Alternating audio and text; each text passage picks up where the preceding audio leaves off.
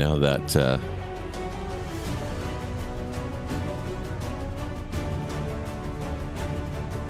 everybody, and welcome to the IVRA Clubsport series. It is the penultimate round, and my goodness, it feels like a long time ago since we started at Road America in 2024. Well, 16 hours later, we're now just 2 rounds away from the end of the season. 2 rounds on the Iberian Peninsula here from Jerez, and then later on at Portimao as well. That will be coming up in a few weeks' time, of course. Welcome to RaceSpotTV. Welcome to the IVRA Clubsport series for season 2024-25. And welcome to the penultimate round of the season, where all 4 championships could be settled by the end of the day. Although that is slightly unlikely. It's myself, Ian O'Leary, taking you through the afternoon's action, alongside later on Brad Dalton and Lorenzo Bonda. First of all, though, JR Gregory, who will be alongside me for the first few hours of this broadcast. As I say, it feels like a very long time ago since we started at Road America in 2024, but what a great opening to the season it was back at the end of October as we got underway for an American opening to the season.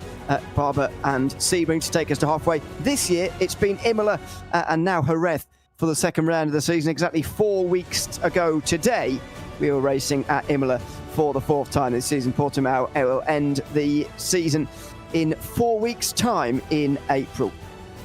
In terms of what we've got here, of course, it's the normal car classes we've had for the last couple of years. LMP3, the top class, now taking over from the Cup class. The Porsche 911 GT3 Cup car that's been on the top of the classes for a couple of years. It was a couple of years ago.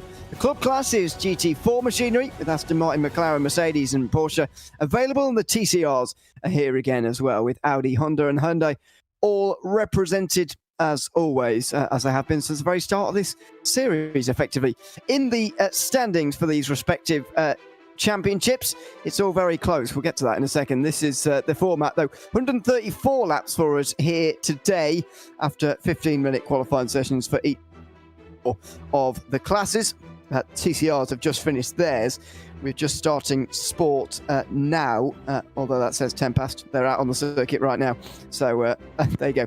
This is the LMP3 standings, and I've got to say we've trimmed a few off from those real championship contenders that we had at the start of the day. For example, WSR Esports were disqualified after the race at Imola, so didn't score any points, and now are outside the top 10. Of course, Sim Racing are leading the way ahead of Hydro-Race Geodesic Racing. They extended their margin by finishing second ahead of Geodesic in third last time out. Deltas Moradness and Geodesic round out the top 5, with the rest of them possibly a bit too far back, and all of them actually outside the top 5, needing to gain points on those top 5 teams if they want to even be in contention when we get to Portimao in 4 weeks' time. In the Cup class, it was a great day for Racing Lab Esports, although Visceral number 997 had a great day, even better day in fact, scoring the race win, so they are now the closest rivals. Impulse and Valkyrie dropped back a bit, especially Valkyrie, who had a pretty poor end to that race, finishing down in 10th position. Not what you need from a championship contending team. Carlisle Esports have got a lot closer to them. Fiercely Forward and Delta Sport are also inside the 300 points, and they're realistically going to be the only ones in contention in 4 weeks' time as well, unless any of those top 7 have very bad days today, which is entirely possible. In the sport class, Team 75 Burner by SimRC extended their championship lead last time out. In fact, their lead is the largest of any in the 4 classes. They won the race 4 weeks ago. Geodesic are still second, though they were caught pretty dramatically by Impulse Racing last time out. Delta Sport and Zekral Esports, despite being 4th and 5th, are already over 100 points behind, and look at the gaps even further down, 9th and 10th. Less than 200 points. They're already out of championship contention. In the TCRs, WSR Esports are leading the way by 60 points ahead of GeForce. That was a maximum 134 point score from WSR at the last round at Imola. Then you've got Impulse Racing next in line ahead of Shara Esport, who are in 4th place, a bit further back for Semper Racing, although they need a decent day to stay in contention for the championship here today as well. So that's where we stand going into the next round of the championship. As I mentioned, because it's the penultimate round, and this is the case in any series, by the way, the championship can always be settled in the penultimate round. However, I'm not sure it's particularly likely today in any of these classes. I guess Sport and TCR are the ones that are most likely to be wrapped up, if indeed there are any at all. However, that does feel a little bit unlikely as well. There is the view from the air as we get qualifying underway here for the 4 hours of Jerez here in the IVRA Clubsport Series. 18 degrees only on the track surface, and about half past midday in sim. It's pretty windy out there as well. As I say, I'm Ian O'Leary alongside JR Gregory for the first couple of hours. Good morning, as it is, JR. It's good to have you alongside me here on RaceSpotTV this afternoon. What we've been watching before we came to air here in the practice session, and indeed in the TCR Qualifying that we'll show you the results of and the pole lap of in a few moments' time. It's been raining earlier on in the day. We're not confident it's going to rain again, but it's given a difficult start to the day for many of these teams who are now deciding whether to suffer on the dry tyres or play it safe on the wet weather compound. Yeah, super interesting stuff here. Quite a curveball for these drivers. The rain just tapering off during the practice session. So the first group that went out for practice had to make that decision going out on dry or wet tires. And looking at I'm using a little Race Labs widget here to monitor the track surface. And it seems quite wet still, as you can see from the spray coming off the back of these cars. So it's not completely clear who has chosen to roll the dice here early on the dries, but as we work our way through qualifying, certainly by the time we get the LMP3 cars out here, you got to think the track will have developed a dry enough line so that we will see the prototypes on their dries. But definitely an interesting kind of strategic curveball thrown out by the organizers here today. It is, and having watched the session so far, I think there are a few trying to do this on dries, but struggling a little bit at the moment. We'll see a little bit later who is actually on those dries and try and get some confirmation. Norby Kish is currently on the pole at the moment, just over 2 minutes of a lap time round here because of the wet conditions in these GT4s. Jordan Bachmeier is in second ahead of Otto Prusten, Ethan Williams and Frederick Schwartz, the top five. This is the most numerous of classes though in the IVRA Clubsport Series, so expect to see a few more here at the timing sheets in a few moments time, but it's Norby Kish for BS Turner who is on the top of the moment. Norby Kish, a real world driver with plenty of experience in the real world, by the way, won the Digital Nürburgring Langstrecken Series only last weekend, I think. Yeah, it was last weekend, sealing that victory for BS Competition as he was driving for them. BS Turner, a branch of that same team, and he's been pulled in to drive for the first time this season, I believe. Jack Stiles is a RaceSpotTV what friend of the show, I guess you'd say, currently driving for his team, number 482 Orbit Drop Bear Venus, qualifying that car for them this time round as well. He's slipping and sliding his way around, and well, it says he's on wet tyres. I'm not sure I believe that either, but anyway, maybe the conditions are difficult in wets as well. What I have just noticed though in the second round of times immediately a 2 second, or 1 second rather, drop in the lap times. Norby Kish was on pole with a 2:00.0 as we came to air. Now it's a 59.2 in the space of one lap. These times look like they're going to tumble quite quickly. With it not raining again, it looks like this track's only going to get drier. Yeah, it is drying quickly if the Race Labs track surface widget is to be believed here. And we are seeing those track times fall. My goodness, and look at that McLaren drifting around that corner. Really, what could make qualifying more difficult? You're already feeling the tension. You're already under pressure. And how about a little moisture on the track, some drifting, and some quick opposite lock? My goodness, these drivers are facing an uphill battle right out of the gate this morning. And gosh, I don't envy trying to put down a qualifying lap. As you see, Buemi there washing out under braking. So still fighting the conditions here across the board. We haven't got any penalties to speak of yet, by the way. We'll keep you across those over the course of the afternoon. But there was actually an incident in free practice 3 way before the sessions here today started. So just a warning given out there, and no further action as well for a warm-up incident between two Cup cars as well, which is a good news. Hopefully we get through qualifying without any penalties either, but I'm not sure that's happened yet this season. It's pretty common. Jordan Bachmeier goes quicker again. These times are going to continue to tumble. The next over the line will be Norby Kish. Can he go back to the front now after being displaced by half a second?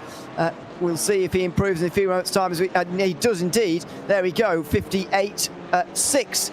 Giovanni Romano catching James Bourmet by the looks of things here in the final corner, but just sliding and not quite getting the traction that he required there in his BMW out of the final corner. 59.4 is going to be his time. That should be an improvement for Romano into the top 5, and he goes into 5th. But time gap's getting larger, as you'd expect in these more difficult conditions. Not long left now for these drivers in this session. It's one of those sessions where you've just got to keep lapping and hope that you're going to continue to get quicker. So far, that hope has turned into reality for Norby Kish and Jordan Bachmeier, who are trading best times at the front of the field. Yeah, really putting on a show up front with a substantial gap behind a P3, and the entire field actually spread out by over 4 seconds from top to bottom. So the drivers are definitely handling these wet conditions differently, and you have to wonder if there was some practice done ahead of this session getting acquainted with the dry line, as we see Ignacio there, a little over rotation trying to get that car onto the pit straight, and he's going to spend a little time in the kitty litter before he's able to resume.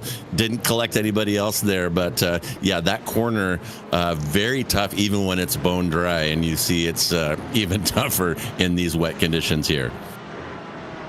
He was going for one of the longest spins I've seen for a while there. He was losing it right from the entry. Eventually went around at the very end. Antonio Regia here getting under brakes a little bit nicer. In Hydra's Geodesic Racing McLaren.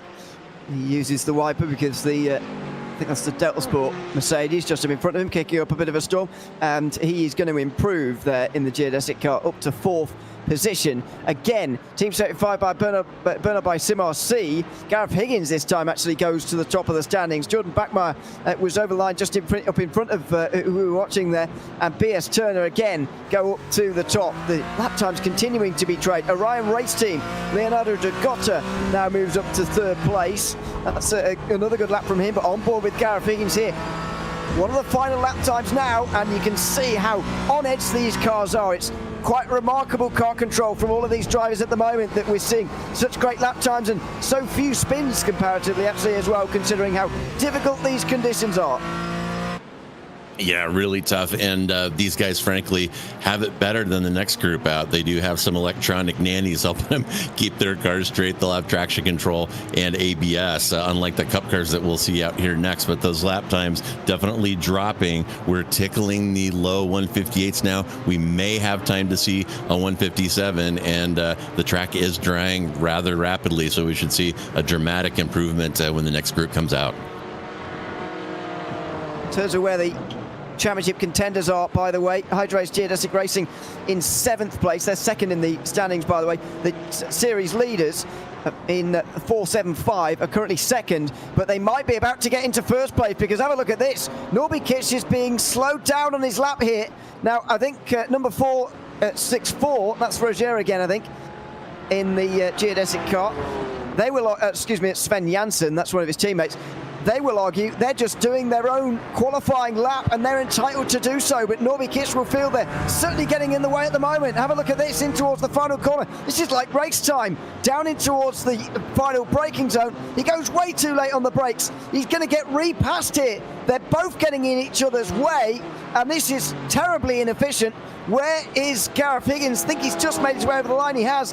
Can he improve? Possibly. No, it doesn't count. The lap time didn't count that time round for Higgins. Over the line for Kish. He's still improved despite that in the final sector.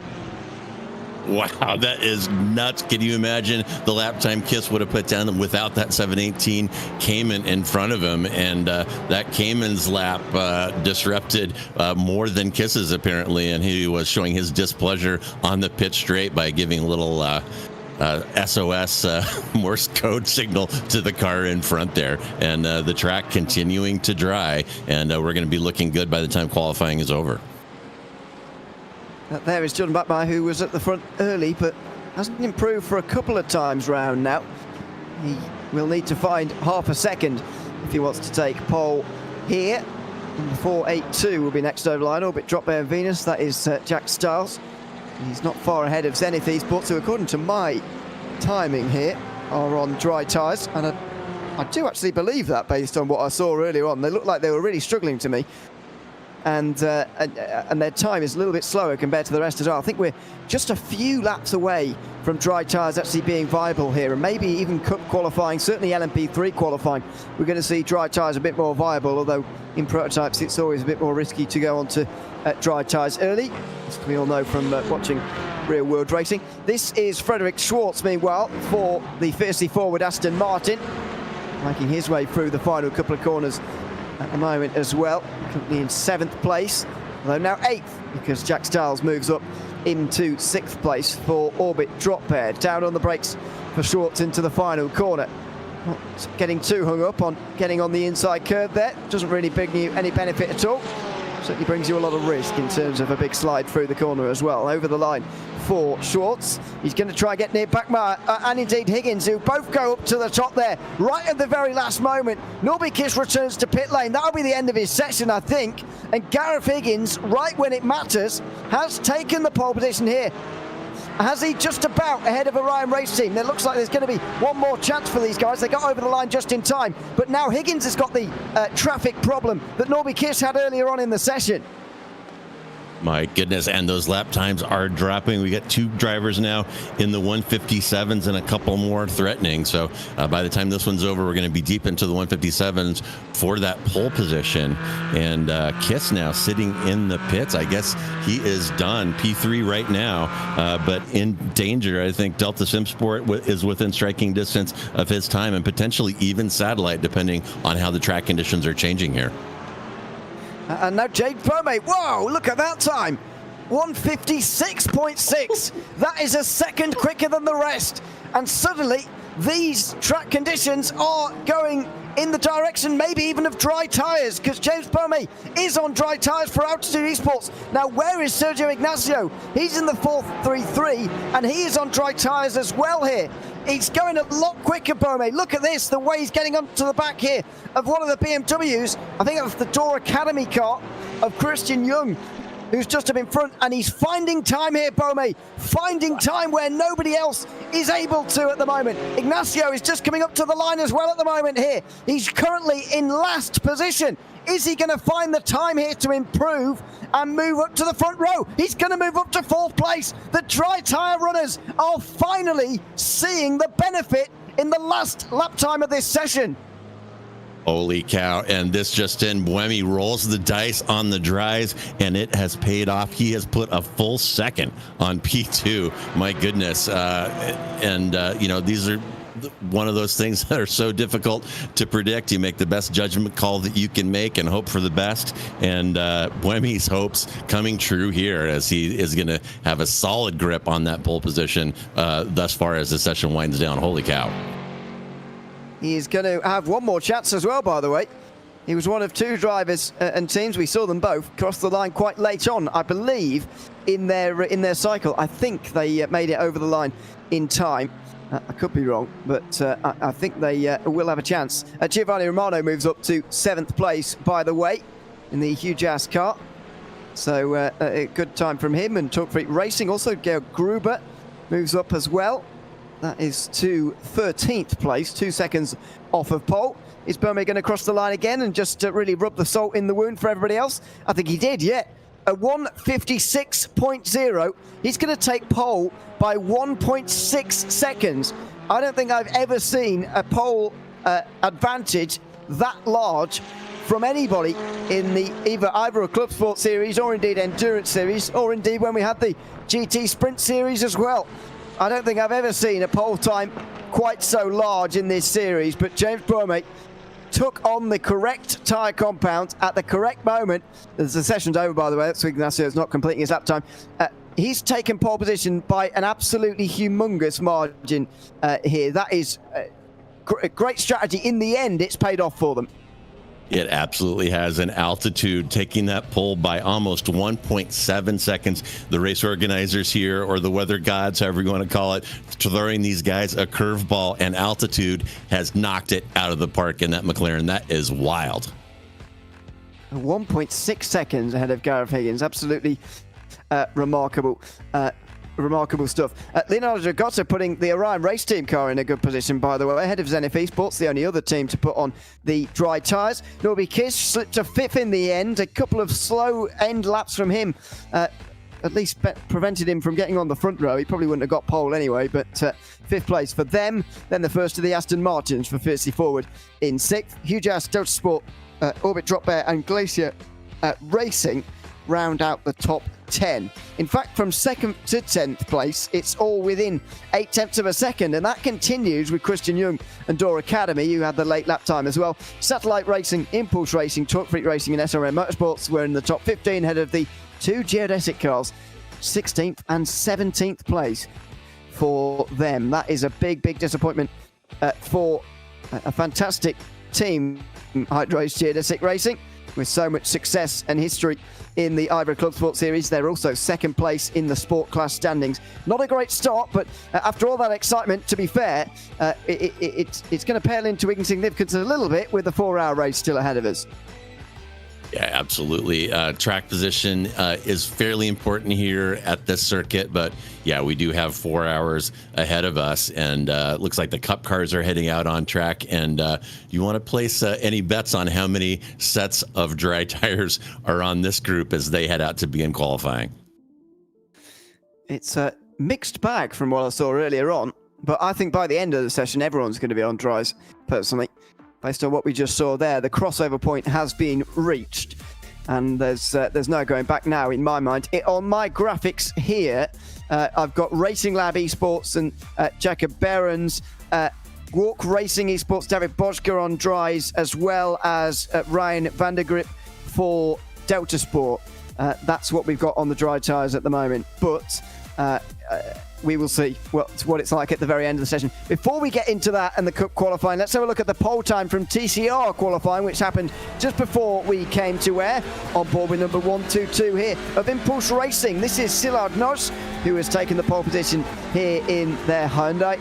They are currently in 3rd place in the championship, by the way, needing 87 points to overhaul WSR Esports on the day, who are currently down in 10th place after that qualifying session there. A bit of a difficult session for them, but just have a look at this on board here. And first of all, how much wetter the conditions were for the TCRs. A little bit wetter, I would say, but also just how differently you have to drive these TCRs compared to any other car in this grid. Yeah, absolutely. The TCR, I guess to use a cliche, definitely a momentum car. And on many of these kind of long, continuous radius corners like we're seeing here, you've got to keep your speed up. Very dangerous to overslow. Got to keep it going. And you see Nagy doing a good job here, getting a good exit, good run down this long straightaway. We're going to see some contested entries to this next corner here during the race. So that previous corner, getting a good exit, so important. And seems like he's kind of driving on the dry line here. I don't really see him altering, so probably on wets here, although this was toward the end of the session as well, so maybe mindless guessing at work there. But yeah, you see Nagy keeping it smooth. And you'll also notice the racing here at JÉREZ does not stay between the lines. So you've really got to learn the track limits, learn where you can use the runoff and where those off tracks occur. And Nagy kind of making it look easy here.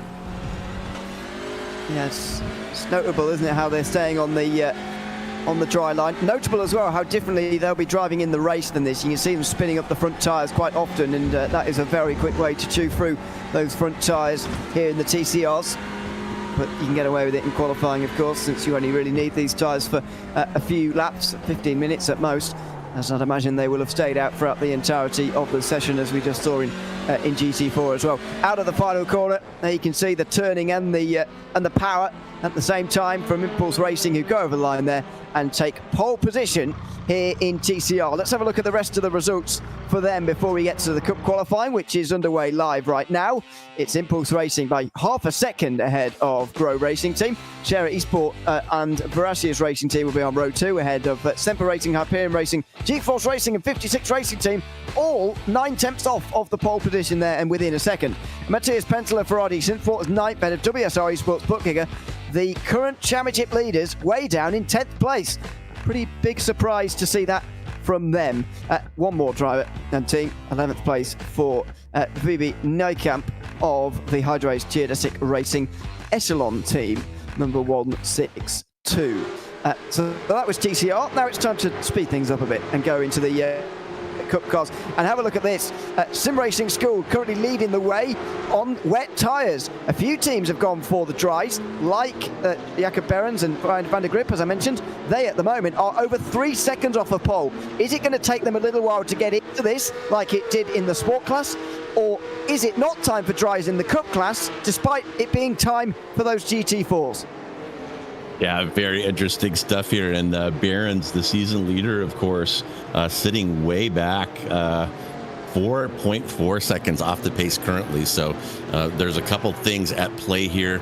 It certainly takes time to put heat in the tires in the best of conditions. I think iRacing's simulation has made it more difficult to put heat in the tires when there's water on the track, just as in real life. So Behrens kind of hoping and praying for the same kind of miracle that we saw at the end of the last session where his tires come on and he's able to take big bites out of that time where he's sitting right now. And somebody coming out of the pits right now, I wonder if that is going to involve a tire change. But these Cup cars, I've been looking forward to seeing how they are going to handle these conditions. Maybe one of the more difficult cars to drive on the surface.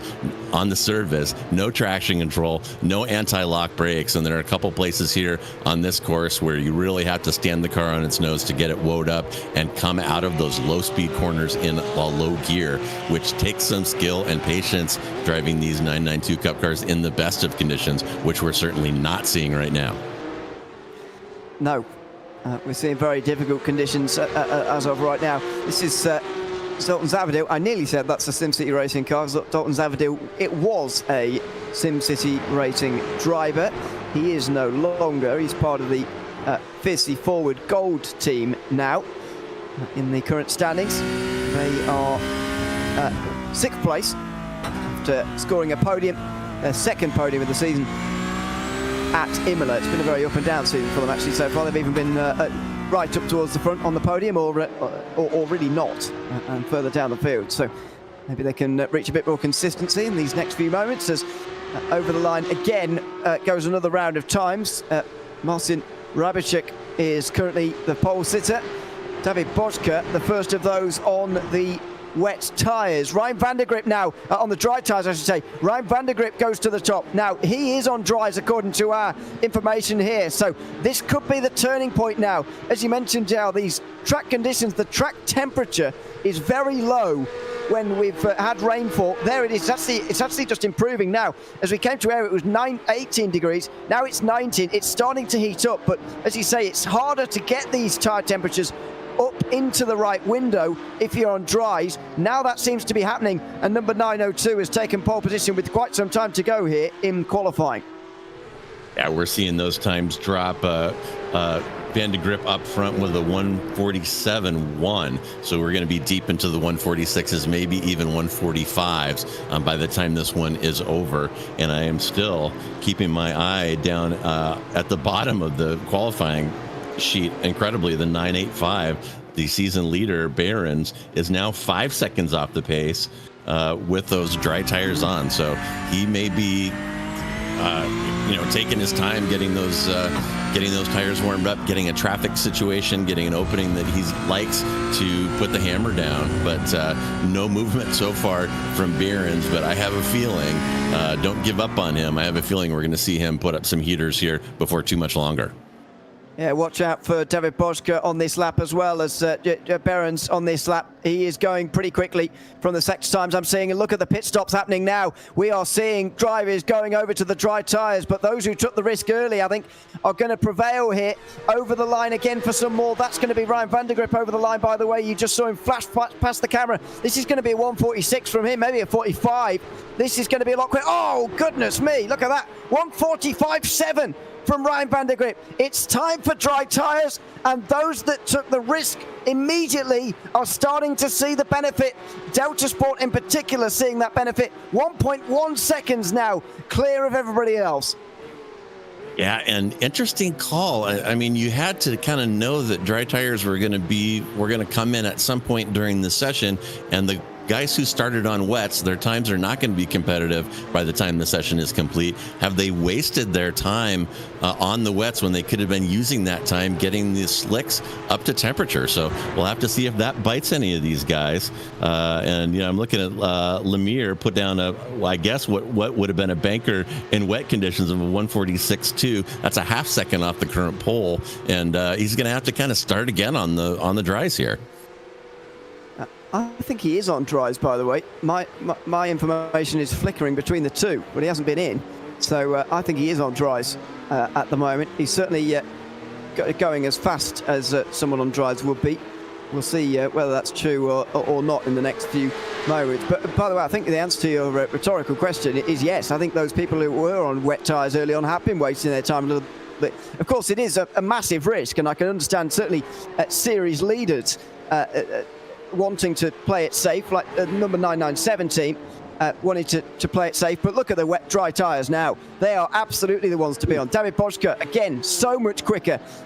Ryan van der Grip is going to try and challenge him again over the line here, but I don't think he's going to go quite as quick here. He's going to get within a second of number 911, but he's not going to get on pole, I don't think, if this lap even counts for Ryan van der Grip here, second time around. And it looks like it didn't count. No, it didn't. It was invalidated, so no time from him that time round. Racing Lab Esports, Jakob Behrens again is going to be moving up to second place if this one counts. He's doing a good enough job this time, and actually moves up to the top. Wow, first 1 minute 43, and it comes from the series leaders. Racing Lab Esports are now on top. The gamble they took early on has paid off, and they are now a long way ahead of their championship rivals. Yeah, brilliantly played, and strategy, listening to your teammates, knowing when to show patience. Those are the kind of things that make these team events make people successful at them through consistency and kind of race management. And you're seeing it there. Behrens at one point was about 6 seconds off pole, biding his time, waiting for the dry tires to come on. And holy cow, did I underestimate the kind of speed that we're going to be seeing out of these cup cars as the track dried, as we're into the 143s now, and a couple other cars, Bosga particularly, threatening to get into the 143s before the session is over. So really interesting strategy here. Great job by the race organizers throwing this curveball to make this part of the race more interesting, and certainly has been exciting to watch these times plummet as these tires come on. It has been an exciting end to the session. Doesn't look like David Boschke is going to be going again. He's returned to pit lane. Jeremy Lamier is going to be the biggest challenger then here as he makes his way through the final corners. This is the long right-hander, if you like, at turn 11 and 12. I'm just going to call that all one corner, should be honest. Ryan van der Grip goes now to the top of the standings. Behrens is just up in front of us here, so we'll see him go over the line just in the distance, and then we'll see Jeremy Lamier going over the line as well. What's the time going to be for Behrens? Needs half a second here, a low 43, and he's got one, 43.2, and Lamier is nowhere near it. He is going to stay fourth, although he does improve quite dramatically. He's going to stay where he is. There's some more traffic coming out of the pit lane, but it seems too little too late for me, this really, although having said that, now they start to come over the line. Roland Ramsauer up to third, Dalton Zavadil fifth, and Alfonso Suto, I think that was, going up to seventh place for Olympus Esports as well. These guys who are putting on dries are starting to find the time now. Yeah, they absolutely are. My timing tower lighting up like a Christmas tree right now as the 143s are piling up, low 144s, and we're seeing that those early laps on the wets were kind of for nothing as these dry tires are coming on as the session winds down, and we're seeing some times that are going to be more representative of what we'll see during the next 4 hours. And wow, great stuff here to start this race out. Very exciting. It's going to provide a mixed-up grid, very likely, for this race, which is always a good thing as a neutral. This is Martin Rybacek, who's been getting some support in YouTube chat, by the way. Good afternoon to everyone who's watching along. Jakub Szymanski is cheering along his teammates along the way. Olaf Suchuk, who is currently in 8th place now. Martin Rybacek just in behind him in the sim racing school car, number 990, up towards the line for him. Final corner on the brakes. It looks really dry at the moment now, doesn't it? The dry line is absolutely there. You can see a little bit of water if you just go away from it slightly, but you can certainly start to see the dry line now. Robicek over the line, and that's going to be 53.6. That's nowhere near it at the moment. That, meanwhile, is the LMP3s lining up at the end of pit lane, ready to get their session underway as well. Alfonso Souto goes up to 5th place with that late lap time there for Olympus Esports. He's the last driver at the moment, within a second of pole. Up towards the line now for number 901. That is Zavadil. Oh, he's going in pit lane, excuse me. Jan Winter goes now to 6th place. For Carla, that looks like it's going to be it. There's a big difference between those who got themselves sorted on dry tyres and those who didn't. The gaps are quite large when you go down the field. Yeah, they really are. And look at that grouping up at the top. The top 6 covered by just under 9/10. So that just kind of gives you a glimpse of how competitive the top of this field is, and kind of gives you an idea of how this race is going to unfold. Really looking forward to watching this one here today. Good afternoon as well to Thomas Cope, by the way. Says the biggest fan for Olympus Esports is here. And Alfonso Souto, who's just got them to 5th off the start. I suspect, because Thomas Cope isn't qualifying, that we're not going to be seeing him this afternoon. But I could be wrong. Hopefully we will see him a little bit later. What's going on there? That was Souto having to... Was that Behrens, maybe? I think it might have been. No, maybe not. Oh, David Boschke goes to the top meanwhile. A late lap time from him. Now, does anybody else have something here? Jeremy Lamier is going quite quickly out on the circuit right now. Maybe Valkyrie will have one more go at this as well as David Boschke comes over the line to take pole at the moment, and Jeremy Lamier's done it. He's done it with a 141.9 right at the very end. Just 37 thousandths of a second between him and David Boschke. It's given him pole position here at Jerez, and the only other driver is now Behrens, really, who could do something about this, and I'm not sure he's going to be able to complete his lap time. Here he is in the opening part of the lap. It looks like Jeremy Lamier, at the very correct moment, has taken pole position right at the very end, and Behrens pulls off to the side of the road. It's Lamier with that late lap time who's taken pole.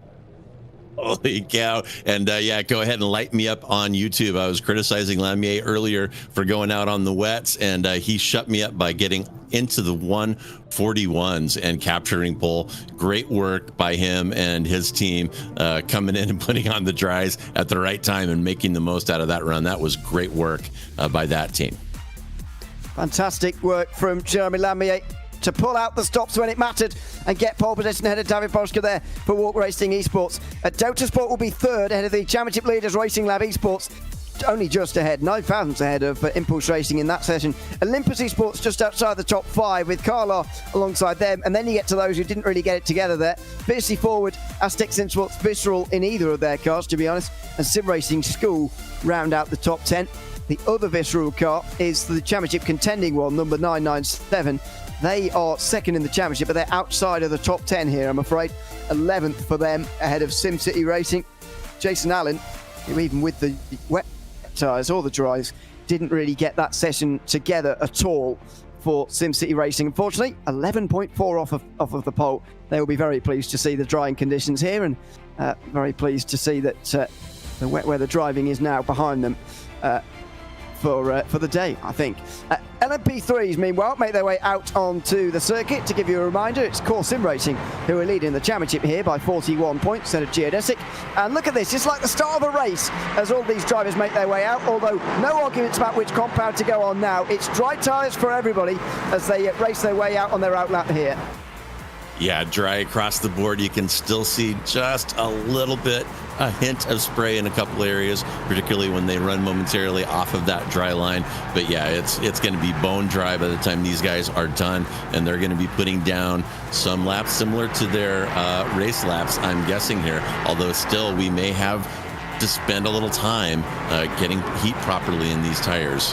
You can see a little weaving there as we follow one of our competitors trying to get some heat in those tires, and we may see that for a couple of laps here. Very difficult, as Ewan said, to get stuff working on this icy cold track. I think it's still it's warming up a little bit. I'm showing 24 degrees C, so it's come up substantially since the very beginning, and quite hot here in southern Spain. So we might see some high track temperatures by the time this race is over. Where have those 5 degrees come from in the last 10 minutes? That's bizarre, That's what we used to see in our racing when the track temperature variation first came out a very long time ago. Now all of a sudden we've got 5 degrees pumped into the circuit immediately. I guess it is March in Spain, and the sun coming out does mean quite a lot of heat. Air temperature 20 degrees. But yeah, track temperature is rising very quickly. 25, just as I've been talking here. So all of a sudden that is getting very high indeed. Is that really going to change anything here for these drivers in terms of actual lap times, or is it just the warm-up phase now, which is just going to be a bit shorter? I think the latter. As taking a look here at Groff, it looks like the weaving has slowed down.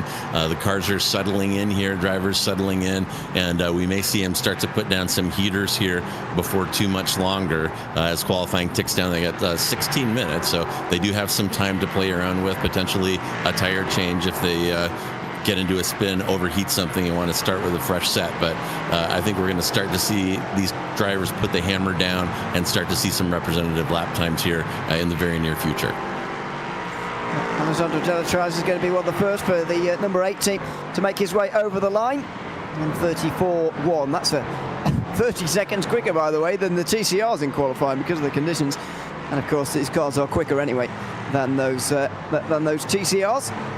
Get the leaderboard up on the left-hand side in a few moments' time. But the side number, if you like, suggests he's 5th, and he is indeed, Alessandro Delatrice. It's the number 56 team who have gotten up to the front. First of all, that's Prestana Nomad, currently 6th place in the standings, and Malgain is currently on the pole for them. Miguel Vigo for Geodesic, currently 7th. That is Mike Pelosh in core sim racing. And the championship leading LMP3 is next. And then you've got those who haven't set times. There were 2 of them, by the way. Number 66 and number 70 have both not set times, and now they're tripping over each other.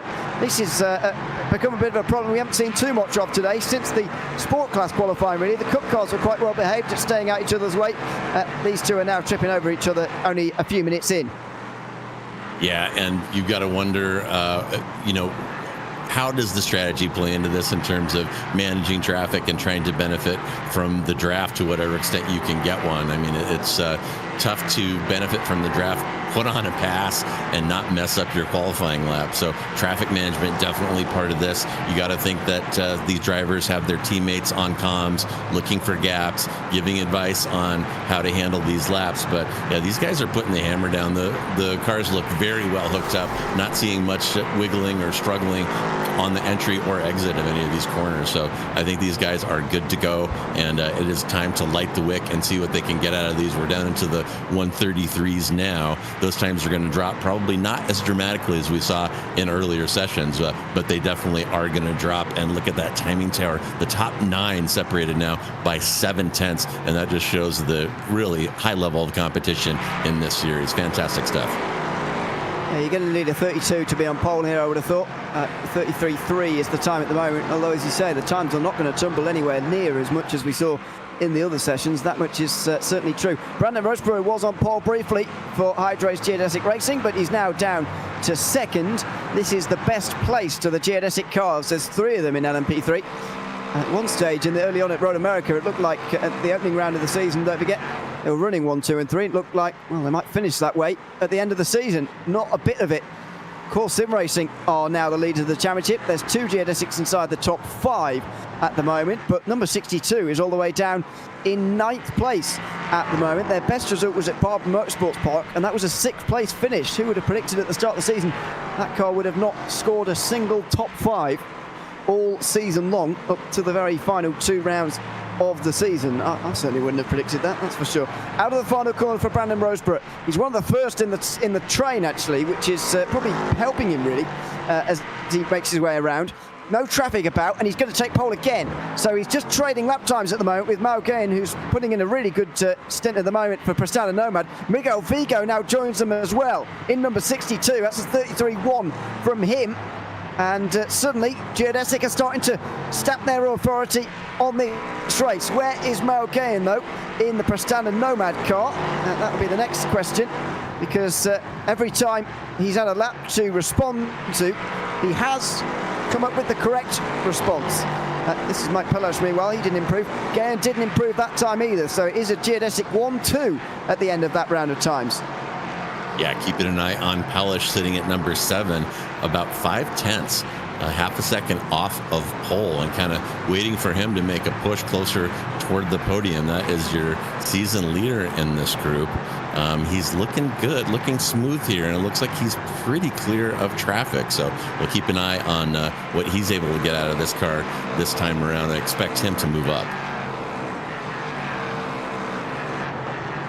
There's a second, by the way, covering the entire field at the moment.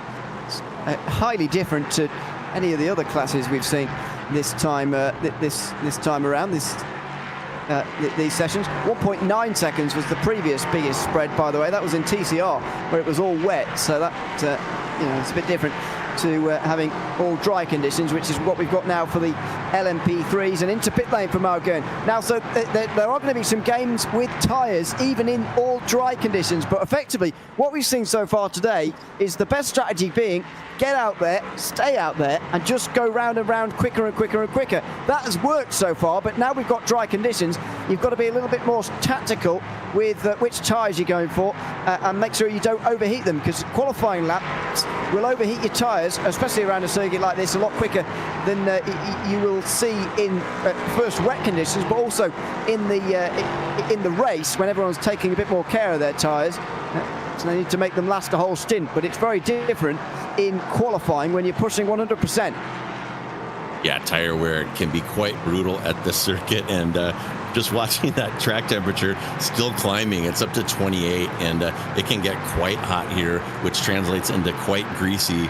And you add that to some of these long continuous radius corners, like turn 5, for example, turn 8, where you are kind of riding that understeer, can be really hard on the fronts, overheat those fronts, and blow them right off the car. And in a 4-hour race, I believe that tire wear, especially of those fronts, is going to be an issue, particularly on these prototypes. It's going to be brutal around here, especially if the temperature continues to rise like it is at the moment. I'm seeing 28 on the circuit now. We came to air with 18 degrees on the circuit 45 minutes ago. I don't think I've seen a switch this long, this wild for quite a long time. This is Simon Graf on the back of number 66, by the way, in terms of qualifying order, of course. They've set the same time at the moment, and they're now even further behind Miguel Vigo, who goes quicker again. Number 66 joins his teammates up towards the front, and Huisigveld are now best of the rest. Hydrace Geodesic Racing are now 1, 2 and 3, with Miguel Vigo, Stephen McDonald and Brandon Roseborough setting the pace that at the moment the rest of the field can't respond to. Holy cow, closing out the podium. What a performance by these guys. And still looking at core. They have not moved up at all, still half a second off the pace. And some of our other competitors we're used to seeing up at the pointy end of the field, struggling to put down the kind of times that Geodesic is putting down. Now, there's time left, and it's not over. But certainly Geodesic setting the standard here. Quite impressive. And on the topic of track temp, I just checked this in-sim time. If anybody's wondering, it's about 1300 local time, so 1 p.m. So it's going to continue to get hotter. We're going to be racing from probably 1:30 to about 5:30 local time, and the track is going to get hotter and hotter and greasier. So these drivers are going to have their work cut out for them. And although it is very cold in Western Europe at the moment, I know about that. It's not reflected in our racing at the moment. It's very wet and cold all over Western Europe, actually. If this was happening in real life, I suspect the conditions would be pretty miserable. But actually, we've got good conditions. This is much more like a mid-March Spanish day, actually, much more like what you'd expect to see. And it's only getting warmer, as you say. Delatraz now move up to 4th place. Nobody can touch Geodesic for the moment. Can Mike Pelas interrupt that? No, that's slower than his previous lap times. He's going to stay 8th. That's the series leaders, by the way, in 8th place. He looks good early on in the session, getting up to speed. Pelas was pretty good, but actually improving after that has looked a bit difficult for the series leader. It really has, and so many variables. You know, it didn't look like he's been held up by traffic, but you know, they could be having setup issues. They could be having issues getting their tires at the proper temp. You overdrive a couple of corners, and your lap is gone, and your tires might be permanently gone. These prototype tires, pretty unforgiving. You got to treat them with kid gloves to get the most out of them, especially in the qualifying setting. So we are seeing some struggles, but not up front. IVRA race, geodesic 1, 2, and 3, separated by 26 hundredths of a second. There's a couple people within striking distance. Delatraz right there, Huskenveld right there as well. You know, they're all actually pretty well packed up there, but no one's been able to intrude into that top 3 for quite some time now. So the podium's still locked out. Good afternoon to everyone else watching along, by the way, joining us here this afternoon for the 4 hours of Jerez. Nathan Deering cheering on Hyperion, as all. Matt as well for Echelon, who will be out on the circuit a little bit later on, of course, for the race with everybody else. They're currently 8th place in this session right now.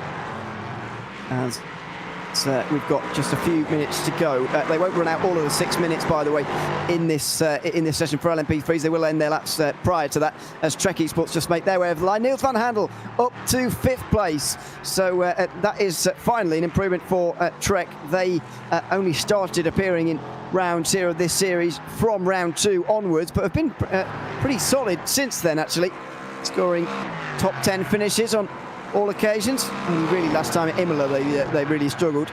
Simon Graf slows down to let a bit more traffic past and set himself up for another lap a little bit later on. Miguel Vigo is still leading the way here ahead of Brandon Roseborough, then Alexandre Delatraz, who's getting a bit closer to them at the moment. Stephen McDonald is 4th place. Miguel Vigo is actually leading the field around. He's the first of those LMP3s to actually cross the line here, and he will do so again here, but I haven't seen him improve very much for a while. He may need just a little bit more out of this car before the end of the session if he wants to take pole at the end of the day.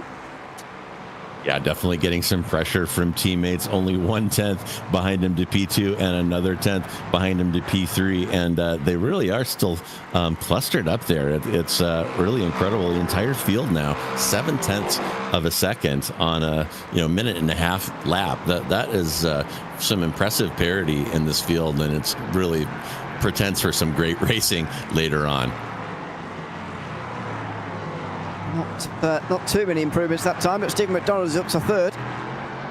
Delatraz down to 4th in number 8. He didn't improve that last time round. He did. He didn't improve by enough, though. In fact, all of the top 5, 6, it all improved that time round. So this track is getting quicker, and it is going to continue that way to get more rubbered in over the course of the day, as the track has now dried out and we get proper dry running. Track temperature now up to 29 degrees, probably going to touch 30 by the end of qualifying here, which is pretty remarkable, really, considering what we had at the start of the day for the TCRs.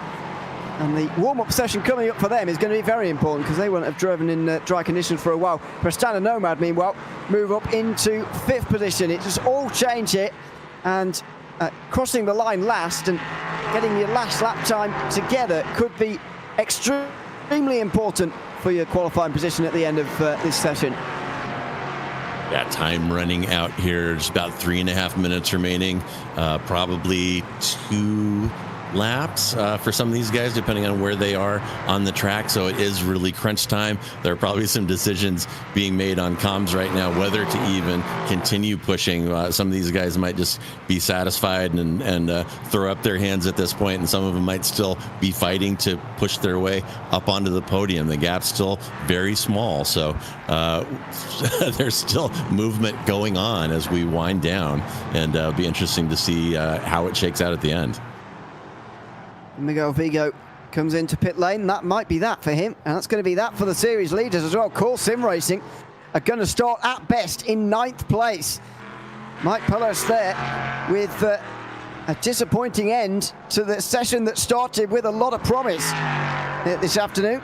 Hyperion Racing And Doug Sorrentino not quite done yet. Hoisingveld move up to third place. Good lap time from them.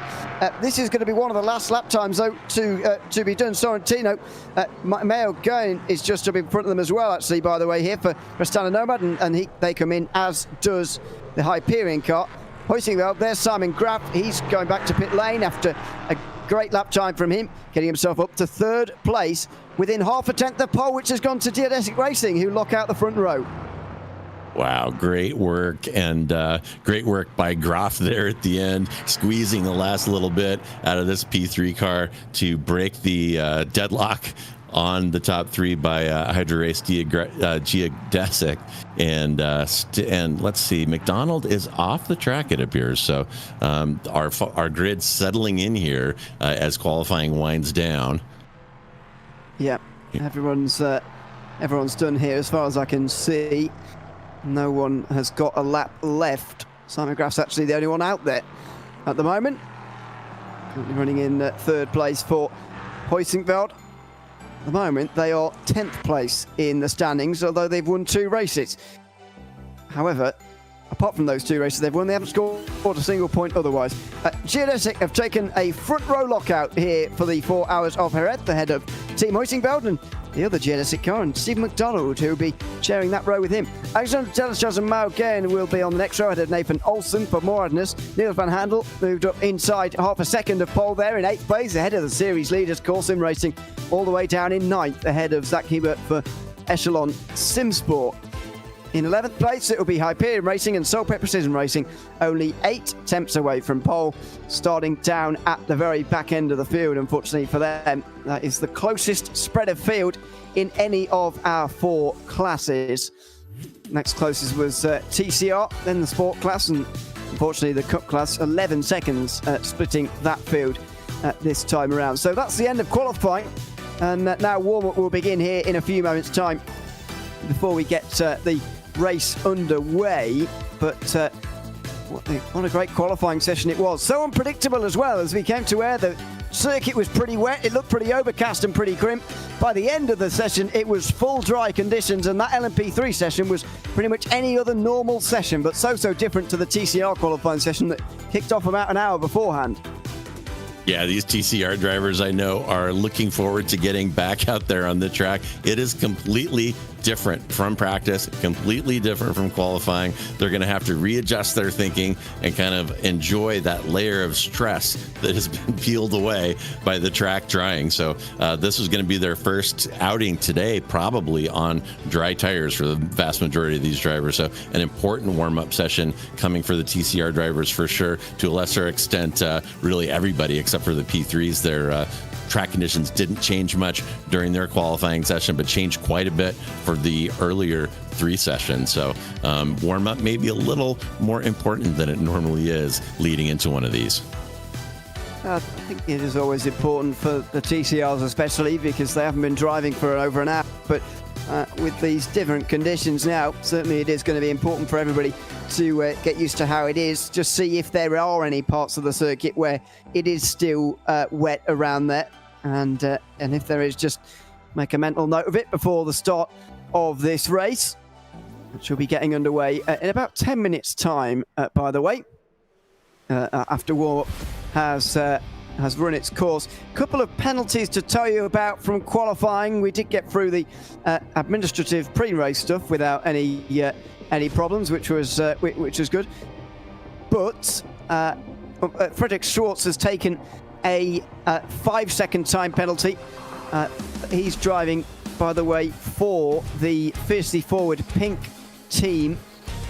They touched the Geodesic 464 car, invalidating their time, and so that has given them a 5-second penalty for Frederick Schwartz. And David Boschke has got a 20-second penalty for taking an off-track and proceeding to impede cars on timed laps, weaving on the straight and slowing in the corners. So that looks like a lot of obstructing from David Boschke and the Walk Racing car that actually qualified in second place in the end.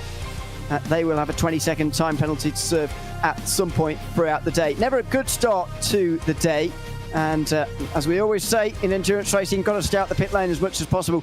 Got to, of course, the pit penalties don't necessarily mean you have to come down pit lane any more often. You can serve them just before a pit stop in the penalty box. However, avoiding penalties is always one of the big keys to any endurance race. And unfortunately for those guys, they've not even started the race before they've got time penalties to serve. Yeah, that is absolutely brutal. And you can see from the qualifying time how tight the competition is going to be throughout the field. And, if you're only 0.2 or so off of the guy in front of you and you have to do a drive-through or stop and hold, it really, really hurts. It can open some opportunities, however.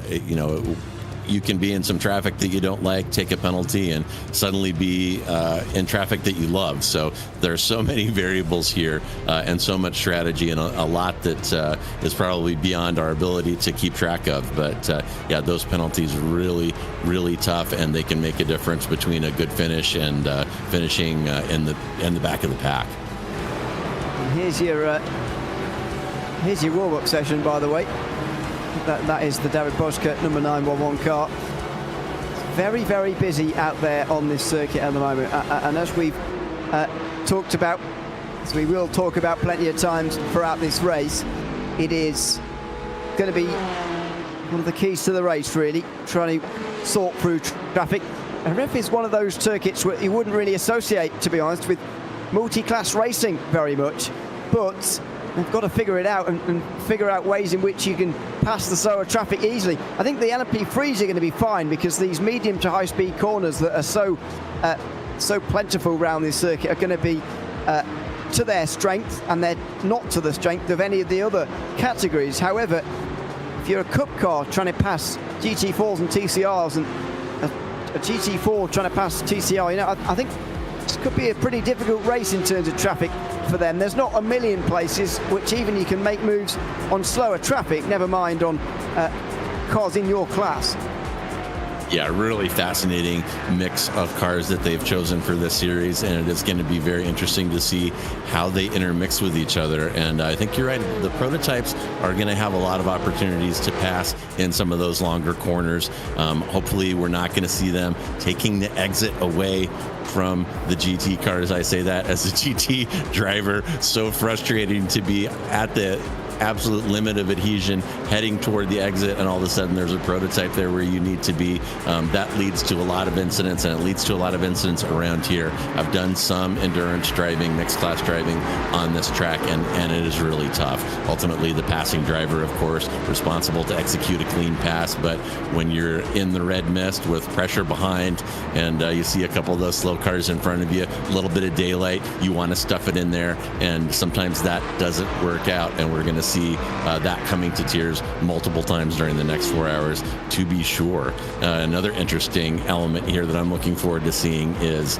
how these Cup cars handle the GT4 traffic. The GT4s have the advantage under braking from having ABS, but the Cup cars don't. So you have to be a little careful on the brakes in these Cup cars, particularly into the lower speed corners. And is that going to cause difficulties getting out-braked by a GT4 car when you're trying to get through in a Cup car? And are we going to see people's patience suffer as a result of that? It's been a very long time since any sports car racing took place here in the real world, by the way. The World Sports Car Championship of 1988 was the last time. That's nearly 40 years ago now. So it's been a very long time. And my point being, by the way, normally anyway, when I was a driver, it helped me to watch a race around one of these circuits, and you can figure out where the pros go in real life, and normally that translates to sim racing and iRacing in particular quite well. Drivers not able to do that, as there's one of your problems. One of the Delta Sport Cup cars having a spin on the power just in front of Alexandre Delchaz of Delchaz Automotive, and they have to tow back to pit lane. That's exactly what you were talking about, by the way, with the Cup cars not having traction control. That's exactly the problem that causes. Yeah, for sure. And another thing to keep an eye on, I think, heading into the start particularly, is there still a little bit of moisture lingering out there? Off of the start, we're not going to be on the racing line. Obviously, we're going to be 2 and 3 wide as traffic is congested up front. And is that going to cause some people to drive off into some of the more slick areas of the track? And is that going to cause problems? I mean, it does look like it's drying pretty well. The track temp still increasing, probably going to be about the surface of the sun by the end of this one. We're up to 32. 2 track temp with the air temp not moving. So super powerful sun here apparently in southern Spain, but a lot of variables as always in these mixed class endurance racing, and there will be a lot of stuff to think about and a lot of stuff to talk about here over the next 4 hours, and this is going to be a fantastic show. Certainly is. We're very much looking forward to it here this afternoon on RaceSpotTV. It's myself, Ian O'Leary, and J.R. Gregory alongside me for the first few hours of this race. Ramiro Augustin Cisneros is going to be pushing the buttons all afternoon. You're watching the IVRA Clubsport Series in season 2024-25. Thanks very much for joining us for the 4 hours of Jerez, the penultimate round of the 2024-25 season, and it's coming up after this.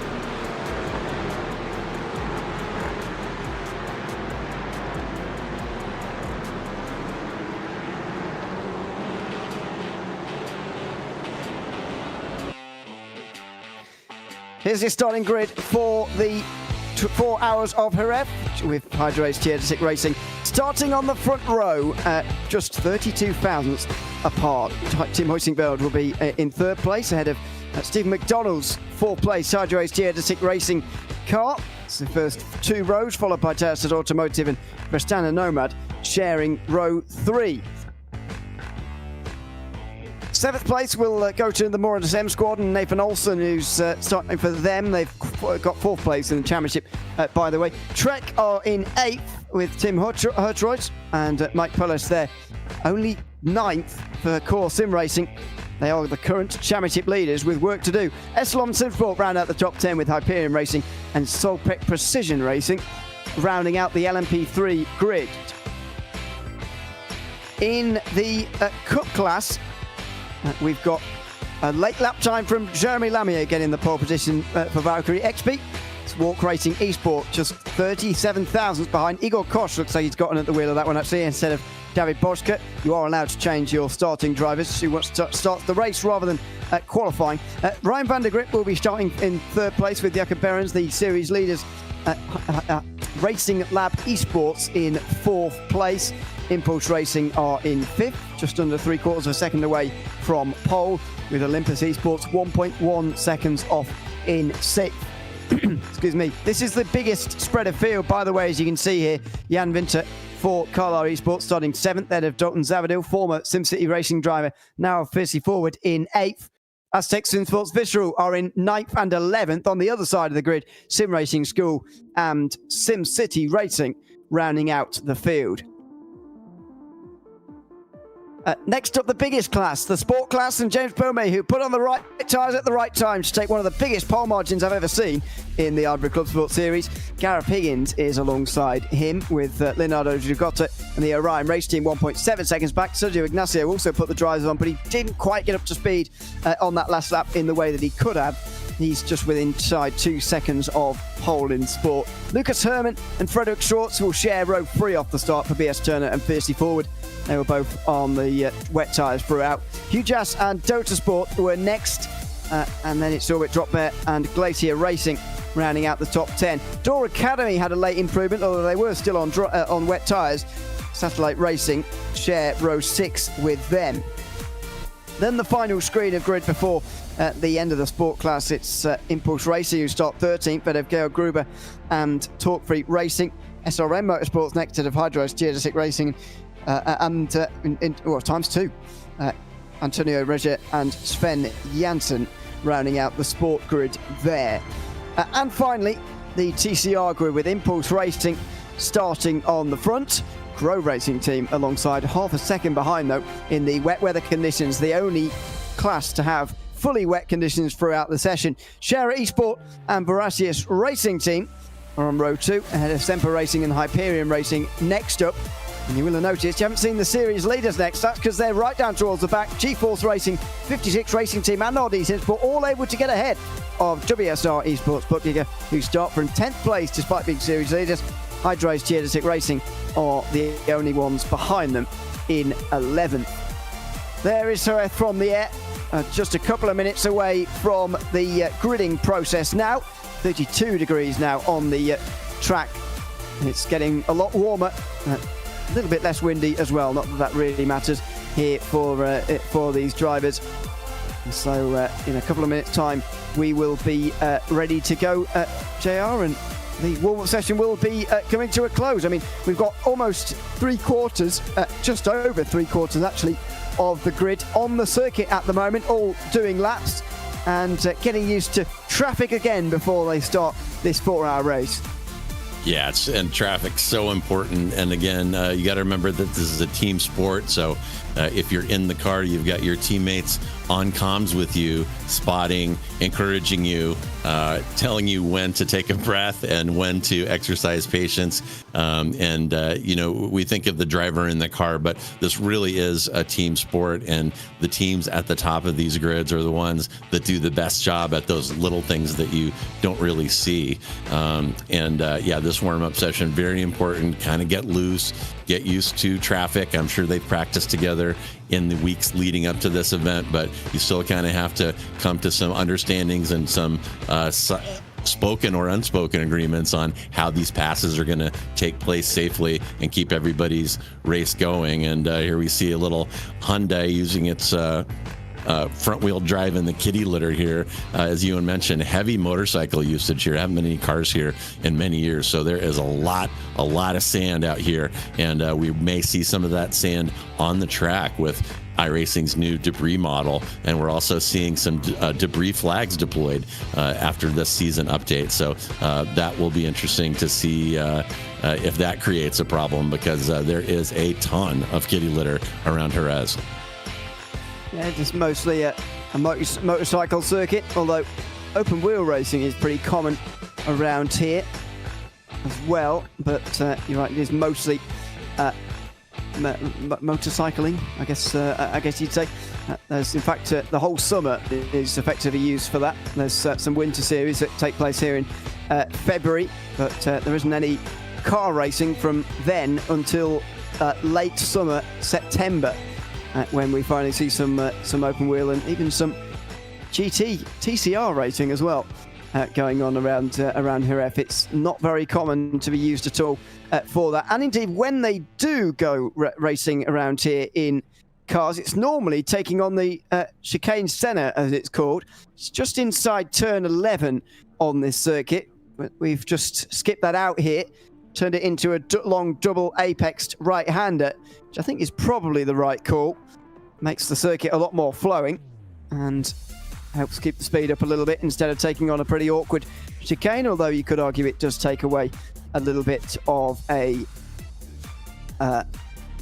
overtaking chance, if you like, around this circuit. Drivers just now gridding up. Some drivers are new into the car after not qualifying, deciding to hand it over to their teammate to begin the race, which is, in my mind, a bit of a strange one, but some of these drivers have decided to do just that by the looks of things, and we'll see who that is when we get going here. But it looks like everybody's almost gridded up and we're almost ready to roll. It is, of course, the penultimate round of the season as well, and so if you weren't with us earlier on, I mentioned that every championship can be sealed here today. And while it's not likely, it is possible. So we're going to have to keep an eye on the points, and everybody's going to be keeping an eye on where their championship rivals are, because it's that important time in the season now where every point matters, and everyone is going to be very, very eager to get them, with just one more round to go after this one in 4 weeks' time. We're at the business end of the season now with 2 rounds to go. Yeah, too right. And if I can give the glass half empty version of what you said, championships can also slip away in this round. So that's kind of a double-edged sword. So you know, we'll definitely keep an eye on the relative positions as this one unfolds. Long pace lap here, and we'll want the classes to spread out a little bit prior to the start. And I believe they have to wait for the line to accelerate in this series. Is that right?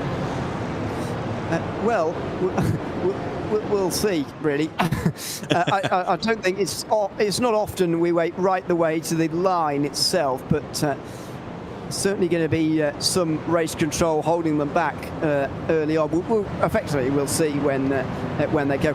What I suspect is going to happen here is that right up to the bounds of the law, GT4 are going to try and orchestrate this start to, at the very least, make sure that the front row turns into a 1-2 when they get racing. But if possible, then maybe they can get their third car and they can run 1-2-3 early on here. Obviously, there's not too much you can do that within the bounds of the law, but you know, I reckon through these first couple of corners, they might just try to get as many of them running inside the top three early on as possible. It's certainly hard to believe that they won't come out at least with the leading car itself. They've got three of them on the first two rows at the moment. Yeah, and you know, teams being teams, you could see a scenario where Vigo there running in P1 doesn't get the start that he wants, drops back and pushes that Huskenveld car back into P4. Stranger things have happened. They could really enter turn 1 through 3, but would that be sportsmanlike? Well, I don't know.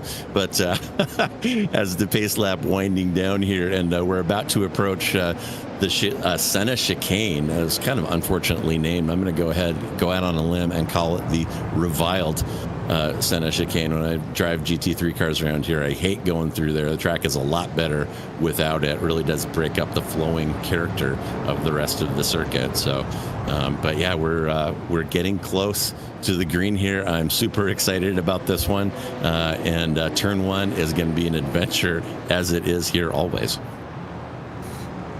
It certainly is.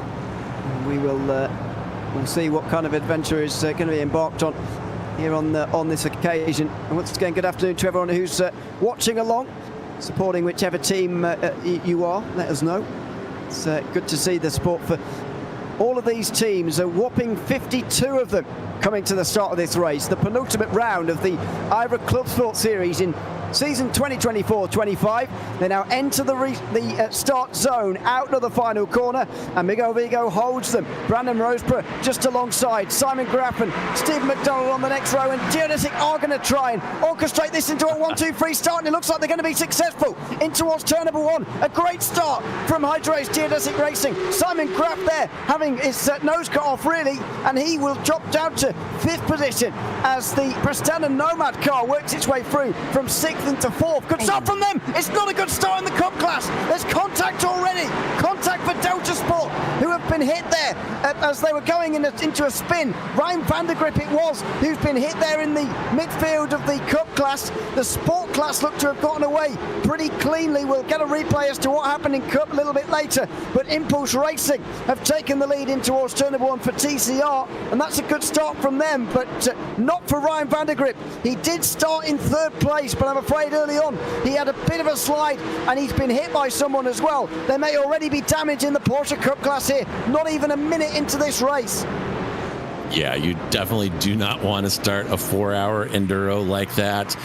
Getting a little anxious on the power there into turn 1 causes one of those Cup cars to rotate. There's some contact, may see a penalty come out of that, but really rough stuff. The tires are still cold. Those Cup cars without traction control, you have to be very judicious on the throttle, and if you don't, that's the result that you get that we saw there on that start. Very unfortunate in that Cup field.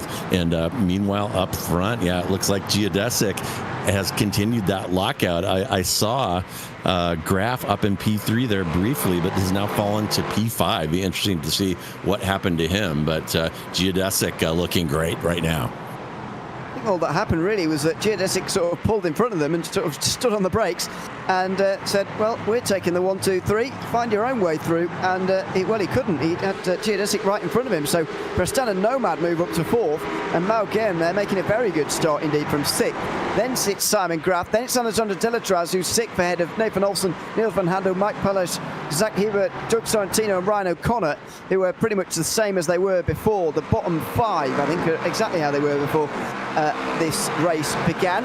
There is Graff, and he's not been able to stop the rot just yet. Here comes Alexander Delatraz in towards the hairpin. He has a look down the inside in live pictures. Meanwhile, we have a look at Ryan Hook, who was just touched by one of the GT4 cars, and he went into the wall there. So it was a clean start through turn 1 and 2, as I commented at the time, but it wasn't. It didn't last very long in towards turn 4. This, meanwhile, is Afonso Souto, who was hit there by number 997, that looks like. That's a championship contending car. Or was it somebody else? Not sure. This is Lucas Herman starting from pit lane. Wasn't aware that BS Turner had to, but that's why they've gone slowly off the start of this one, and that's TCR getting underway here a few moments ago. So a couple of incidents off of the start, not interestingly at turn 1 and 2, but actually through turn 3 and 4 is where it went wrong slightly. Yeah, a little bit of a rough start. Race control with their hands full. No messages regarding penalties so far, but I'd be shocked if we don't get some infractions in there. If we saw a couple of dives in the early part of the lap, and you've really got to I feel for these drivers. I've been in that seat. I understand, but you really have to take a breath and make careful choices in these early parts of these enduros. You've got teammates waiting to get in the car. You've been preparing for weeks for this race, and you don't want to be that guy who stuffs the car or gets a penalty early on and makes your teammates fight back from the back for the rest of the race. That is tough stuff. It's a difficult start for SimCity Racing, who have now been in pit lane for over a minute and a half. And the race is pretty much over before it's even really began. Of course, there are safety cars in this league, and so you can gain laps back that way, but it is pretty difficult, as we know, to gain laps back in that way. And that means we will not likely see them contending up towards the front for much of today. So, nice clean start in the LMP3s. And Hydro's Geodesic Racing are off to an absolute flyer. Miguel Vigo and Brandon Roseborough 1 and 2 at some distance ahead of the rest at the moment, with Stephen McDonald third, and then Maugain and the rest of them all within a second of each other, effectively inside the top 9, all in one long line. There's Jeremy Lamier. Good start from Valkyrie Experience. An advantage of being on pole position, you do avoid the mess of behind. They thankfully didn't even have to worry about the slide and the slight contact that Delta Sport had. Same goes for Altitude Esports, whose brilliant qualifying has given them also a fairly sizable early lead here as well for James Burmay. And same goes for Impulse Racing as well. This is Ryan Vandergrip in towards turn. Well, we saw it in live pictures a little bit, but what happened? He hit the side of number 911 and then got hit. Is that the Racing Labs car in the green there? I think it might be. And so Delta Sport and Racing Labs might well have a bit of damage early on here. Yeah, damage, and as I said, there might be an infraction there, kind of washing out and not leaving space to the outside car. And the moment that the TCRs have been waiting for, their first encounter with those prototypes right around the corner, the prototype field coming out of the hairpin onto the front pit straight, while the back of the TCR class just exiting turn 2. So they're going to be mixing it up on this lap, and as the driver of the slower car, watching your mirrors for those prototypes to arrive, this is a stressful moment for them, and hopefully the leaders of the prototypes particularly will get through this first encounter clean when traffic is thick, and probably one of the toughest times to get through the back markers is on these early laps. We're not quite there yet, but at the end of the next lap, I think we will be nearly there in terms of seeing traffic here for the first time this afternoon. From then on, it's going to be an almost constant thing, although, having said that, we do have cautions which give us restarts and long periods without traffic as well. So, Impulse Racing get off to a good start here and lead here in TCR. BS Turner and SRM Motorsports Black, by the way, are making their way through as sport class cars here. BS Turner started from pit lane. SRM Motorsports had a spin, that's why they're where they are. But as you can see, these LMP3s, are not too far away at all. This is Huizinga, who are losing now the back end of the Pastana Nomad car. And look at this, Niels van Handel under a lot of pressure from Nathan Olsen. In fact, it's Alexander Delatraz who's caused all of this. He's dropped back quite significantly here. And here comes the Core Sim Racing car down the inside of Nathan Olsen. Mike Pellish there just trying to get through. Couldn't do it. This is by far the closest group in LMP3. Yeah, showing the nose there on the inside, may not have any intention to make a move, but letting the driver ahead know that he's getting pressure from behind. And a lot of times, especially on a tight track like this, you just want to stay on the car in front of you, like the plastic on grandma's couch, and wait for the pressure to ratchet up, wait for them to make a small error. And this track really does require a lot of precision. These fast sweepers, you've got to scrub off as little speed as possible, hit your entry exactly right, hit your apex exactly right, and get the right exit. And just a minor little error can take off a couple tenths, and that can be all your competitor from behind needs to catch up on you using the draft. And here we go. The mixer is on as the prototype leaders start pushing through the TCRs. So everybody cross your fingers and hold your breath that this first group of encounters goes well for everybody. This is what the IVRA Clubsport Series is all about. It's traffic all around the circuit. Meanwhile, this is what happened to SimCity Racing to give them such a long pit stop, by the way. It was them who were on the inside making contact with him. Olympus, apologies, it wasn't the number 997, which just made its way through. So maybe that is what's given them the damage, but that does seem a bit harsh, considering they've been in there for over 6 minutes now, SimCity Racing, and then they had to get out just up in front of the Sport Class cars. That was Ryan Huff who went for a spin. That's why they're working their way through the TCRs at the moment as well. Look at live pictures though. It's very, very busy, and Niels van Handel has been overtaken here by Zach Hebert and Nathan Olsen in these last couple of moments. He's not having a good run through traffic, and here comes Alexander Delatraz. Can't quite do it for the moment. They now whip themselves through a little bit more traffic here. Look at the leaders, 1, 2 and 3. JÉREZ with not the best run through this traffic for the first time. Prestana Nomad and Huitingveld now right into the picture. That is good news for Mauro Gern and Simon Graff, who've been doing the catching, although just at the very end the impulse car gets in between them and splits them apart. The three JÉREZ are out front alone in the early part of this race. Yeah, wow, really great stuff. And it's so difficult to gauge risk versus reward when navigating traffic. You want to get through quick. You got pressure from behind, as you're seeing here. You want to keep the hammer down, but you also don't want to wad up the car. And we may see a contested entry here into turn 1. And wow. Mike, that's Pelez there, almost half defense, half attack, and now Delatraz is attacking him. He was trying to do it in towards turn 1. That encouraged Pelez to actually have a go at Trek Esports because he didn't want to be overtaken himself. He's just about held on though, and it's as you were.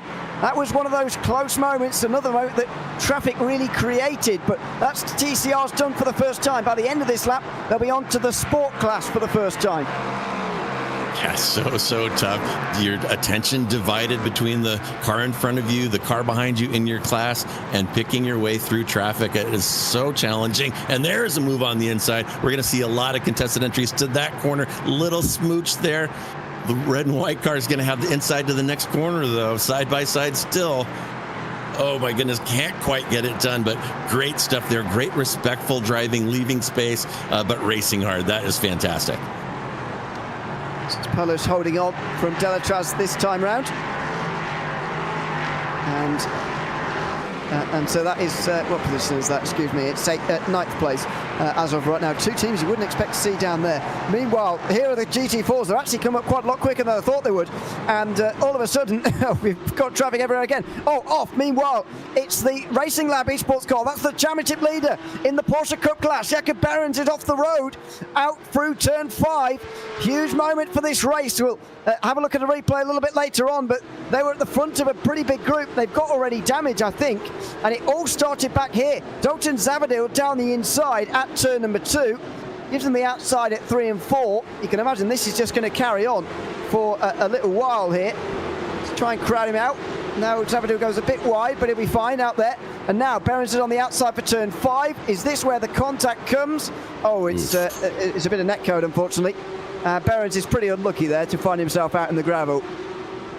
Yeah, that is brutal. You could have stuck a Volkswagen in the gap between those two cars, but net code rearing its ugly head. And, I'm going to show my age here, but I remember trying to do this over a modem back in the day. So it really is a miracle that iRacing is able to make this work. bringing together drivers from all over the world pretty reliably. So it's, you know, it's easy to complain about netcode, but it really is a minor miracle that this is working at all. But really tough, and you hate to see a leader impacted by something like that. But man, that was a pretty good sized gap according to what we saw here. Yeah, it was, unfortunately. So, well, a shame for Behrens in the Racing Lab Esports car. Meanwhile, this is all going on in the LMP3s again. Traffic is upon us again. Miguel Vigo's going to get out pretty well there. Then it's Brandon Roseborough. Then it is Steve McDonald. And look at that, Mel Gear go for a different way round and closes in quite a lot. McDonald is having even a look at his teammate here. But half defence, really, from Gain. Just next in line, Ignacio squeezing Simon Graf as much as possible. Then Nathan Olsen comes through. Then it's Zach Heber in the 7th place Esselon Sidfoot car. And what a great start from him, by the way, to get up into 7th place.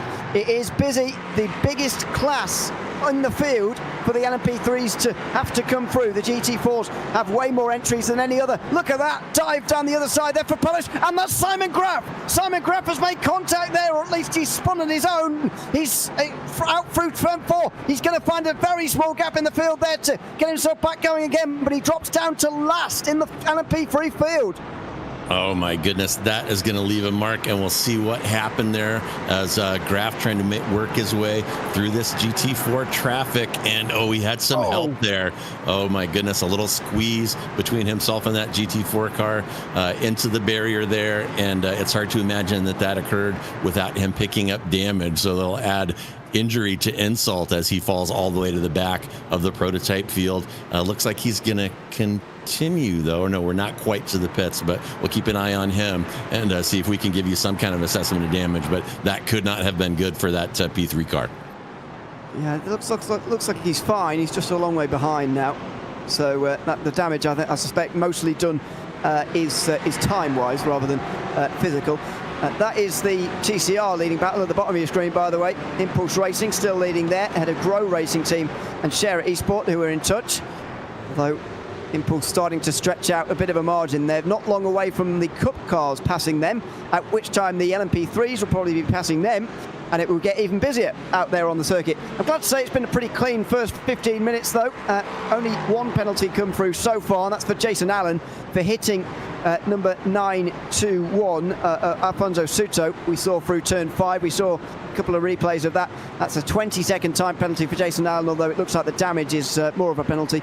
He's been in there for well over 12 minutes now. There are some more investigations ongoing, though, and we'll keep you across penalties on the day as always. There is Szilard Notch. Meanwhile, though, TCRs seem to have gone out the other side of the opening round of traffic pretty well there as to the LMP3s came through on them for the first time.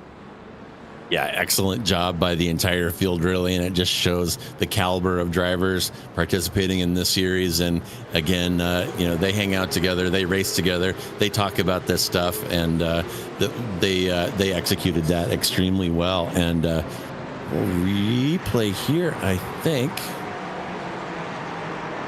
We're looking at, or are we looking at live? Yeah, that is Dragata coming up behind Ignacio and applying the pressure to the back of that BMW, and he's all over him. This is that critical exit right here. Yeah, some fantastic driving, great camera work by our producer there as well, identifying this little battle. BMW still trying to shake loose of that McLaren.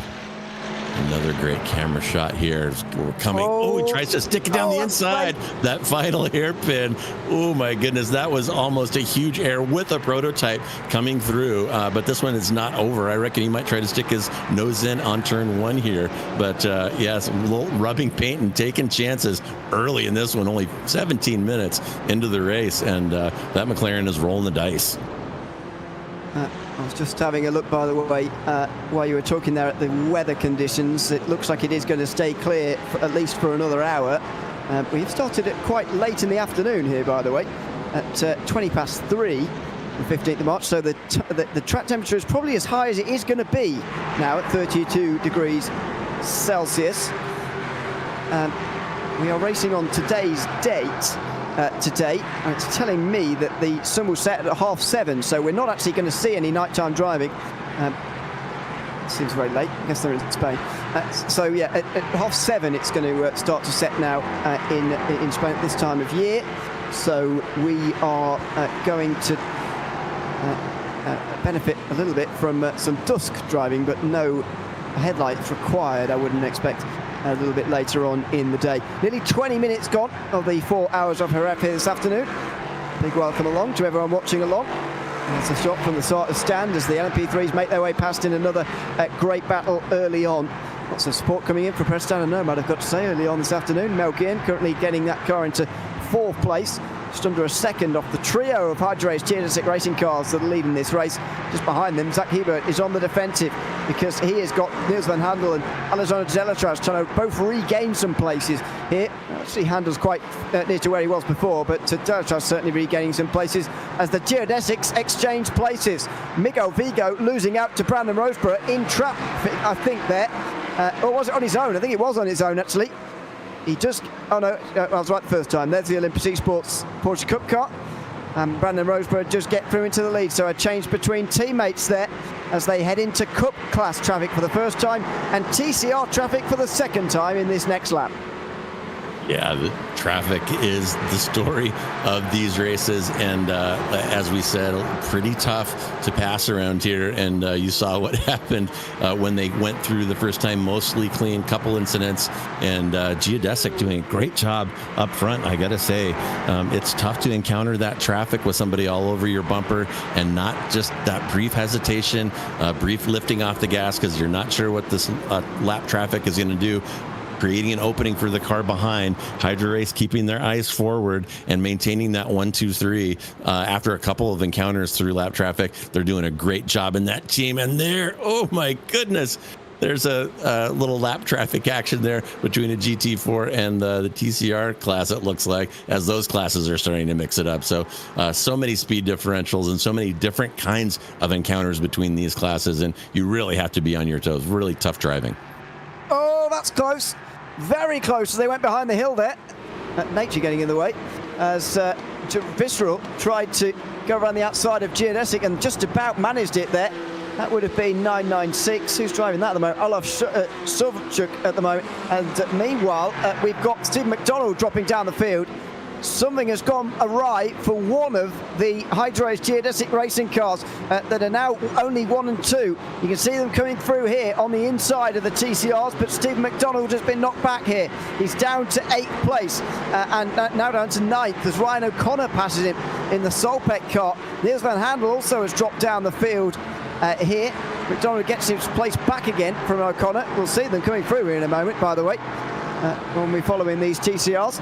There they are on the bottom of this of your screen. So all change here for Geodesic, no longer running comfortably 1, 2 and 3 at the front of this race. Yeah, and whatever happened there also created a gap behind the Geodesic car in P2 back to Prestanda. That's 2.2 second gap. So you got to wonder if that Prestanda Nomad car was involved in whatever knocked the Hydrace Geodesic out of the podium positions. And we'll have that replay here for you in a moment. And there's a little moment of getting loose around that hairpin leading on to the pit straight. And it is awful greasy around here, folks. The sun coming out is a mixed blessing, and the tires are suffering, and the track is getting greasy. And oh my goodness. And every GT driver has felt that, minding your own business through the corner, and bang, here comes a prototype. The encounter doesn't go well, and off into the kitty litter goes the 996. And man, that hurts. I feel for both drivers in that situation.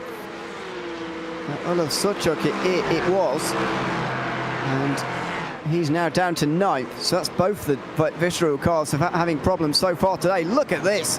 This is extremely busy as Brandon Roseborough, with his newfound race lead, is coming under a lot of pressure. In fact, Miguel Vigo is being knocked back most now, and Nathan Olsen, the one moving forward. You see him in the red Moradness M Squad car right on the back of Prestana Nomad's podium position for the moment. Through the final sector they now go. There's Steve McDonald, who's right on the back of course Sim Racing. Mike Perlosh driving that one in 7th place. They're now going to be stuck behind a side-by-side battle in the Cup class here that just sorts itself out just in time. It's the Delta Sport car with that bit of damage on the front end, and very similar to the incident we just saw there. They get away with it that time round though. Pelush getting through, as does McDonald. Further up front, you saw a bit of side-by-side in LMP3 again. It's Olsen, and again, I think that is going side-by-side over the start-finish line. It is. Nathan Olsen's just on the inside line here, trying to squeeze the Prestana car down behind Impulse Racing, and there's just a bit of contact there.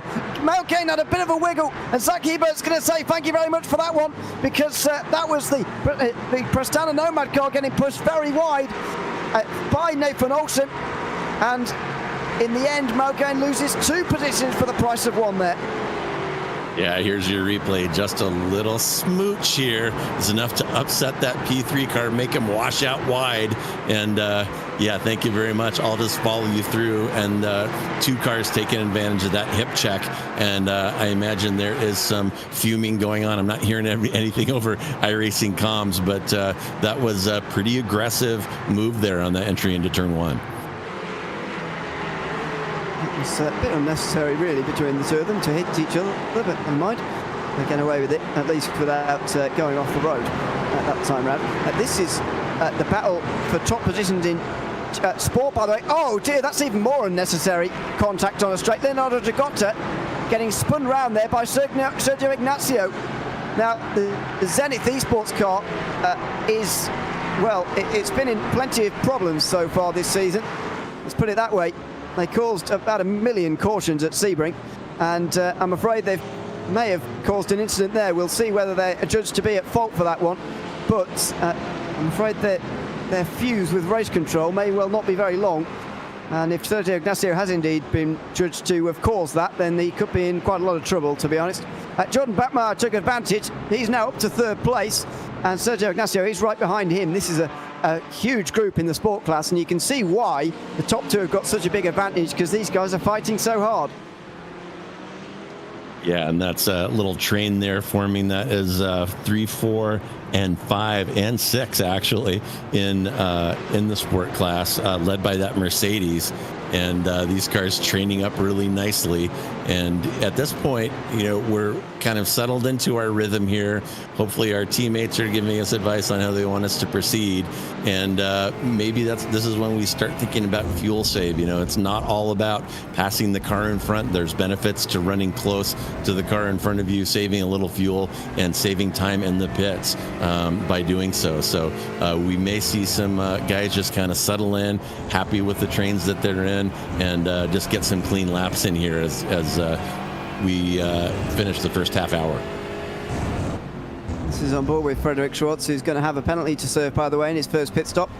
You don't have to come in and do them in 3 laps as you do in real life, but you can wait until your pit stop. There's a penalty box at the start of pit lane, I believe it is here, that you have to stop in before you have cleared that penalty, which I'm sure we'll see him do if we get to green flag pit stops for the first time this afternoon. This is the battle for the lead. Not much of a battle really between Brandon Roseborough and Miguel Vigo. This is just 2 teammates helping each other to a sizable lead, and that's exactly what they've got at the moment over Nathan Olsen, who's trying to give chase in 3rd place. Yeah, they've managed a pretty good gap there, providing a draft for one another. It looks like Olsen is about 1.5 seconds back and has not been able to take much off of that. The gaps in the prototype class pretty steady in the top 5. And yeah, those Hydra Race geodesic cars kind of driving off here. Looks like... Yeah, looking up and down my timing tower here, that field has spread out somewhat. The car all the way in the back is about 32 seconds down. There may have been a stop involved in that. About the top 5 are within 4 or 5 seconds. We have those Hydra Race geodesic cars falling into a nice rhythm and driving off with Muradness trying to catch up and really not able to get anything done in terms of winding that gap down. In TCR, we've still got Impulse Racing leading the way, but this is LMP3 all over again. Been gaining those places he lost earlier back again quite well. Mike Peloche just gets through on Malkane, who's not having a very good last few laps here. Prestana Nomad, now he's under pressure actually from, not Niels van Handel, so I thought there was someone else in the background there, but he drops to the very back end of the group. Just chose the wrong line through traffic there. The Impulse Racing Cayman nearly came straight across on Steve McDonald in towards the final corner there. Everyone will be breathing a big sigh of relief after that. That could have been a whole lot worse as this battle for fifth continues on. Meanwhile, the leader in Cup class, Jeremy Lamier, has had trouble. He's dropped from the lead now, outside the top three, and there he is. He's passing sport class cars for the first time today, and it looks like, as he was going through the double apex right-hander at turn 11 and 12, he's gone off and given up that lead now. So pressure getting to these guys within half an hour of this race beginning. Yeah, and well, I guess the track temperature has kind of stabilized about 31 degrees, but we're well into these stints. Those front tires are starting to feel the effect of riding the understeer around these sweeping corners on the hot track. So we may start to see, particularly these Cup cars, start to wash out a little bit, start to not have as good a bite on entry. And these drivers are playing with their brake balance right now, trying to figure out what their best setting is for the latter half of this tank of fuel. You have to keep fiddling with those, particularly on those 992s, if you want to keep up your pace and stay out of trouble. Simon Graff has got a 5-second penalty for touching the 412 as it was coming up to lap them. That's the fiercely forward car. Frederick Schwartz, the first of the Aston Martins in the field. You can just see it in the background there. Just on the back of Giovanni towards turn 5. At fifth place, sorry, not turn 5. He's on the inside there. That's through turn 13, of course, the final corner on this circuit. There, meanwhile, is Nathan Olsen. This last bit of traffic has really helped him, and now he's right on the back of Miguel Vigo, the pole sitter here for second place. What a great start from Nathan Olsen to come from outside the top 5 now to be challenging for these top positions. Yeah, Olsen looking good. Something happened in traffic there. He's right on the back of Vigo. Also has Hebert behind him. So as he weighs his options to take a run at Vigo, is going to keep an eye on his rearview mirror as well. But the top 4 in this class now packed all together, and Delatraz and McDonald not far behind. So it's pretty interesting. A half hour in, the front of this LMP3 field has stacked up pretty well. It looked like those HydroRace geodesic cars might drive away, but traffic giveth and traffic taketh away, and traffic has served up Olsen, Hebert, and Delatraz with an opportunity to run with the leaders again. That was a move down the inside for fifth place finally by Frederick Schwartz, and it's almost 3 wide now coming out of the corner. He's got to try and tuck in ahead of Satellite Racing there, and Burton Williams, who was trying to stuff himself down the inside, couldn't do it. Giovanni Romano hangs on to fifth position, but this is why such a big group is being created, a gap I should say, has been created in front of them. So at the top of your screen, Olsen and Hebert go side by side this time round through the final corner. Alexander Delatraz onto the back of them.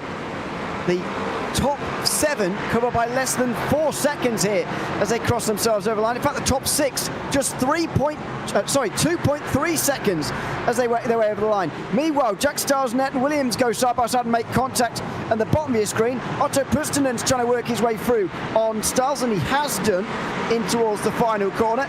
It's all changing here, this race. It's half an hour in, but not quietening down just at the moment.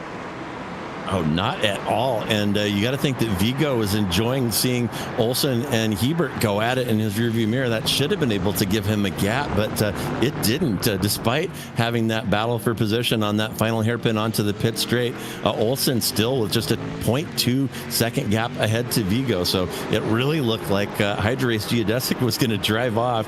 And Olsen says not so fast, and is bringing Delatraz and Hebert with him. So a lot of action up front still. And here we're taking a look at Stiles as he's trying to work his way up here through the sport class. And my goodness, nonstop action here at JÉREZ. A little difficult to stay on top of it, to be honest with you, but super fun to watch. There's a lot going on. There's 52 of them out there. Well, 51 now. SimCity Racing, unfortunately, seems to have retired from the race after their contact on the opening lap. And that brings us our first retirement very, very early on in the day indeed. Hopefully we will see them again this season, but it's been a bit of a miserable season for them, the SimCity Racing team. So I suspect we may not see them again this season, unfortunately, for Jason Allen and the rest of his team.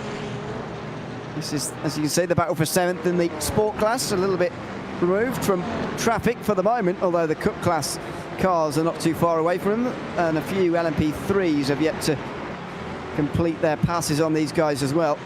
Some towards the back end of the field. This is TCR and Impulse Racing, who are still leading the way ahead of Grow Racing Team and JÉREZ Eastport here in first, second and third. As the race just starts to calm down slightly. I've got to say that front 7 are not calmed down at all. They are actually on the back of these TCRs, pretty close by actually. And you'll see them in the background here. There they are. And look at all the pressure that Brandon Roseborough is under. Now, Core Sim Racing in 7th place, only 2.9 seconds off the lead. It's still remarkably close. Yeah, it really is, and really great driving. A high-quality field here. Looking at my strength of field on my overlay, it's showing 6.4, so... I have not done one of these before, but when you get up in that high of I rating, you are in rare air, and these are definitely some of the best esports drivers in the world out here entertaining you folks. So I hope you're enjoying this presentation on RaceSpotTV. I am certainly enjoying watching it and calling it, and here's some action between 1 and 2 of the prototypes coming onto the front straight, and that is Olsen still sniffing around behind this situation. He may have a run here, and don't forget he's got Delatraz right behind him as well, so we may have a contested entry here into turn 1 as these teammates decide how to handle the pressure that's coming up from behind. Yeah, Hebert's lost a couple of places in these last few moments as well, by the way. Mike Puller's just in behind him and can't do it for the moment, but there are the leaders. Brandon Roseborough ahead of Miguel Vigo, then Nathan Olsen, Alexander Delatraz, 1, 2, 3. They're actually getting away slightly from the others, and just in these next couple of moments they're going to get a bit of reprieve from the traffic. In fact, there's a little bit of clean air right up in front of them at the moment, but that wasn't the best run through the last bit of traffic for Brandon Roseborough, and so now he's got 3 queuing up right behind him. And remarkable that 2 of those queuing up behind him are drivers who've come through the field remarkably well in the opening part of this race. Nathan Olsen and Alexander Delatraz did not start up towards the front, and they got knocked back early on. Now, though, they're 3rd and 4th and in sight of the lead. Yeah, they are. They've done a great job getting up to provide a pressure to those top 2. And you can see Vigo here. Vigo's running defense. You see him on the entry to some of these slower corners. He will drift slightly to the right. So he's covering both the 1 and 2 spots here as Olsen and Delatraz both seem to have pace on these 2. So you got to wonder how long they can continue to hold them off. They might be trying to hold them off through the end of this tank of fuel. It seems like the fuel window may be coming upon us fairly soon within the next 10 or 15 minutes, but that is an awful long time to have to deal with that amount of pressure. It certainly is. While we were watching this, by the way, Marcin Rybacek and Roland Ramseur were battling away in the Cup class for the lead. Not sure if they actually changed hands or if it was just a side-by-side battle briefly, but I did see them switch ever so briefly. Meanwhile, RD Simsport have been in for a while. James Holman has now gotten behind the wheel of the RD Simsport car, but I wonder whether there was an incident there or not. Also seeing the penalty come through for Miguel Vigo, 10 seconds penalty for him. That was after contact with number 996 at turn 11, and we saw that at the time. This is what happened to Jeremy Lamier. So he was leading the way, I believe, in the Cup class. Yeah, he was. Then he rejoins pretty badly, actually, in the middle of those 2 corners. Those cars who only just avoided him were pretty unhappy about that. Yeah, rolling the dice there for sure. That is unfortunate. And there's a little spinner. Let's see what's going on there. That's why RD Simsport are in pit lane. So Niels van Handel there went for a spin and just clipped James Holman, who it now is. I'm not sure he started that car, but he got clipped there at the right rear. There's your damage. It's just one of those awkward bits of contact. Not a hard bit of contact, but at the wrong angle. That was perfect for snapping suspension. That's exactly what happened there. Yeah, absolutely. And it appears, hang on one second here. Oh, lost my place. Yeah, that Olsen has fallen back a little bit, and it looked like he was washing out the last time they came off that pit straight into that tight turn one. Looked like Olsen was washing out a little bit. That gap has opened up to about 1.3 seconds. So Olsen may have been overdriving that car, trying to break past Vigo in P2, and might have paid the price with some worn out front tires. He has dropped off a little bit, and Delatraz still pressuring him from behind at about a 0.3 second gap, and some pit activity here. There is your penalty being served, I believe. Yeah, sorry, it's not at the start of pit lane like I falsely said earlier, it's at the end. There's Niels van Handel going through the pit lane. Not sure why he's done that. Black flag, it says on the graphic there, but it's a shame for Niels van Handel. Yeah, he didn't stop, so went straight through the pit lane there, and has now dropped down to 11th place in the field. Another penalty has come through, by the way, for Sergio Ignacio. 30-second penalty for turning into Leonardo Dragota on the straight between turn 4 and 5. I'm afraid that is deserved, and not the first time we've seen a very hefty deserved penalty for Zenith Esports this season. They've been in far too many problems, I'm afraid. They're still running 4th, but certainly can't go around driving into people on the straight. That's for sure. Meanwhile, the top 5 are together again. Steve McDonald has rejoined his teammates, although he is still in 5th place. First 40 minutes down now, and my goodness, so much action and a lot going on out here. Hydro Race Geodesic still running 1-2 with Muradness, reeling him in, Delatraz behind, and McDonald as well. So that front 5 still managing to stick together as they work their way through traffic lap after lap. Pretty impressive driving by everybody involved. Also, very tight race at the front of the Cup cars, about 0.7 covering the podium up there right now. The other field spread out a little bit, the TCRs as well, about 1.1 second gap covering the podium. So really great racing going on out here today, and fantastic challenge here at JÉREZ. Absolutely. We are only 40 minutes in, but it feels like a lot longer than that. We've had a lot of action so far. Trekker back in pit lane, by the way. Niels van Handel in for a second time. This time he's stopping. So Simon Graf stopped for a long time earlier on. Now it's Niels van Handel doing the same, although Jim Hertroyes gets behind the wheel instead. So, meanwhile, this is going on in the Cup class. This is Delta Sport. Now in second place, Ryan van der Grip is now back to second ahead of Roland Ramseur and Jeremy Lamier. I'm not sure there are many Cup cars that haven't had some sort of problem so far, actually. But Ryan van der Grip has recovered quite well. It seems that after his incident through turn 1 and his contact, there hasn't been much damage done because his pace doesn't seem to be affected particularly. Yeah, his pace looking good, and these Cup cars have had a little bit of a rough ride so far. This morning we've had a few self-spins. We've had a few come into contact with both the GT4 cars and the prototype. So the Cup cars getting banged around a little bit here. But these top 3 looking good. They're sticking together well. And like I said, sometimes when you get into an endurance race, you find some running buddies to run with and get in a rhythm and just try to stay together, save fuel, and keep it clean. And these guys are doing that very well, and some great looking liveries on those cars, by the way. Whole field looks great today.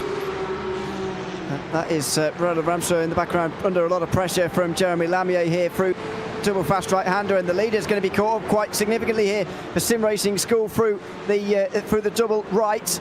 They'll get just down the inside of the Delta Sport Mercedes just in time before the other 3 get onto them. Then the Delta Sport Cup car is going to pass its teammates pretty easily.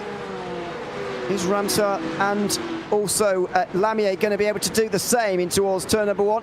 It's going to be quite tight. Lamier's going to dive, and he gets there just in time. So he'll stay with the other 4 as they get into more sport and more GT4 traffic.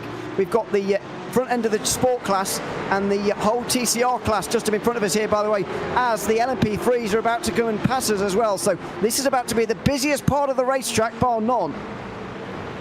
Yeah, and these Cup drivers up front, you saw them kind of rolling the dice to try to get through that Mercedes. They didn't want to lose the train that they were in.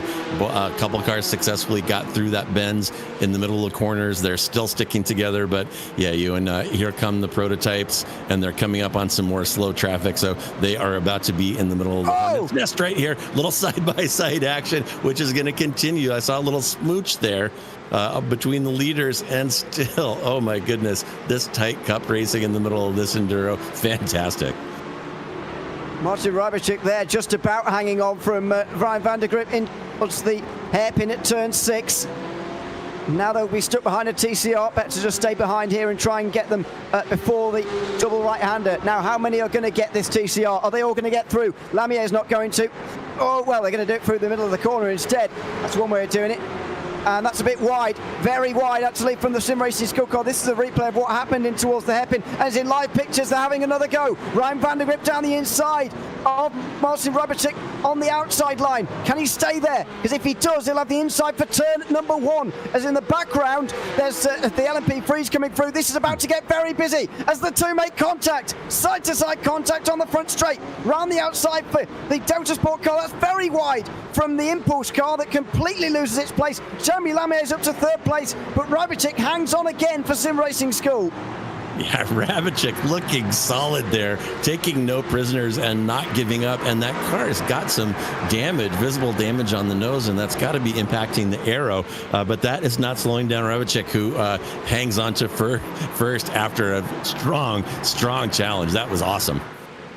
And this is the battle for the lead overall. Nathan Olsen's going to get a very good run there because the Impulse Racing Cup car was right in Brandon Roseborough's way. Is Nathan Olsen going to have the space here to go for it? He's going to jump to the outside line because Lamier decided to defend the inside line there for Valkyrie. Now, how are they going to squeeze through here? They're going to make slight bit of contact, and Roseborough backs out of it. He decides that 3 wide at this time in the race is just not worth it, and so he backs out in towards turn 8. There's a big stack up. There's a big bit of contact. Roseborough goes wide. Miguel Vigo's going to slip through. Olsen switches to the other side. He slips past the Delta Sport Cup car, and Roseborough's going backwards here quickly. Excuse me, it's Stephen McDonald who's up to 2nd place. Miguel Vigo's nowhere to be seen suddenly. Zach Hebert's had to stand on the brakes in the background there to get out of some traffic as well. But Nathan Olsen has taken the opportunity. He's taken the lead as the pit stops begin here at Jerez. 45 minutes in, Nathan Olsen isn't going to lead a lap, but he does put a big marker down. Just 45 minutes into this race, here come the pit stops. Wow, Olsen, I would like to see that again. That was some epic work by Olsen. The classic mixed class move of scraping off your competitors on slower traffic. He did it over and over again until it stuck, and he probably hurt a little bit to get that pit call after taking the lead after all that hard work in traffic. But you got to listen to your race engineer, you got to listen to your teammates and come in when you're called. But Olsen showing that he knows how to handle traffic, and he knows how to get stuff done under pressure, scraping off his competitors like a bad habit against that slow traffic. That was epic. Meanwhile, Ryan van der Grip has had another go at Martin Rybacek here. As soon as the traffic was put away, he's decided to go for it again. They're just about going to squeeze past another TCR on the way down in towards the hairpin here. Rybacek down the inside of Ryan van der Grip here. Into turn 6, he slides right in front of the Delta Sport car, but he's not quite cleared him. And now van der Grip with the inside for the next 2 corners is going to get through. Can Rybacek get a good enough run for the next corner? He certainly can't.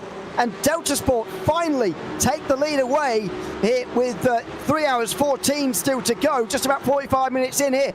And that was Ryan van der Grip getting through on Martin Rybacek finally. All he needed was that little bit of free traffic, free air from all of the traffic they were experiencing in the last few moments.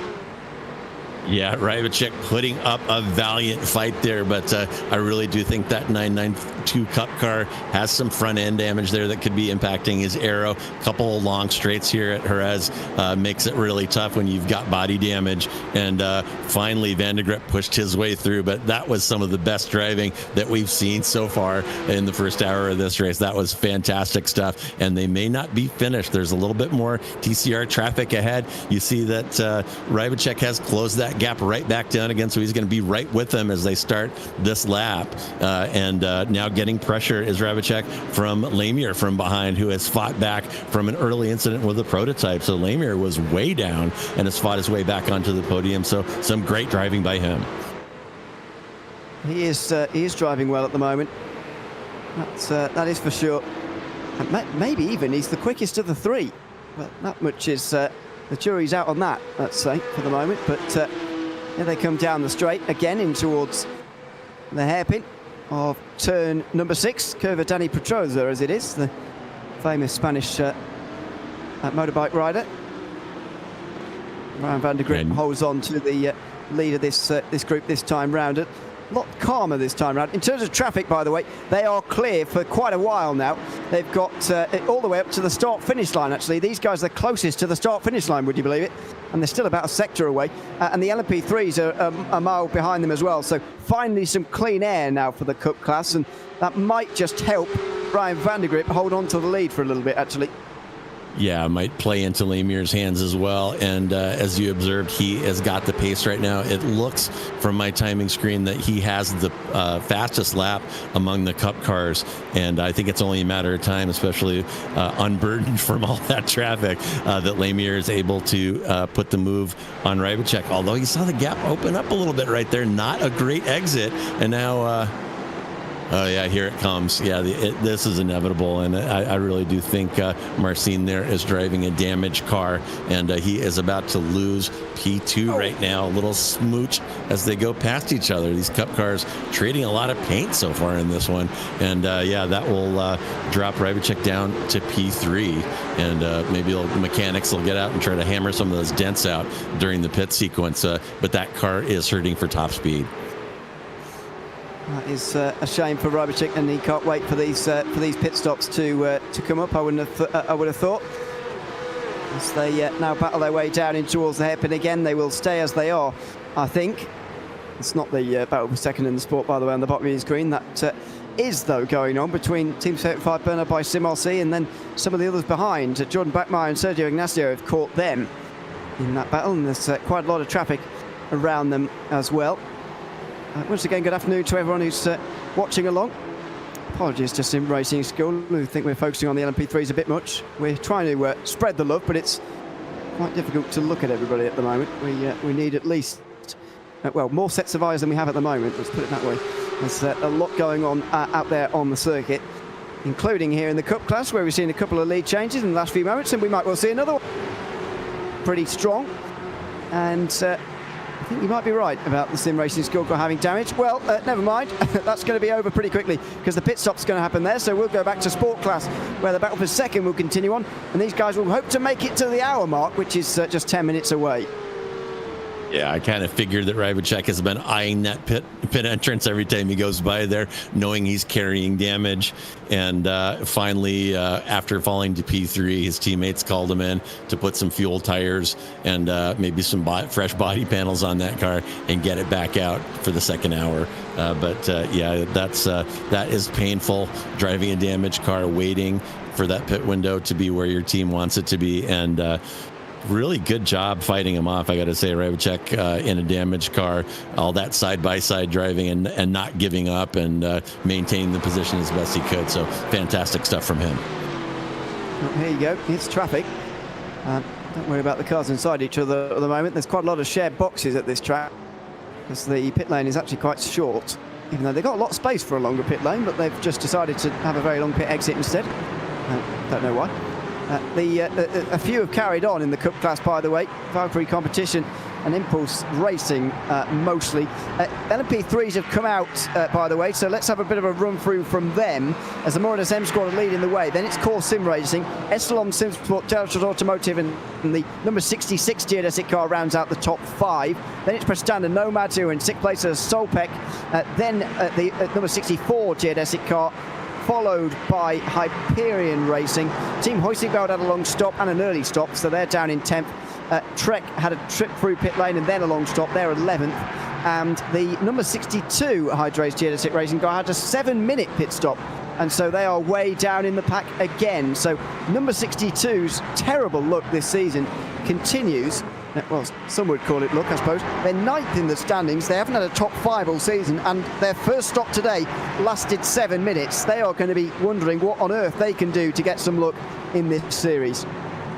Yeah, they were paying the stewards for part of that, but yeah, sitting 4 laps down after such a promising start. First chunk of laps there, of course, them with their teammates had the front, had the whole podium locked out, and a little minor error in judgment there. Turned a cup car, picked up the penalty, and now they are way back. They're back in the TCR in the overall positioning, so really taking a bad turn for them. Clubsport now second, ahead of the series leaders in number 475. Currently leading the way by 69 points in the sport class standings. That's the biggest advantage that any team in any class has got. And with their closest rivals qualifying so far down, they'll be absolutely fine with this situation, I would have thought, even though they have just lost second position. Zenith Esports are going to drop away from 4th place just in behind them because they've got a 30-second penalty. Other penalties that are coming through for Brandon Roseborough in number 64. That's why they've lost so much time and are down to 8th place. 20 seconds of a time penalty for them for driving into a TCR on the start-finish straight. Number 114. That's the contact, meanwhile, for number 66. Has put them around. And then they got back going again without too many problems, but that dropped them quite a lot of time, by the way, down at the hairpin. Other penalties come through for Jeremy Lamier. 1 minute penalty for that unsafe rejoin we saw after he went for a spin through the double right-hander. Stop and go penalties for Team Huissinkveld, Trek, and also the series leaders Core Sim Racing for a 5-second rule violation. That's for how long he can spend driving through the pit boxes in the pit lane. It's a stop and go penalty for them. That's really going to hurt them, but so many penalties coming through for a lot of big cars. That's Valkyrie XP who are going to drop from the battle we were seeing at the front in Cup with that 1 minute penalty, and we're also going to see the series leaders drop from 2nd place overall with that stop go penalty.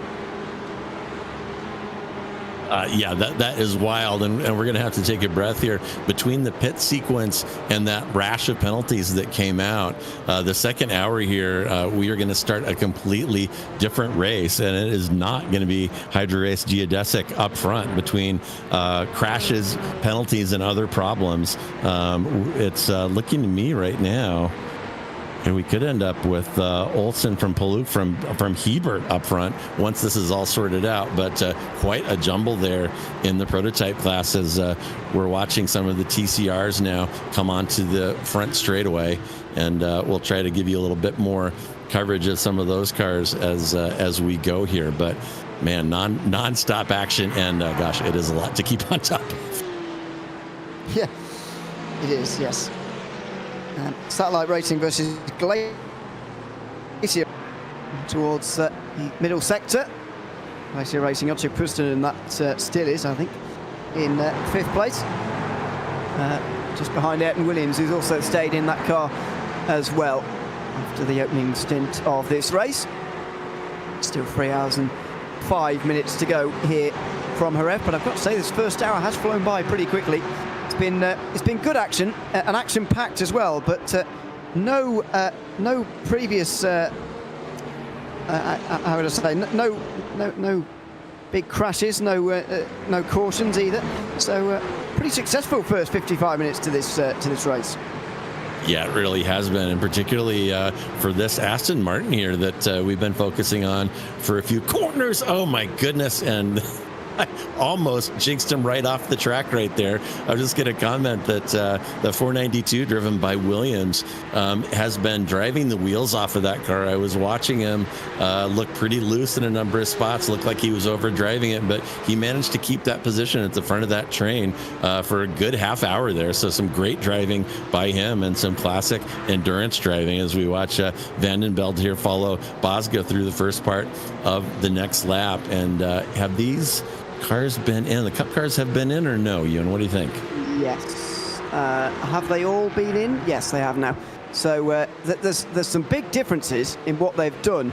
Number 997, for example, has only had 15 seconds in the box over 20 minutes ago, as did the Walk Racing car. So I don't know what they are planning, but it's a little bit off schedule.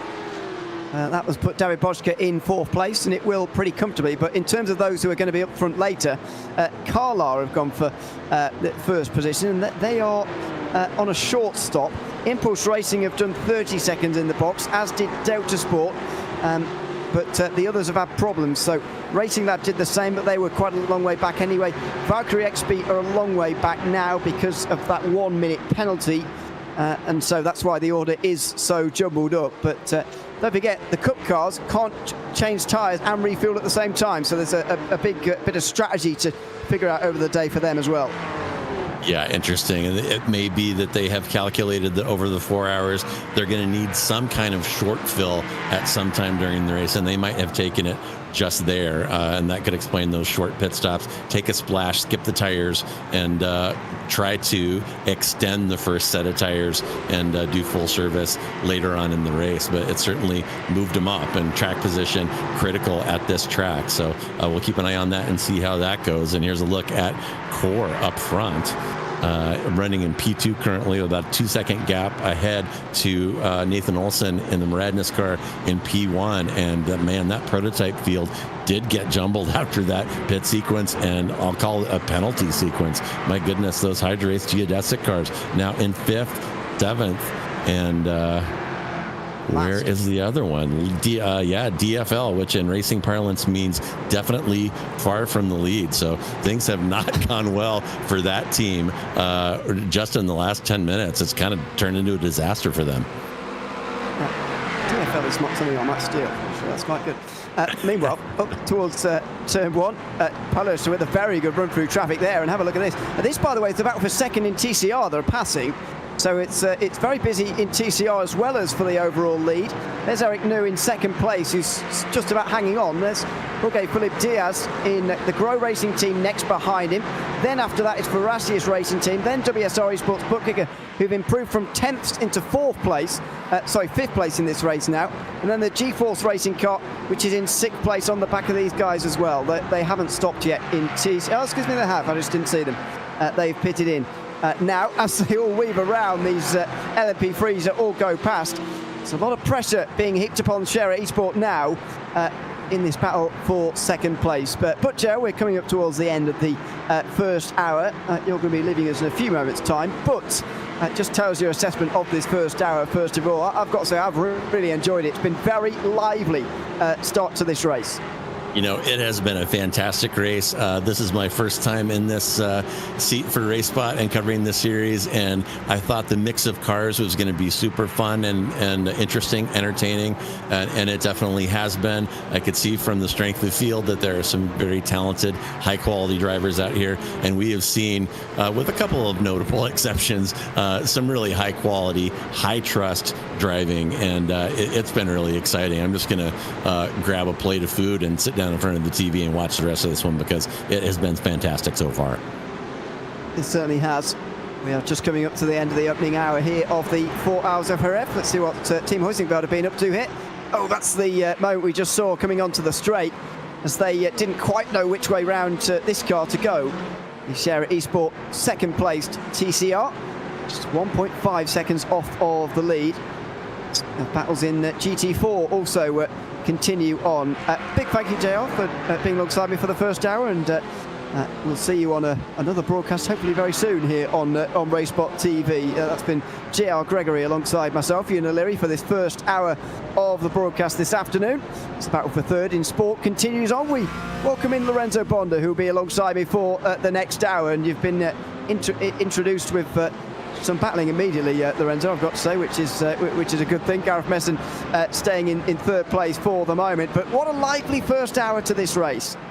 It's been a lively 1st hour. I liked it. But I'm going to have to sue some drivers, though, Ewan. Sue some? Yeah, because I was promised chaos, carnage, death, lots of crying, and potential of rain. So I'm blaming. I want to sue them for false propaganda. We did get rain, so I'm that's true.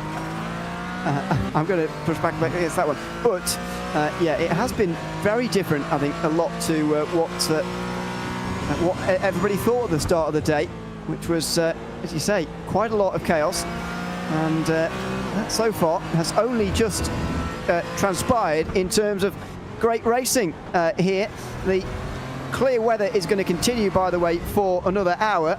So I'm peering into the mirror here at the helmet of Sven Groot, who's well, got his eyebrows raised. I can imagine his real eyebrows have been raised quite often in this race as well, as they try and pull past one of the TCRs, RD Simsport, as he tries to get himself onto the podium. And here he goes down the inside, bit of a squeeze. Oh, Messam did not want to give up that place there. Yeah, Messam using a little bit of his TCR strategy, going for the dive. I know Garrett from driving TCRs like back in our factor days or Game Stock Car Extreme, so you can actually have a notice of how old I kind of like know Garrett of sorts. but yeah, a little bit of an aggressive move right there on the inside of the last hairpin, but they all made it stick, even though RT Simsport wasn't very appreciative of the diving nature, giving a bit of a blink of the headlights. They certainly weren't. Glacier Racing a long way further back, by the way, after penalties, so they are now 16th. That's exactly where they would have been earlier, by the way, as WSR Esports. But can make their way up to 4th. It's a nice pass down the inside there from Konstantin Stolzenberg, who's still behind the wheel of number 127. And through indeed go G-Force Racing on Veracity's racing team as well.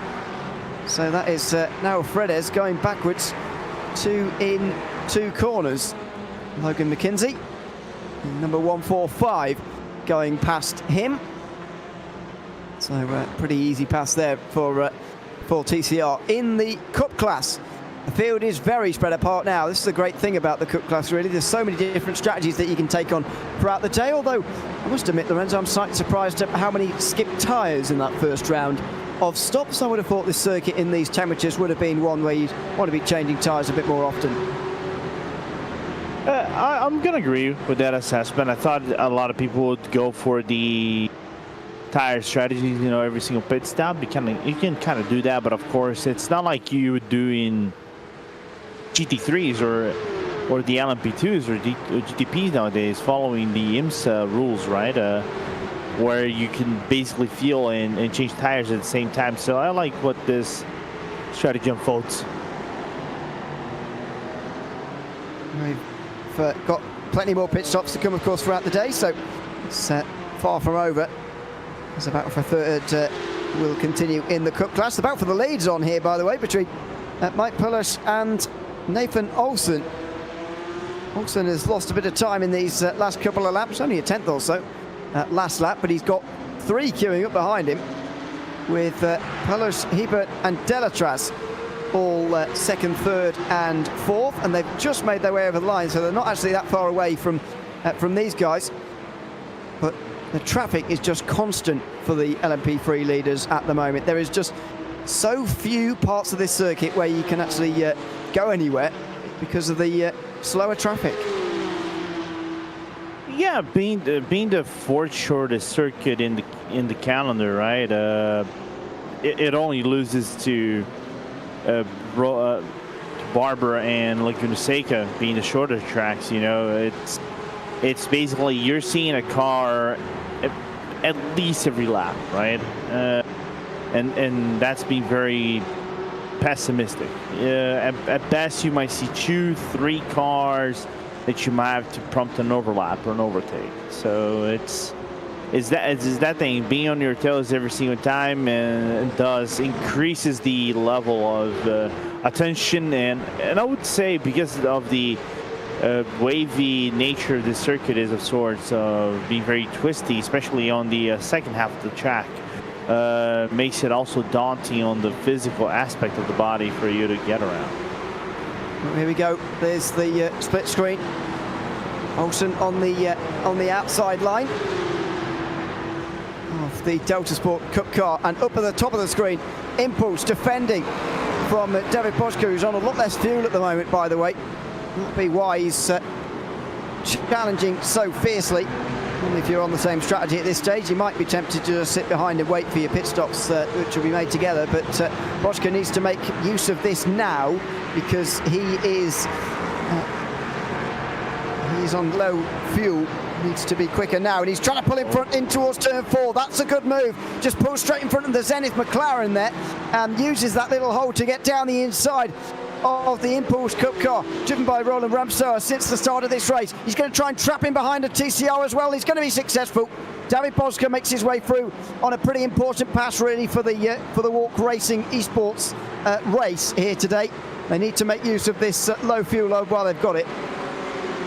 Yeah, a little bit of an aggressive move of sorts, or the camera angle played as some tricks as the leaders go by. You can see Nathan Olsen right behind the Fiercely Forward car as they go fiercely ahead of the Fiercely Forward car. I was dying to say this, but you can see how convoluted traffic can be, especially now with Mike Palouche going on the inside of all cars as well, and now they're going around the BS Turner car. The double right-hander. Oh, and Savini backs out because Delatraz was coming through. Goodness me. That was Alexander Delatraz not pulling any punches there at all. And Savini was very good to be looking in his mirrors there and seeing that coming, because otherwise that would have been quite an accident. Yeah, I think that would have been a grade 8 strike of sorts, and definitely would prompt a yellow flag. Been a very large accident indeed, but thankfully they get away with it. Savini carries on. So Olsen still leads from Palouche. Delatraz and Hebert lose some time through that bit of traffic there. That was very close up ahead on the LMP3s. Might have been a geodesic LMP3 working its way around the outside of somebody there. But pretty close in the front of this race as the Cup cars now just disperse a bit and spread out. Nathan Olsen will be once again under pressure for this race lead. Pretty uniform stops, by the way, over the course of the front of the field. The top 6 all stopping and coming out again without problems. The top 5 are all covered by just 5 seconds at the moment. That is pretty remarkable considering we're an hour and 10 into this race, but that's exactly what we've had from the Clubsport series so far this season. And by the way, it's without any interruption from safety cars that Oleg Lovkov goes off into the gravel through turn 8. Yeah, and now we're going to see an issue with Percent Nomad, Glacier, and Hydro-Race Geodesic TCR involved. Percent Nomad really hasn't been on the lucky side of things today, haven't they? Oh dear, Gareth Higgins, meanwhile, we'll go back to that. Gareth Higgins spins in the championship leading, number 475. This is a big moment. That's 2 of the championship leaders now, by the way, who've had spins of some sort in 2 of our classes here today.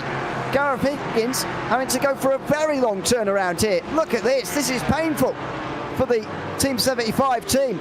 They're now down in 9th position, and their big advantage over their championship rivals, which they had over the likes of number 462 and 457, have both been wiped away. Oh, and meanwhile, in live pictures, the leader through turn 4 goes off for a spin.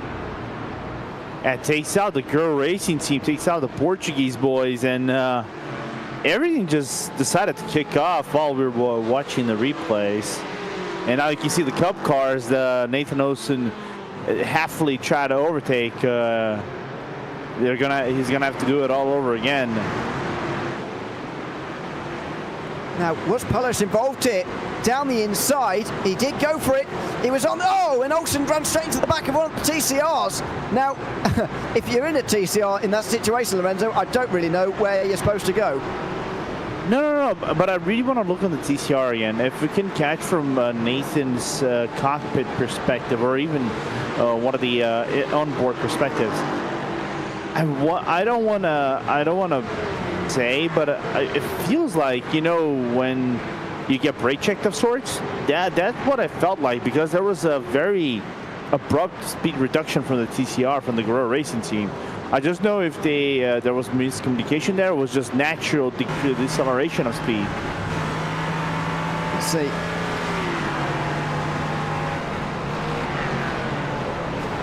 Oh, so it did change its line there, but again, you know, as a TCR there, you've got someone flying down on the inside line. You've got someone coming up to the back of you there on the outside as well. Where are you going to go? I don't really see where the best place for them was there. No. In that instance, I think there's nothing you can much do in that situation. As Cup cars go 3 wide with Voracious, still side by side. Savini's gonna try to get one up before turn number. I think it's turn number 5, if I can remember correctly. On the right. So there, very nearly got rear-ended by Savini through turn 5. And now there's going to be another chance at the end of the straight here, in towards the hairpin. No, Ramsar defends on the inside line. And he will, well, will he? Hold on. Savini's running around the outside. He might have a chance here. Oh, squeeze it in. This is unbelievable racing at the moment. I mean, we have seen a fair share of incidents, as JR Gregory just said as he was leaving us. Clean racing with a few notable exceptions, and I think one of those notable exceptions has just been added there. But this has been remarkably clean racing, and great racing as well. I know some people don't like multi-class racing on tight little circuits like this one, and this is a short circuit. Hasn't seen multi-class sports car racing of any type for 37 years. However, this is fantastic action at the moment. Absolutely, it's been very exciting, and it shows that sometimes you can actually make it work on a circuit like this. You know, you're saying 37 years. I was going to say, I think the last time I've seen a race here was maybe I know Ferrari Challenge raced there last year, and Super Trofeo, the World Finals there last year as well. But as tin top racing properly, we haven't seen in that long. It's mostly moto. As we're going to look what happened to Garrett Masson. Oh, that was a little bit of a mess. Nice. I'm on my A game today, man. He just missed the apex slightly at turn 8 there, and went straight into the side of one of the TCRs. Obviously forward TCR to me, although I didn't catch the number. Savini's going to have a good run here, speaking of fiercely forward, on the Impulse Racing car, and there's going to be a hole created. There he goes. He goes straight in behind the Saltpeck LMP3 for a move down the inside. He brakes quite late. Got to be careful not to rear-end the prototype. He is alongside, and, well, he's not staying there. The Impulse car will get the traction, and again, good defense here from Roland Ramsar. And this, by the way, is a battle of the strategies here. These two pitted for the same amount of time, roughly, before. Savini's stop was a little bit longer, but it was a lot earlier. So they're on the same strategy-ish. There's the incident, by the way, for Messer. I think Simon Graf might have actually got into the back of him there as well afterwards. Yeah, it did. It did as a collateral by having the contact with the Voracious. So the Voracious, that's the tricky part of going into that second half of the circuit right after the hairpin, turn 6 hairpin, right? It's so hard for you to actually go side by side properly, and you go into turn number 8.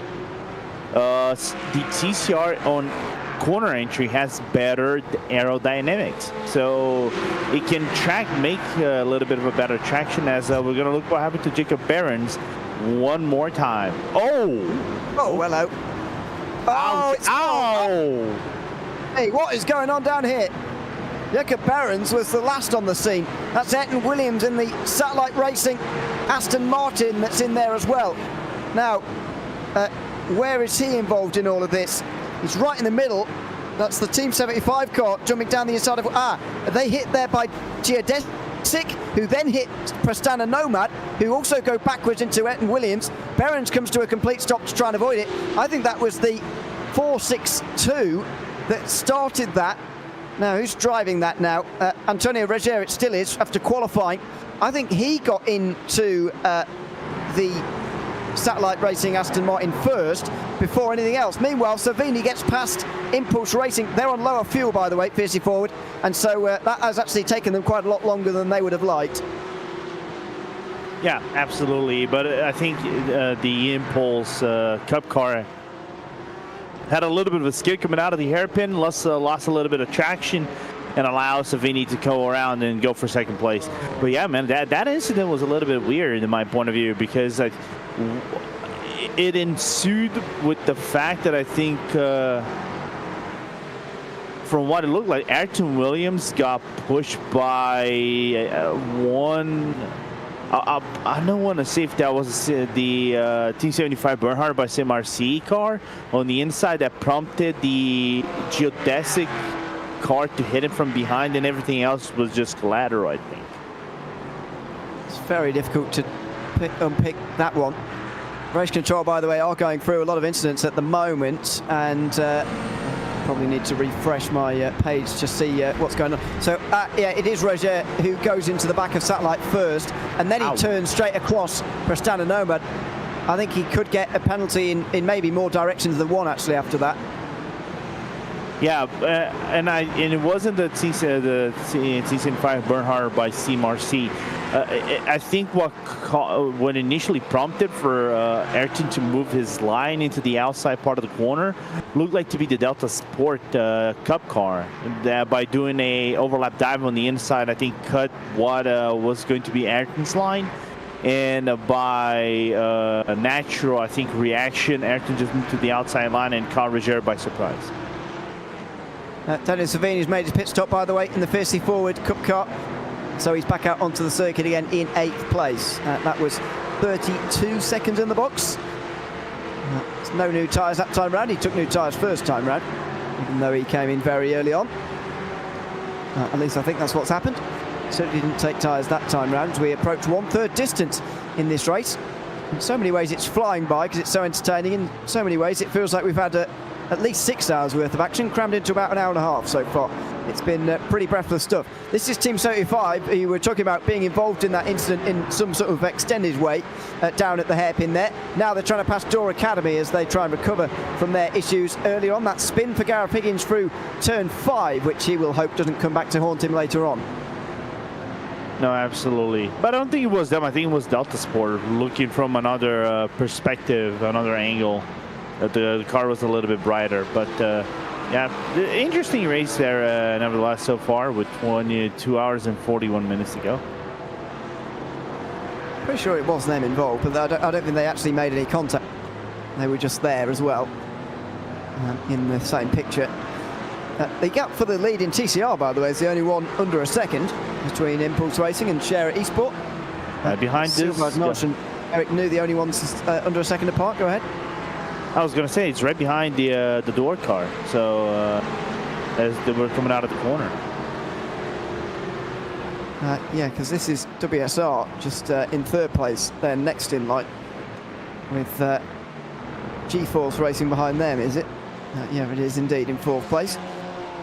So GT4's past them. Sergio Ignacio recovering from penalty from the first part of the race for driving into somebody in a straight line. This is what happened for Ayrton Williams again. Now, yeah, so it is Team 75 up ahead, but they're not involved. I'm pretty sure Geodesic is going to find itself in trouble at least once for that, maybe twice, because they certainly drove straight into the back of Williams that when they broke too late, outbroke themselves, and then they turned right straight into Prestanda Nomad. Yeah, I think the percent of Nomad, I would exclude that as being something maybe the Hydro Race Geodesic has blame. I'm not going to go in, I think, into that realm, but then again, it's my perspective. It's from what I've seen there in pictures. But maybe for the contact with Ayrton, that could be valid as maybe punishable, but I don't think it will be, because that was more Ayrton changing his line during braking by involuntary reactions from everything that happened in front. So basically it was a whole mess that happened right in front of him, and what happened behind was, I think, just a natural chain reaction of what happened in front, if you know what I mean. Yeah, maybe. I still feel they could have had a bit more awareness of quite what was going on there, but I agree. See what Race Control decide to say about that. There's so many things for Race Control to go through at the moment, by the way. They're looking at something going on half an hour ago now. Of course, Race Control looked through everything thoroughly as normal.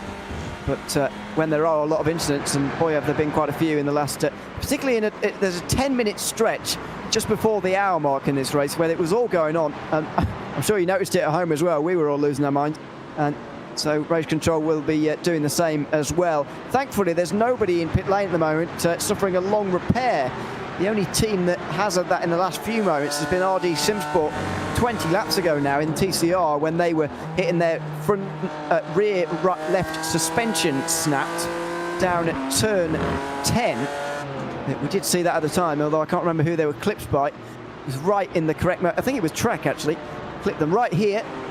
in the rear left, and they had a very long repair. And they've actually got a penalty, actually, by the way, for sending a message to number 33. No. Yeah, that is correct. They've got a penalty for sending an unsporting message to them. I can only imagine what that message contained. 10-second penalty for them to just rub extra salt into their wound. You can't, of course, message people, either incident or not, in the sim in this league. Certainly not unsporting messages like that. Otherwise, you'll be punished. We don't encourage sort of rage messages after the race. But what if he said just hi? I'm not sure that's no, I know, but still, he would be in breach of rules. Oh, Decisive having a problem in turn 1. Very slowly.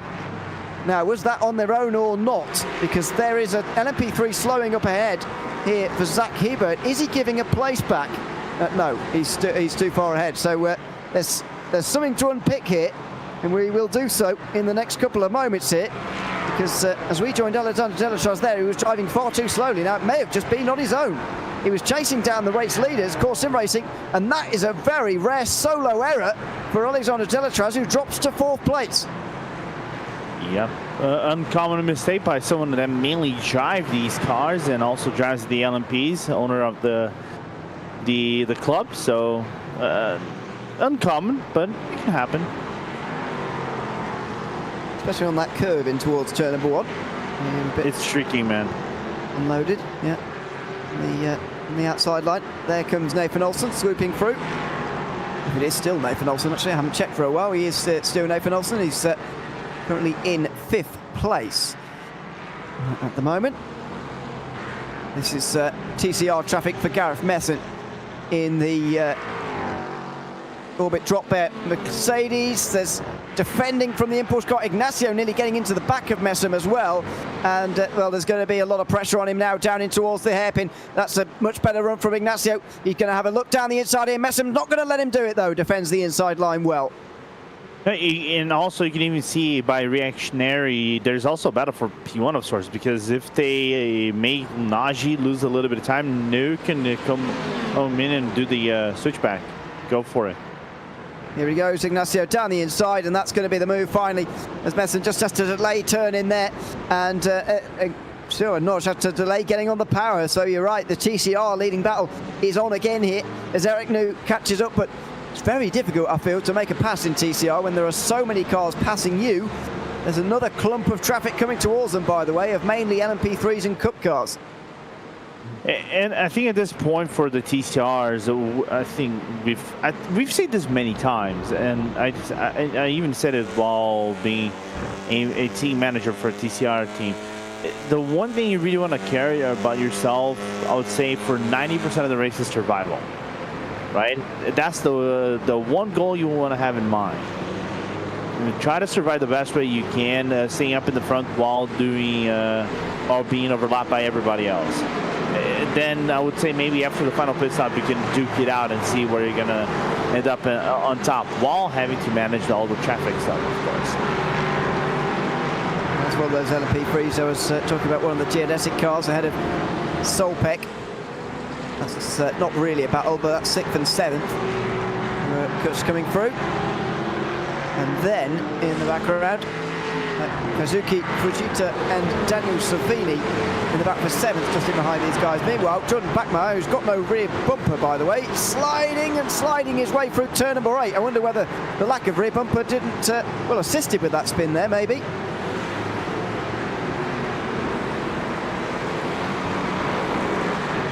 Oh, and there's almost exactly the same thing happening to Taylor Lane, who prevented it from going around, but at least kept it going in, well, he didn't keep going quite in the right direction, did he? He ended up in the gravel, but you get what I mean. He didn't go for a spin, and that might have been caused by the slight damage as well that Prestana Nomad have got as a result of contact down at the hairpin. But anyway, this is Fujita versus Savini now for 7th place. Fiercely forward, trying to come through on a bit of a heavier car at the moment, because Fujita has been out there for 15 laps longer.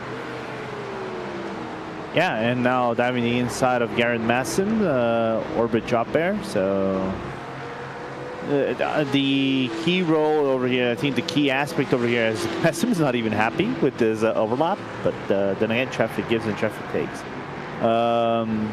It was trying to get the run down here on the entry of the hairpin, and pray that Fujita had an issue getting traction on the outside portion of the curve, while Carlar thinks otherwise pit stops for top cars. Hendrik Augustin gets it into that car, and the overall leader, Mike Polish, is now in as well for Core Sim Racing. This, meanwhile, is Jakob Behrens in the Racing Lab Esports car, doing a pretty good job now, actually, after a difficult start. He's now up ahead of the Sim Racing School car. It's amazing what you can achieve if you just stay out of trouble. But the Sim Racing School car, I think, either repaired damage or changed tyres, or maybe both, but they're certainly the ones with the speed. Marcin Rabicek trying to regain some of those places that could get him a bit closer to the race lead that he previously held in the first stint of this race. Yeah, he's going to lose some time maybe around the outside over here. He's going to have to basically duck into the inside on the exit on turn number 5. Ooh, a little bit close to maybe his liking, but nevertheless got it out there in the end, even though the front end of this car, that's an important bit here, even still a little bit dented, and takes a little bit of the precision of the car. We've seen time and time before, any damage these cars have, especially on the front end, can affect quite a lot the dynamic of the car on a lap-by-lap basis. It's bad line from Rabicek that time round. He just has a look down the inside in towards 9, but no chance there. Turn 10, just setting yourself up for the next straight, really. Would be setting yourself up for the center chicane, but we're not using it on this layout. It's a much more flowing double right-hander instead. But Sim Racing School haven't quite perfected that time round, and they will not be close enough for a move either. We are, by the way, just under 32 minutes away from some points being awarded here, the halfway points that are a feature of either Clubsport and Endurance Series Racing. I wonder whether maybe that is part of the reason Carlar had such a short stop first time round. They're trying to see the best way to get into the halfway points. I'm not sure, but they're certainly all going to be aiming for that now, as Trek make a pretty difficult pass here on these guys in the cut class, and they're making it look pretty difficult at the moment as well. Here through the first sector. Now maybe they'll get through, sort of. Behrens won't be delighted that he decided to do it there, and this surely is going to be a great chance for Rabicek now through turn 5, who really gains a lot of time here, and he's not quite close enough, so he'll get away with it that time.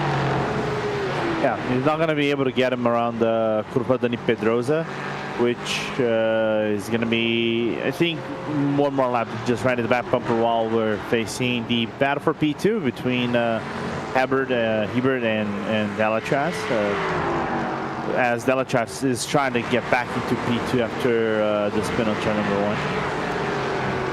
Well, this would only be back into P2 as it runs right now, of course. Wouldn't be P2 legitimately, because of course Sim Racing's early stop, and now Echelon Simsport also come into pit lane. Oh, and in front of them, well, the TCR, is that a penalty going off there? Unsafe pit entry? He's going to get an unsafe pit entry, that's for sure. That's Semper Racing. I suspected that might be the case. I'll go through a load of penalties that have just come through in the next few moments, by the way, because there's a lot going on. Driver change for Zach Hebert, he gets out, and John Rice gets in. Nathan Olsen's also into the pit lane. If he's going to stay to halfway, I'm not sure. There's Wojciech Svidrovic in the Semper Racing car. I'm not sure he was in before, so I'm not going to put the blame on him for unsafe pit entry there, but I think you're right. That's going to be quite a long stop there as a result. Meanwhile, this is further down the field from what we saw earlier on, that's for sure. Orion Race Team versus Glacier Racing.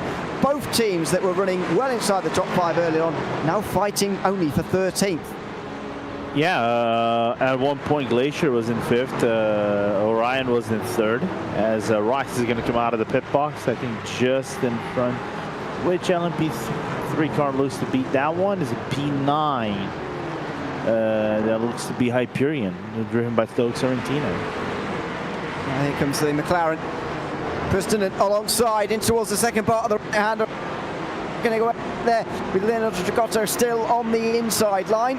and he will hang on ahead of the Glacier Racing. McLaren, will he shut the door? Not quite, he's not able to. Busman's still able to stay alongside here, get a bit of a side draft if you like.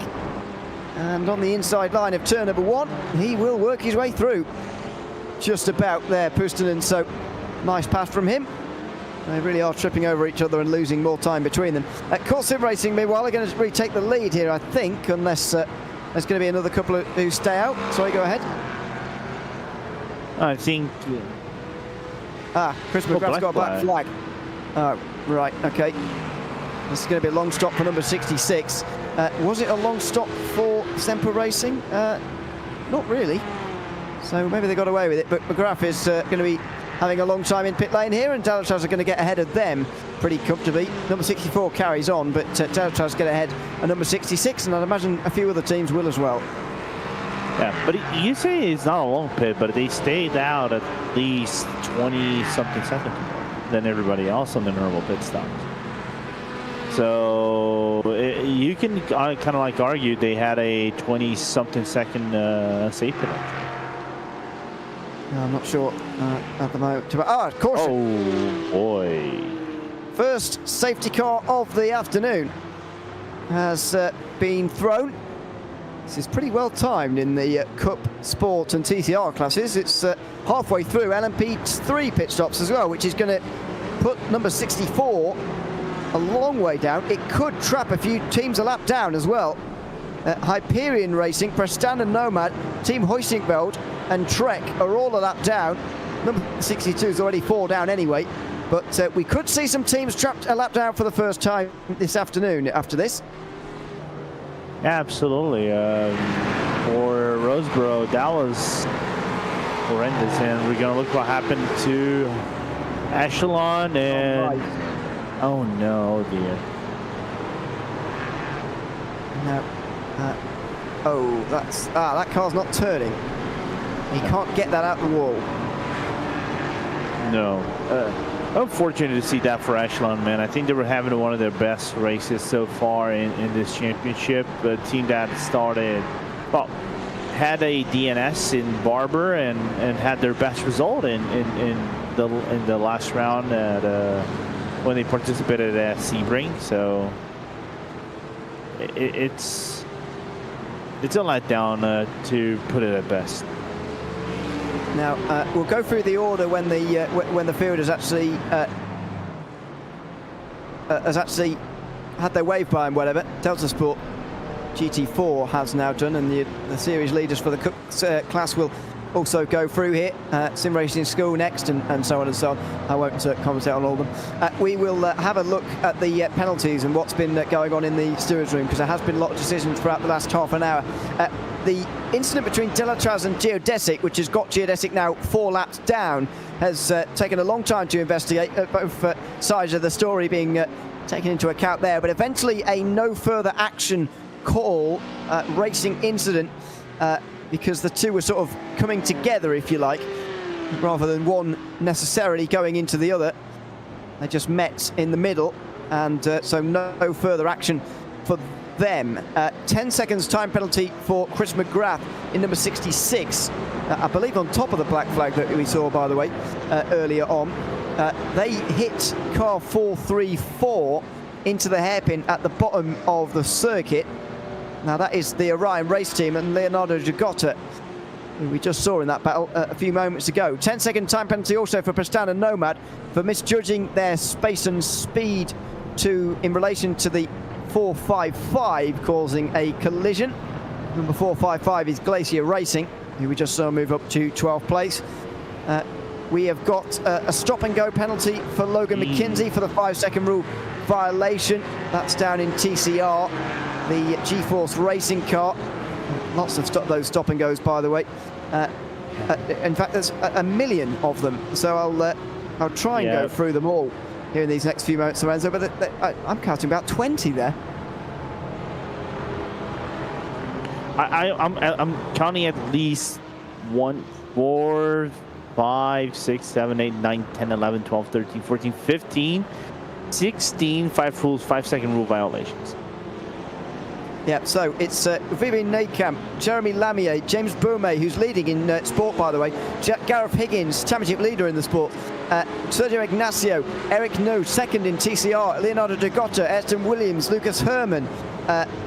Lucas Herman's only a warning. It must be the first time he's done it. Doug Sorrentino, Jordan Backmeyer, David Boschke, and Chris McGrath, all with stop-and-go penalties for the 5-second rule violation. And this seems to happen, by the way, every single round. Not sure how these guys aren't getting any better at the 5-second rule, to be honest. Yeah.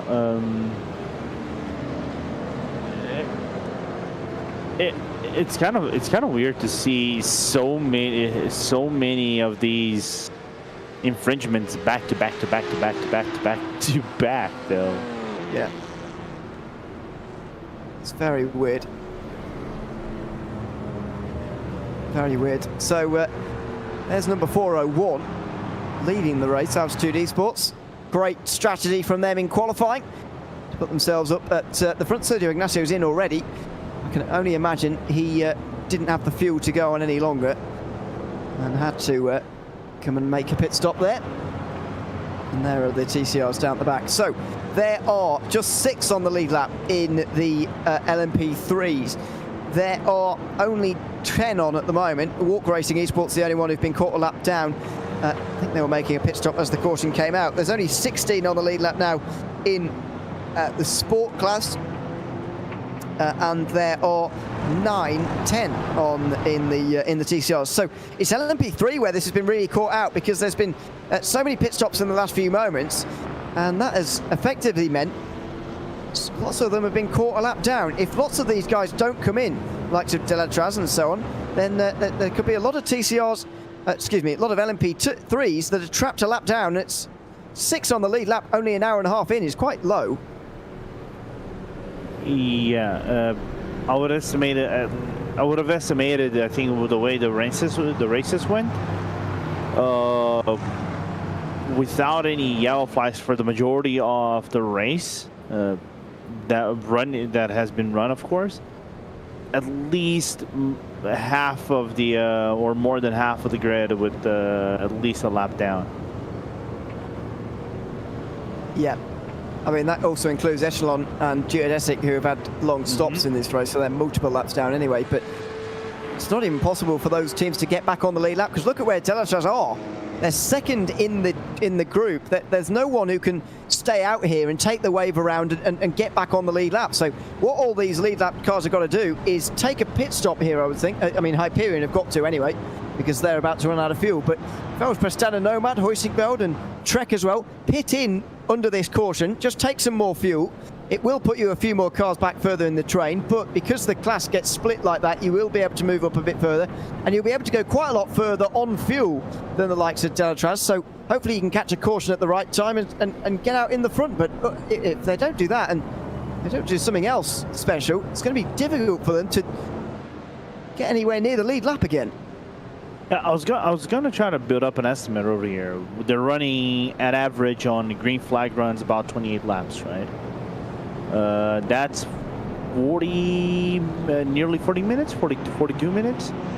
So doing mathematics right now, just off the top of my head, you'd have, if you do your pit stop now, you basically would have to do a very short pit stop to get to the end of the race. You would have to do at least 2 full pit stops, and your third one might have to do a short fuel. I wonder when the pit lane is going to open, just to see if everybody else is going to get their opening. Not this time. I think number 996 has not gone past as it should have done yet. There is the Impulse Racing car. Effectively, to explain how these rules work, by the way, if you're caught between the overall leader, who's here, and the safety car, sorry, not the overall leader, your class leader, if you're caught between your class leader and the overall leader, who's Brandon Roseborough there, then you effectively have a wave around so that you don't lose a lap through no fault of your own. At the moment, number 996 should stay on the lead lap with Kozuki Fujita, but they are not on the lead lap. They are behind the safety car as well, and they're effectively they're not the first cup car in the queue. the leaders are not the first Cup car in the queue, which is the problem. I'm pretty sure Fujita has to go past here because the Impulse Racing car has not come up on our screen yet. They are way further down, so I suspect we're waiting for that at the moment. There is a line in the rules that says we once had to extend a safety car by half an hour because somebody didn't do the right thing, and please don't do that. Well, I feel like we might be having one of those moments at the moment. We've still not got pit lane open just yet. Yeah, hopefully so. I was just trying to have a quick look over here in terms of tint lanes as we look into the track conditions. No rain in overside. That's the important thing, right? Ewan, we look through the radar. There's no rain indications. Well, unfortunately for me, but then again, I was promised rain of sorts. But I'll take whatever I can get at this moment. But more importantly, the fact that it's a cold track, I think at this point, drivers don't have to concern about tires way too much, and the fuel burn is going to be higher. So I don't know how effective it's going to be trying to fuel save all the way up to the end, right? Try to get a lap an extra or a potential overcut on someone else, especially on the LMP3s. Because right now, everybody's going to get a reset of sorts. I wonder how long this is going to continue on, because there's number 915. You can just see going round turn 8 at the moment. But the Visceral car is a lot further ahead in the train than that. And if this carries on, then some guys are going to be running out of fuel and having to take on emergency service. And by some, I mean quite a lot of the Cup field, also the Sport field and TCR field as well. There was the Sport car. I believe they did have to take emergency service. That will result in an end-of-line penalty for them. And by end-of-line, I don't mean the end of the very line, the end of their line. But Jordan Backmeyer is going to have to start this next run with a lot of work to do. And, well, this could carry on for a while here, unless pit lane is open now, which I don't believe it is just at the moment. Oh, it is. It must be, because everybody's coming in now. So here we go. JÉREZ had to come in. They hadn't stopped yet from LMP3, and that will leave JÉREZ in the lead of this race. That's unsurprising. But what about the rest of them here? The Cup cars have mostly stayed out for the moment, but they are yet to come past pit lane. So let's see the end of pit lane here in Sport. Altitude Esports have carried on along with Impulse Racing and Team 75. That's surprising to see. Let's see who's coming off pit lane first, though, as the Cup cars now finally come in. It's going to be Sport class cars out first, I think. But who's going to get out first? JÉREZ 462 also stay out, along with the Door Academy car in 5th position. Who's going to get out first from these pit stops as the LMP3s just come in and make their short fuels? Not many of the big names have come in from the LMP3s. Now the Sport class cars do get themselves onto the apron and off of pit lane. Who's going to be out first? It looks like Fiercely Forward. You just saw them come through the bottom of your screen there. Then it's going to be Huge Ass. Then it's going to be Geodesic, BS Turner, Orion Race Team are going to round out the top 10. In the Cup class, Visceral and Fiercely Forward stay out because that's part of their strategy. Carlisle come out first after a short stop. They only needed a bit of fuel. Then the Sport car is next, ahead of, well, we haven't seen who's next going to be coming out yet. They've got some long stops a bit further down, some tire changes as well, by the looks of things, in the Cup category.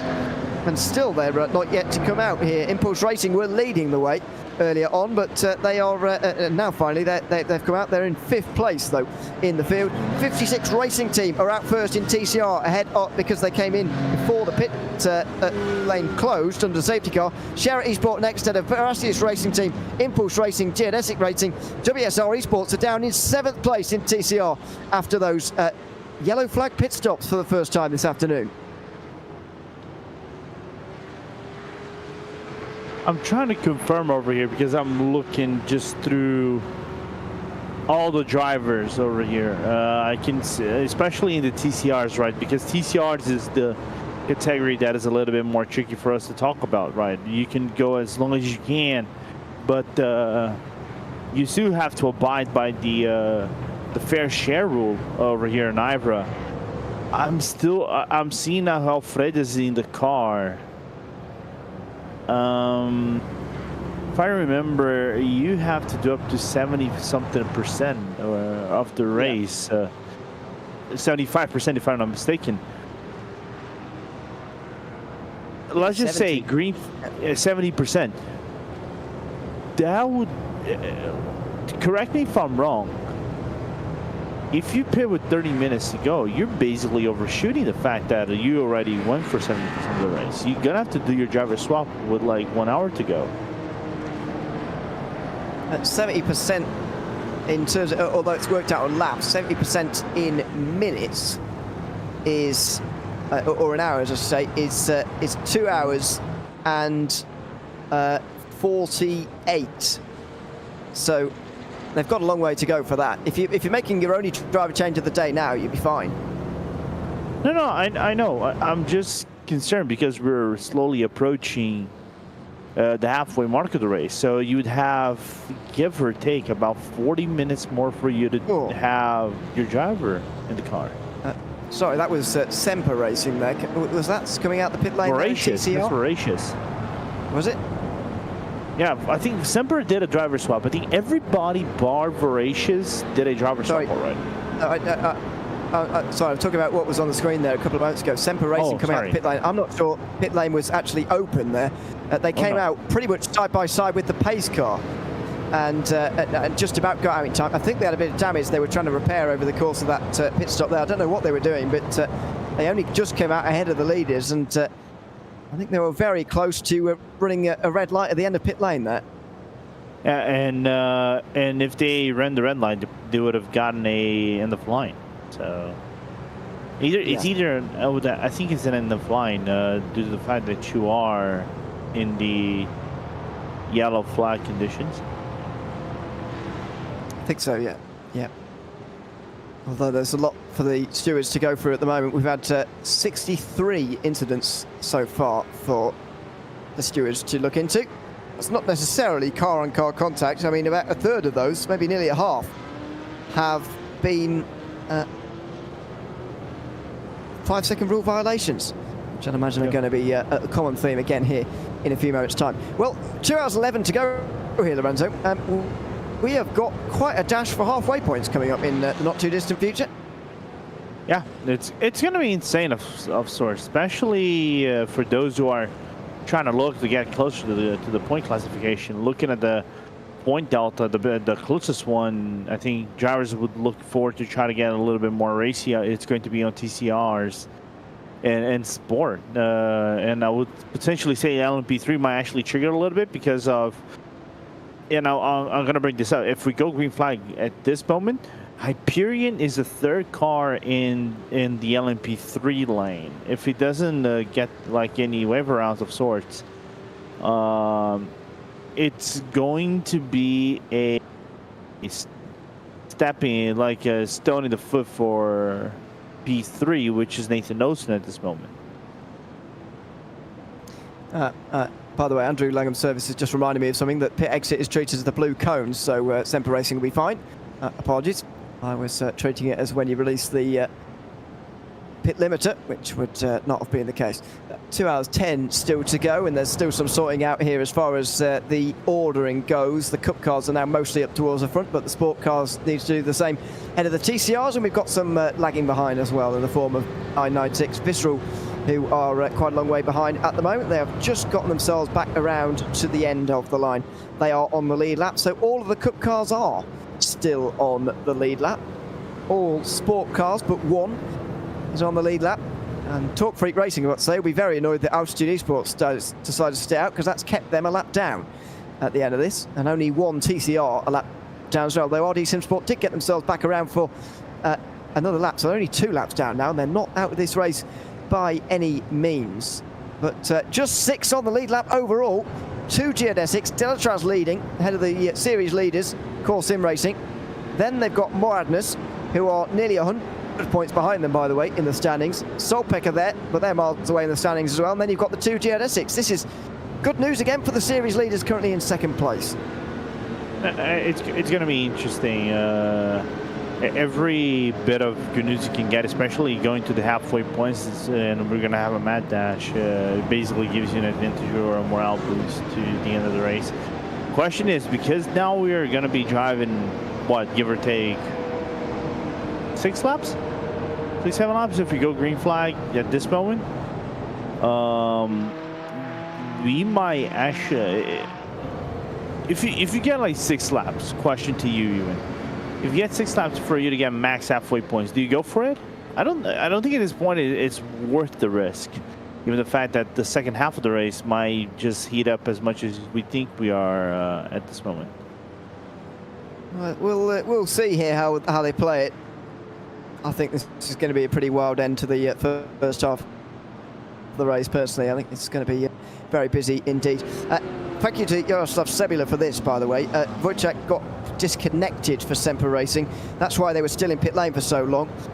Shame, as they were driver swapping, and they would be leading if not for that. But the main thing is they are still in the race, and that is true. They're just about on the lead lap.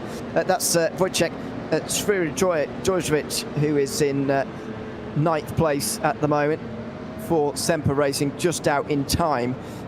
The 56 Racing team will have gone to the back end of the group there. They were leading, but they've gone to the back end, I believe, for pitting under yellow. So that will be a back of the line restart for them.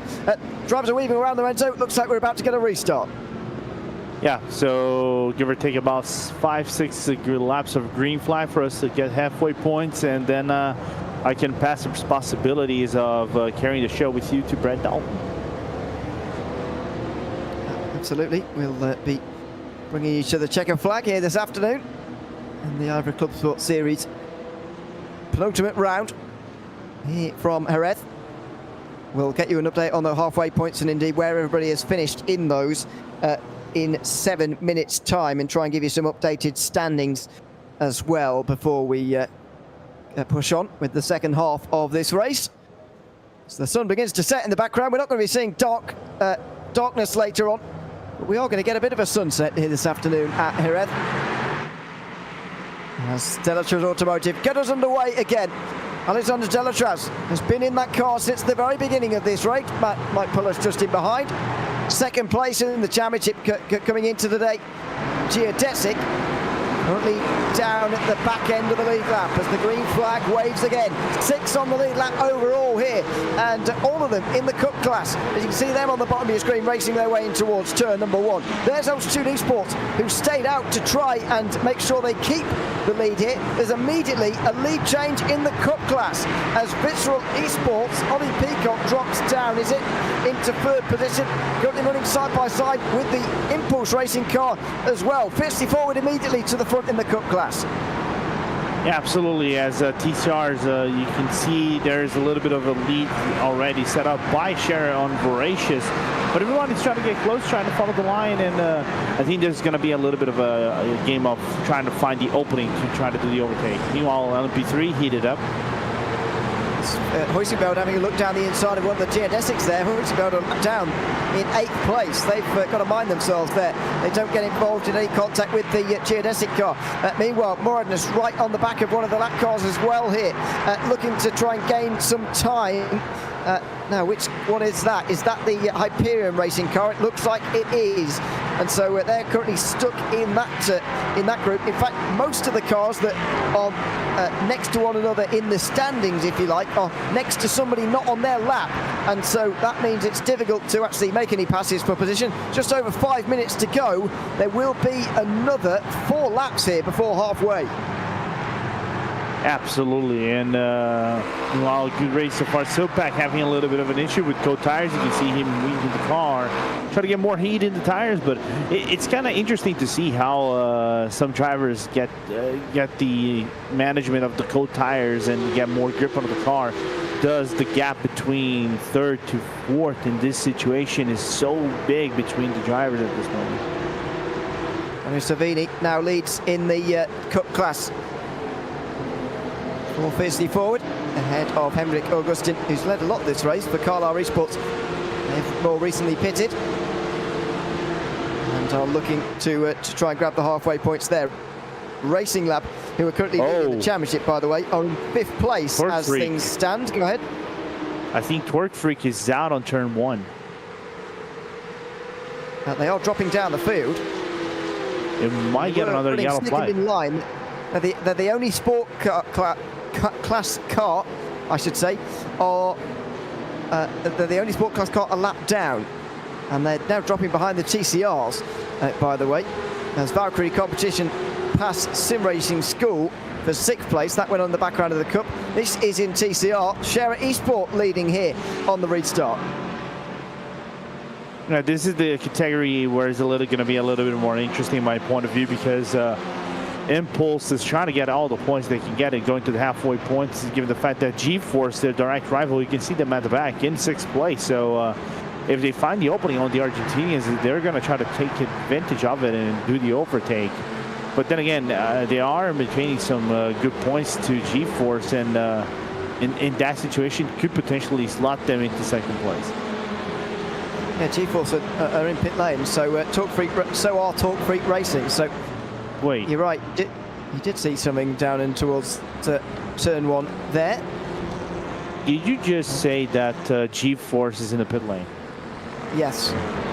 They just had a connection loss then, because I saw them dropping out right before the hairpin. Okay, Michael Polasek has gotten into the car as well, so that suggests that they're getting someone else in after a disconnect, unfortunately for G-Force Racing, and they now will drop perhaps off the lead lap as well. Traffic already here in the LMP3s. How has this happened so early on? This is a couple of TCRs who are a bit further off the back of the rest of them. Alexander Janitraz around the outside. Polish going to go for the inside line. Just under half a second here, as there's 2 laps to go at the end of this one before we get to halfway. And good battle between everybody, as there's still lots of action around the racetrack, and but I would say at least 2 more laps before this next lap and probably potentially the other one to give the halfway points, as you can see Moradnes losing some ground to the top 2 at this moment. Over the line again with 2 hours 2 to go. The halfway points, by the way, awarded not in the middle of the circuit or whatever, at the end of the lap that is first crossed after the first half of the race is completed. So they will get another 2 in. This is Solpec versus Geodesic, a bit further down for 4th position. And this is number 66, of course, at the 5th place championship car, I should say, at 101 points off of the Core Sim Racing car. And at the moment, that is going to need, or they're going to need to at least stop losing points at quite such a rate to the Core Sim Racing car. And this will be a good start here. Solpec have done a good job at climbing themselves through the field up to 4th so far, actually, but can they stay here in time to grab those points? They need to, because if the gap they have, meanwhile Team Hoistifel was looking for an opening on the inside, they're not going to be able to go around. We're going to see what happened to Ollie Peacock on turn number 1. Of course, cars can slide, a little bit of a lock in the brakes, and just going offline. So coming back to your point, they need all the points, because the point gap they have to present the Nomad is only 43. It's 12 points. So anything now they can get basically prompts them to 1 spot. Pascal Costa there, reactionary defending, we'd call it, and Ollie Peacock worked his way around the outside, trying to avenge that mistake, his own mistake, in towards turn 1 a couple of moments ago, but Pascal Costa able to hold the inside and hold on. Daniel Savini looks like he's going to take the halfway points in Cup. Altitude Esports look like they're going to do it in number 401 in the sport class. They are 13th in the standings, by the way, and mathematically out of the championship contention. So I'm not really sure why they stayed out, to be honest with you, under the caution. But anyway, they did, and now they are going to get the points. Delatraz just less than 0.4 of a second ahead of Polish there at the front of the race. It's going to be a last lap dash for those points as the seconds tick by now and 2 hours to go is crossed. Yeah, and this is going to be quite interesting for me in TCRs, though, Ewan, because JÉREZ is far behind on everybody else in points. They're 371 to 479 for WSR Esports butt kicker.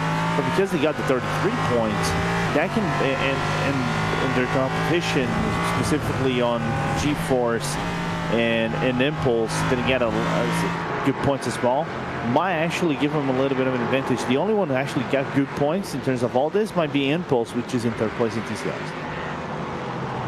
Final corners here at the halfway stage are upon us, and that bit of traffic there is going to seal it for Delatraz. 3rd place in the championship coming into today.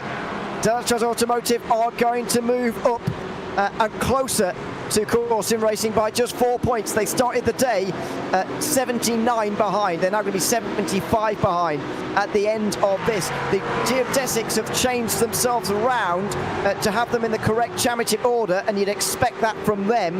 That means 5th place for 64 and 6th place for 66. Moradness will finish 3rd, and so they will drop a bit, or pull a bit further away, sorry, from the other geodesic car as Delatraz get a bit closer to number 64 at geodesic. That's how it is in the LMP3s to get us to the halfway stage of this race. Lorenzo, you've been back with us for the last hour or so. How do you assess the second half of this race coming in up now? We're just embarking on. A really good race so far, as was quite clean. Of course, I was joking when I was going to sue the drivers and everything as the leaders, none of you go around the leaders in TCRs. But I'm hoping to see, I would say, a more heated up race as the second half opens up and everybody wants to get the points to set up themselves for Portimao. Absolutely. Thanks very much, Lorenzo Bonda, for being with me for the last hour or so. It's myself, still myself, Ewan O'Leary, taking you through to the checkered flag here at the 4 Hours FRF here in the IVRA Clubsport Series, alongside Brad Dalton for these final couple of hours. Good to be alongside you, Brad. We've got a race restart for you to get your teeth into immediately, and the first traffic of this restart as you join as well. Yeah, good morning, good afternoon, good evening, everyone. I always love Clubsport because I just enjoy seeing LMP3, Cup Sport, and TCR cars go through. But traffic is traffic is traffic, and look at the traffic between LMP3 and TCRs. This is where things get exciting. This is a track that, you know, in my opinion, there is room for traffic, but not a lot of room for traffic, and things can go very wrong very fast. As is true in any multi-class racing. Ewan, it's always fun to watch IVRA Clubsport go through and kind of see how the drivers handle things. This has been an exciting race so far, and I'm excited to be with you here to the end. Absolutely. Let's have a look at what's been going on a bit down in sport. This is for second place. These are the 3 championship contenders, by the way. Geodesic, Impulse, Team 75, 1, 2 and 3, well, second, third and fourth. They finished this way at the halfway stage as well, so both of those 2 teams close in a bit on the series leader, Team 75, Bernard by Sim RC. It's good news for them as they make some progress here, although they started the day with the biggest disadvantage to overcome, so that they did need to be ahead really at the halfway stage. But some interesting pit strategy to try and get those points, I've got to say. All 3 of these teams decided to stay out under the last caution, even though they were quite close to needing a pit stop to get those points.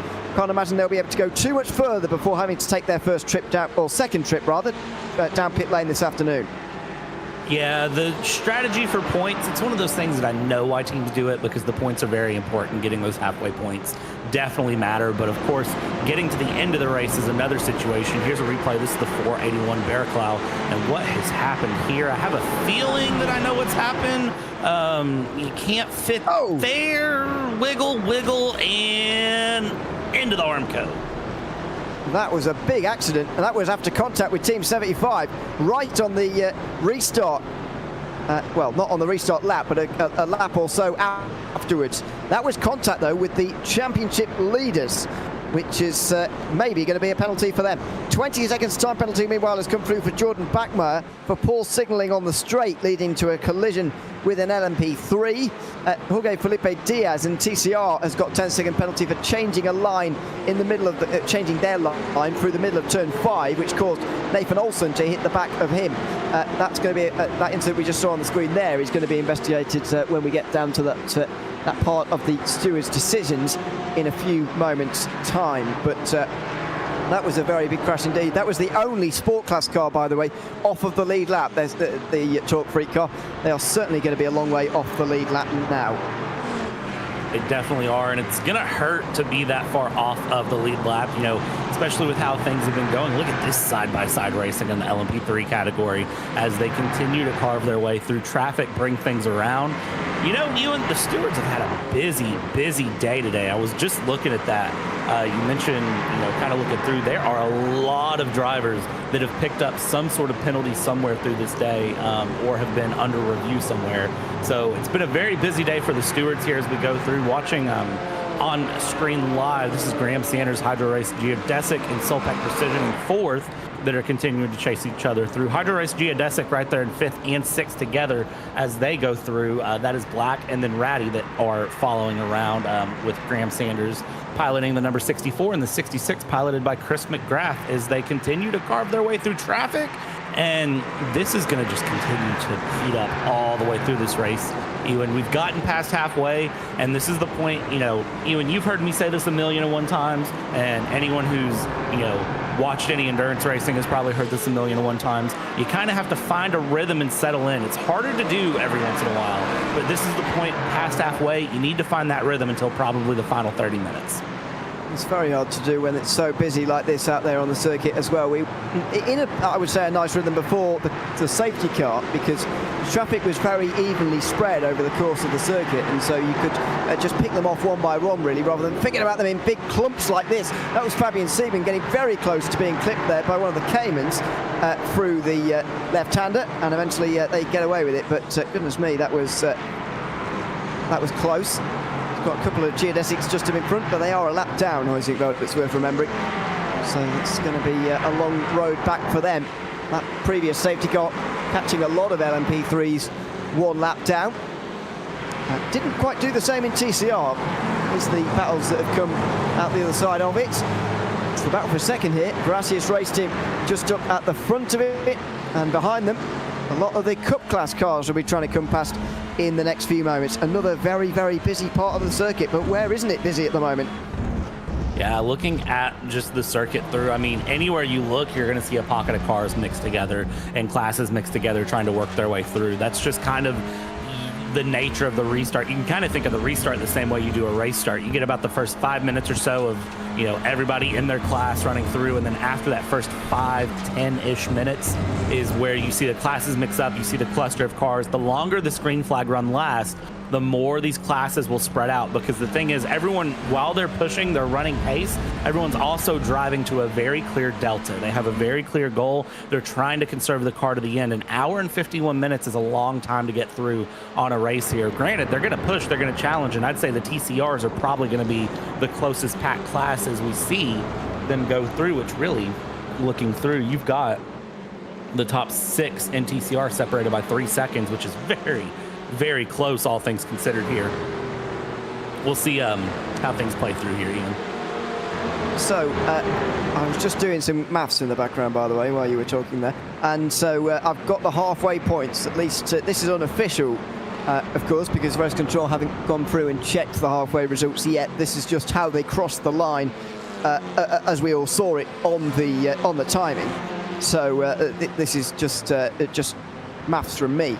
But no positional changes inside the top 4 of any, or top 3 rather, of any class here today, because all of the championship contenders generally have had a good halfway points.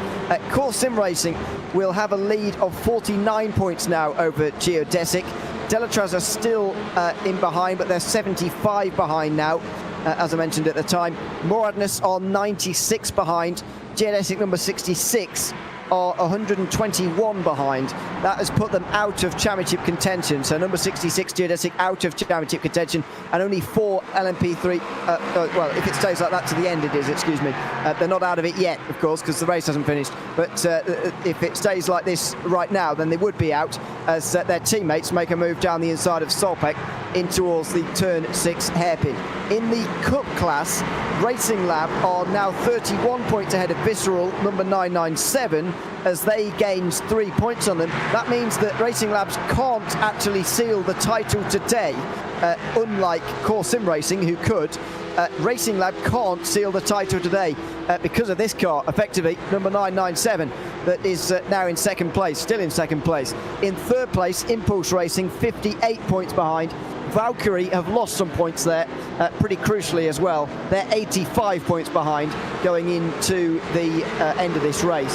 In the sport class, Team 75 lost points to both of their most close championship rivals, so they're now only 64 points ahead of GT4 and only 80 ahead of Impulse Racing. That is both closer than what they were at the start of the day, but they are still leading quite comfortably, and they could seal the title today if things go their way, as could WSR Esports number 127. Their lead's extended because of GeForce Racing's disconnection a few moments ago. The gap now 72 points, with Impulse Racing 85 behind and JÉREZ 99 behind. So that could be sealed today as well. We know that we're going to have at least one championship finale, though. The Cup class will be alive no matter what happens this afternoon, going into the final race of the season at Portimao in 4 weeks' time. So the halfway points making a bit of a difference, but no positional changes on halfway this time round. Yeah, and in terms of the points, you know, all of the drivers are going to be both very relieved to hear what you said, Ewan. Unofficially, of course, Ewan doing all of the mental maths that I am not good at, which is why we rely on Ewan to calculate those mid-race points, because Ewan can commentate and do math at the same time. It's a skill that I envy, I'm not going to lie. But it's a spreadsheet, but thanks. Yeah, well, math, spreadsheet, same difference. It's interesting to kind of see where these battles are at, where the championship battles are at, and, you know, really the Cup one, you know, you said it, regardless of what happens today, but okay, I'm not going to say that, but I'm going to say barring anything insane happening, this Cup battle will go down to the wire, which is going to be fun to watch. And I would say that, you know, there's a lot of good battles that are still there to watch. And honestly, even if things don't go all the way to the wire at Portimao in every class, you're still going to have battles in every class for points. There's teams that are completely tied in points coming into this round. There's teams that are separated by 1 and 2 points coming into this round. So that's going to be where, you know, even if it's not for the overall team championship, there's still plenty of storylines up and down this field that you can look at going into that final round of Portimao, which is going to be 12th of April and should be a lot of fun to see through. I'm curious to see, you know, how the Clubsport drivers handle that one, how they get through this race. Tracks are kind of similar, so I would think that whoever gets through this race doing very well will have a good indication probably going into Portimao. It's going to be a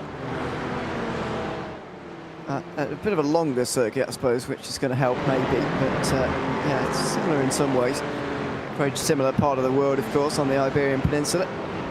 Portugal, neighbouring Spain. Not sure how close this is to the Portuguese border, actually. I don't know Spanish geography very well, but it will be nearby-ish for the final round of the season. Meanwhile, number 997 has come in. They decided to stay out under the caution so that they could take as many halfway points as possible. So they're now going to take their pain and take their pit stop down on pit lane, of course. 1 hour 46 still to go. JÉREZ Automotive still lead this race ahead of Core Sim Racing. 50 forward lead in the Cup class and the Sport class, with JÉREZ Esport leading in TCR at the moment.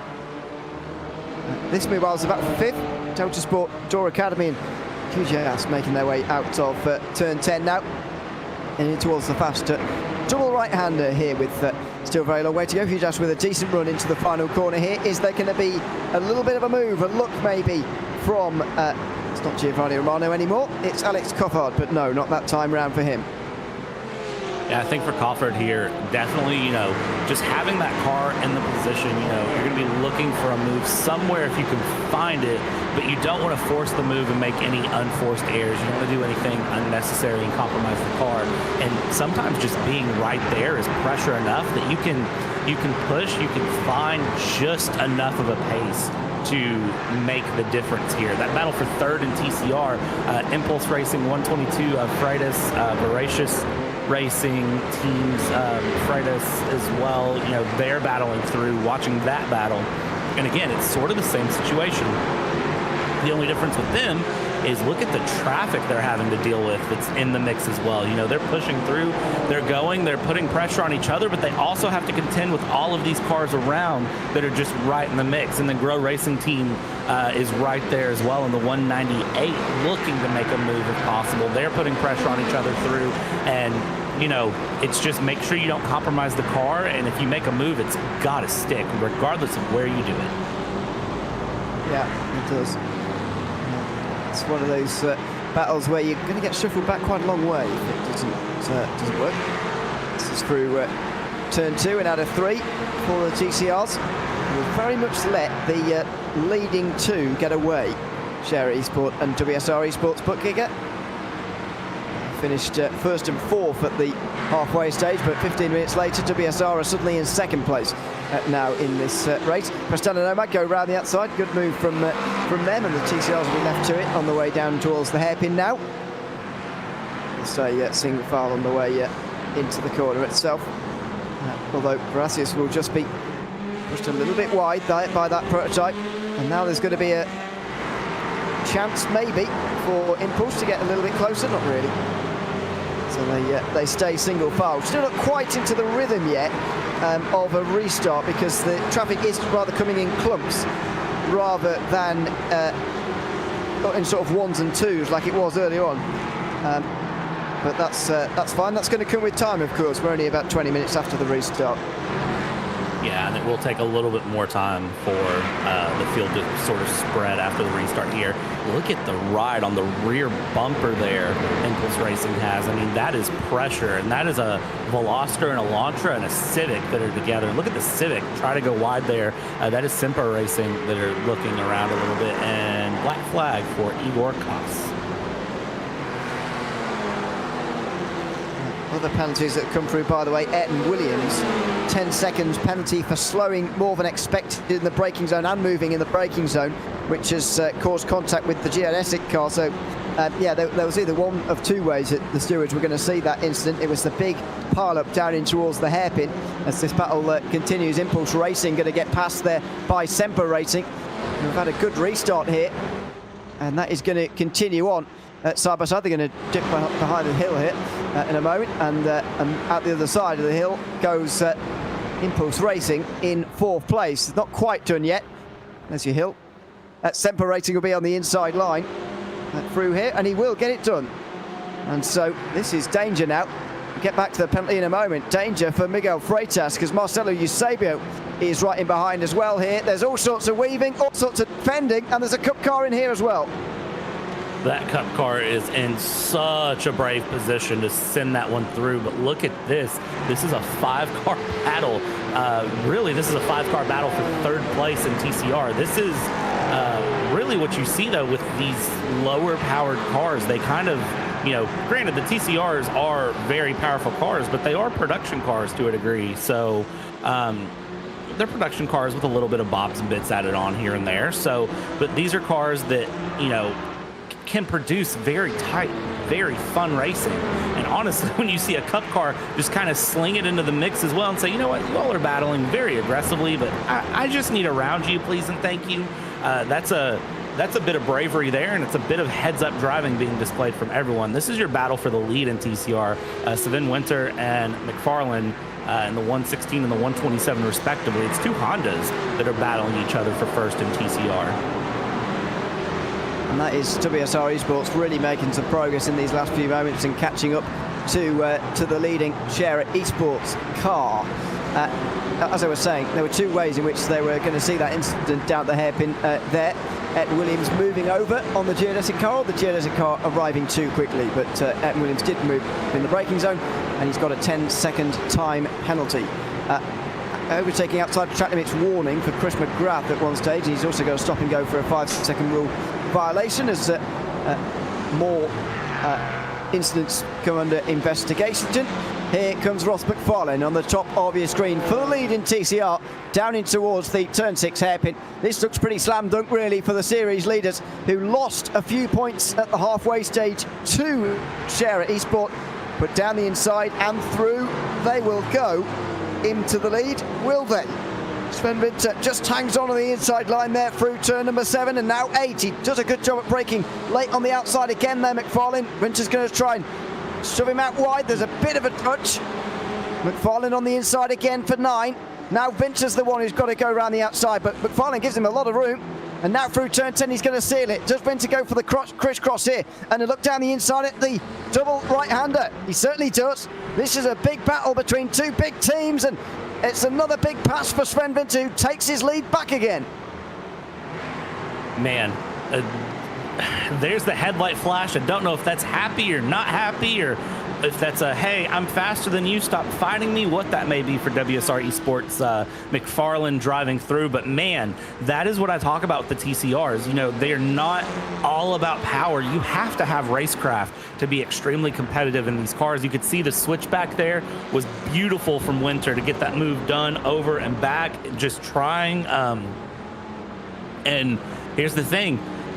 It's not over. This is going to continue on for another hour and a bit. I mean, it's going to be just through and back. WSR Esports is going to be very, very poised to get through, as you mentioned, on the restart a bit back, at the halfway point a bit back, but now battling for the lead. And that second place in sport is not done either, from BS Turner and Hydro Race Geodesic Racing EU.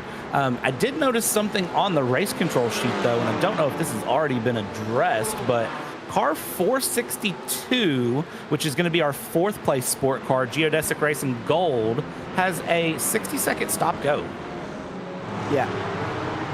No, I don't think I did mention that yet, but that's a bit. I'll just scroll down a bit further for that.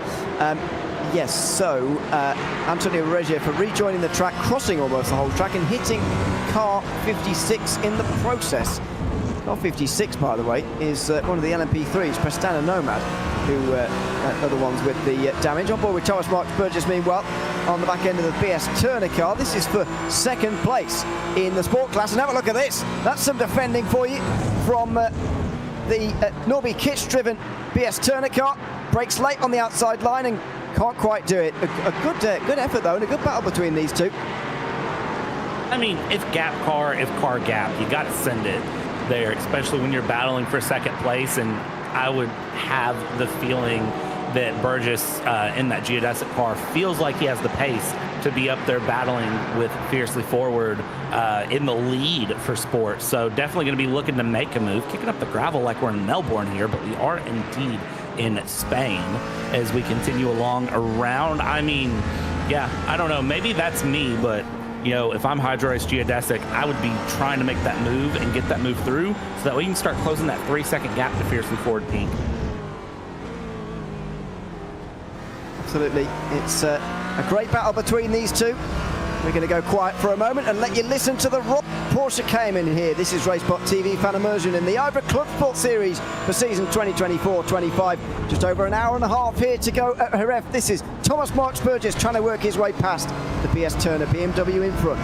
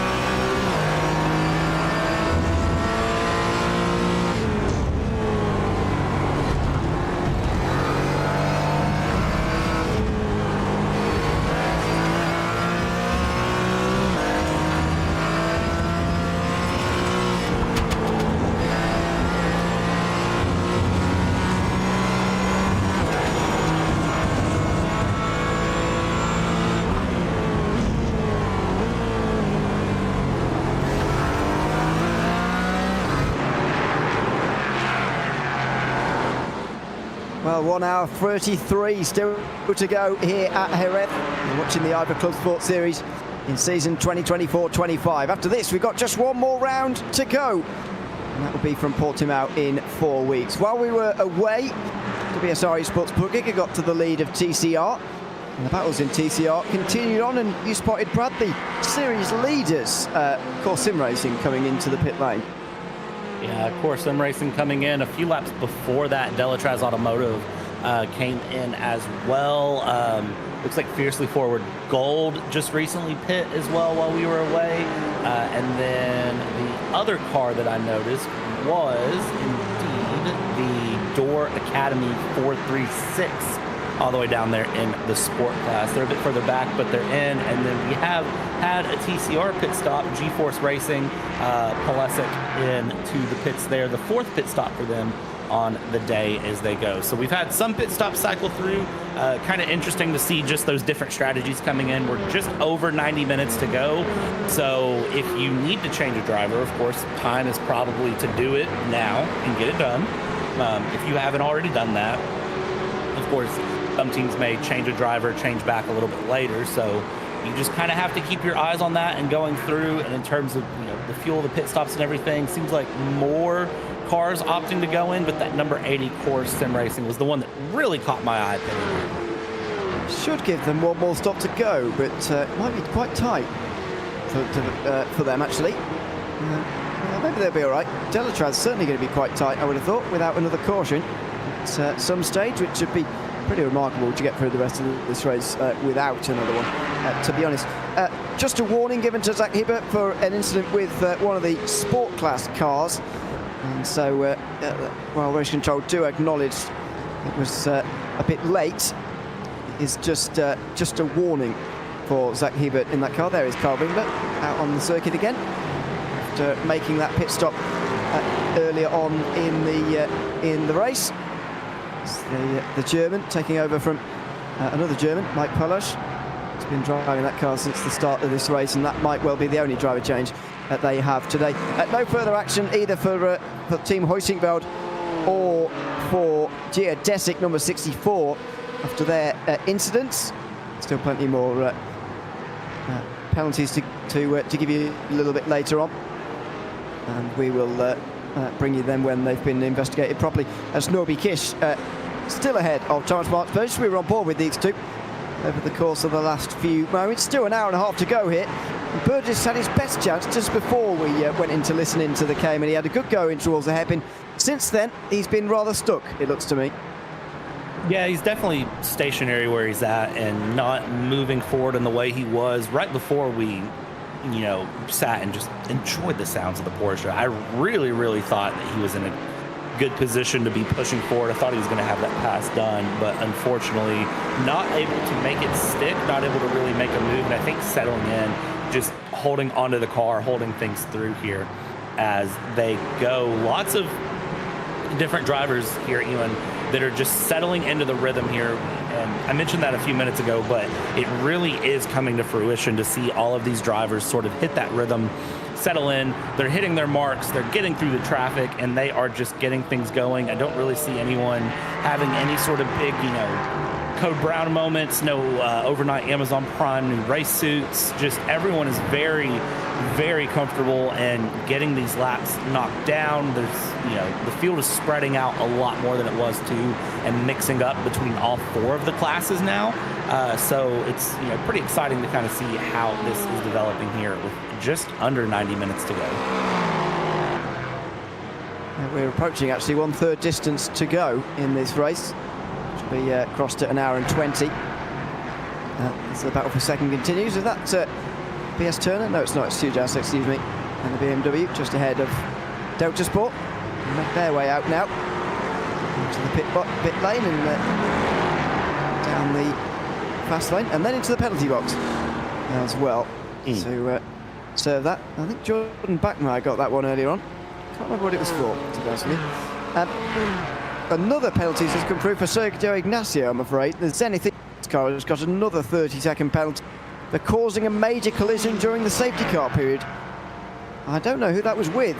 Well, I can guess, considering the other car involved is number 127. That's the race-leading TCR, but another 30-second penalty to go along with the minute penalty they got for driving into someone on a straight earlier on.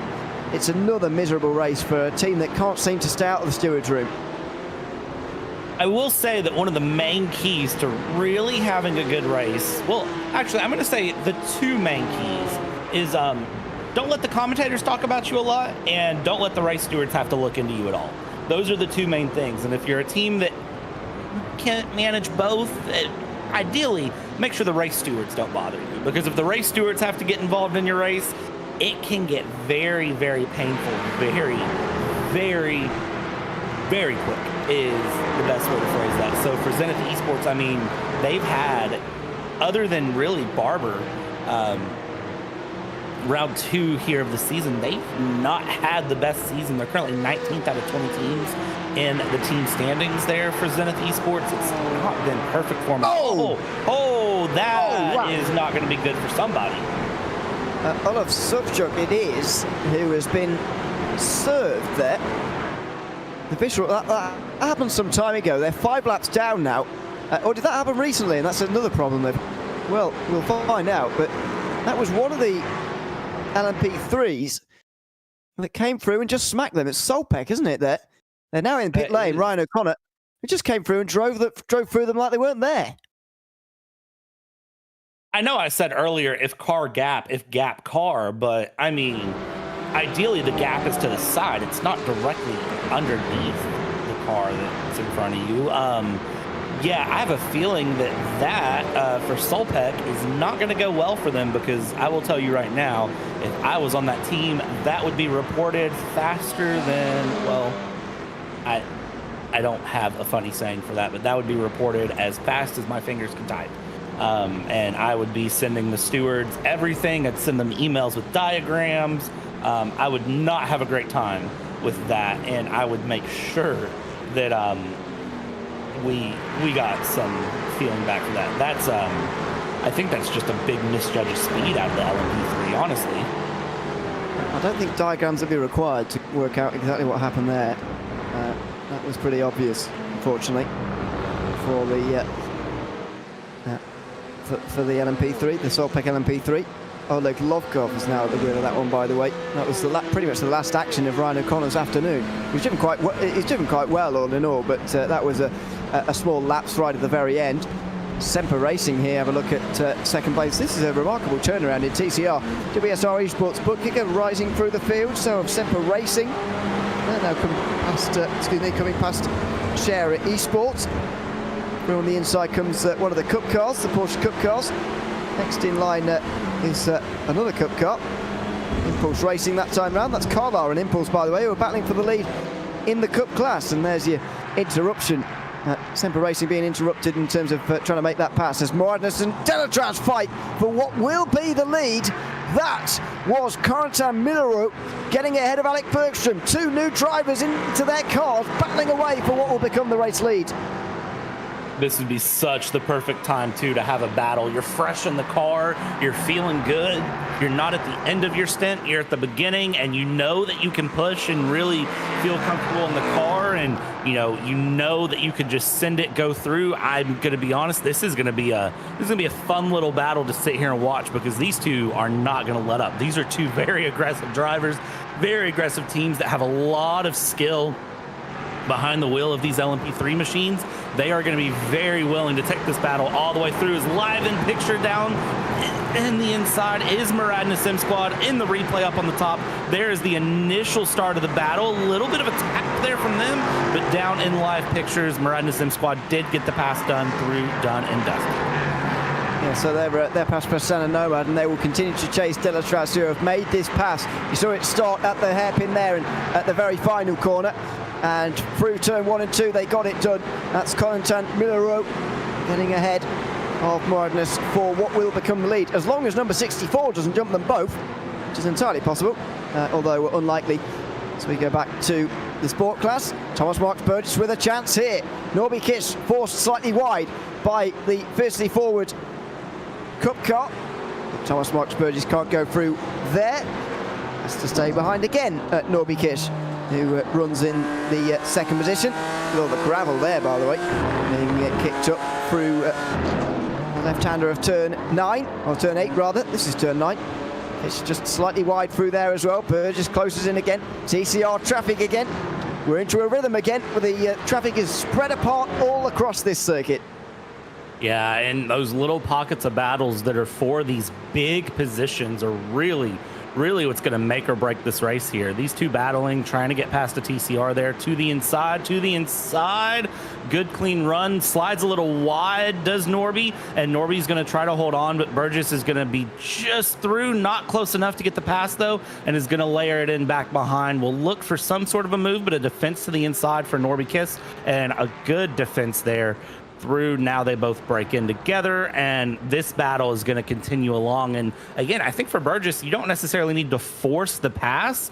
You just need to continue to apply pressure, continue to just kind of remind that 489 that you are there and you are just close enough to kind of cause a problem for someone somewhere. This is championship battles going on here, by the way. Team 75 versus Impulse. Pit strategy is all over the place in the sport class at the moment. I'm not even going to try and tell you who actually is in the lead, because it's entirely pointless. It's all over the place. Timo Hayden versus Corentin Grine is this battle, though. You'd imagine these two will find themselves up towards the front a little bit later on. The Geodesic 462 is the other car that they're fighting for a championship with, by the way, and John Butterfur is now at the wheel of that one, although he is about 10 seconds behind these two. It is so complicated in sport right now. We've got a group of 6 up front who are all on lap 29 of their stint. They all came in under the previous caution. Then you've got varying degrees of stints coming up for the rest of them, including 10 laps after the restart. Some guys came in, some people came in only just now, and so it's all over the place. These two, for example, have not been in since the safety car, and that's why they're second and third at the moment. But where are they really going to finish by the end of the race? We just don't know. Well, and that's the fun with strategy too, is some of this is you're banking on luck. So you're kind of doing the calculations, the strategy. The team is going to be in the background doing the math of, okay, we pit here last, we need to go to here, we need to do this, we need to do that. But remember, Ewan, a safety car can change everything. It doesn't matter what you calculated, what you think. A safety car can change anything and everything to the end and just completely wreck whatever strategy you had. So there's a little bit, there's a little bit of playing that game and knowing your strategy and doing the calculations and getting this car to the end and hitting at the right time and all of the things we talk about. But there's also that little bit of luck that just has to be in your favor. Lady Luck just has to shine down on you here at the end of this race every once in a while. You do everything right, you get a little bit of luck. That's really where things can shine.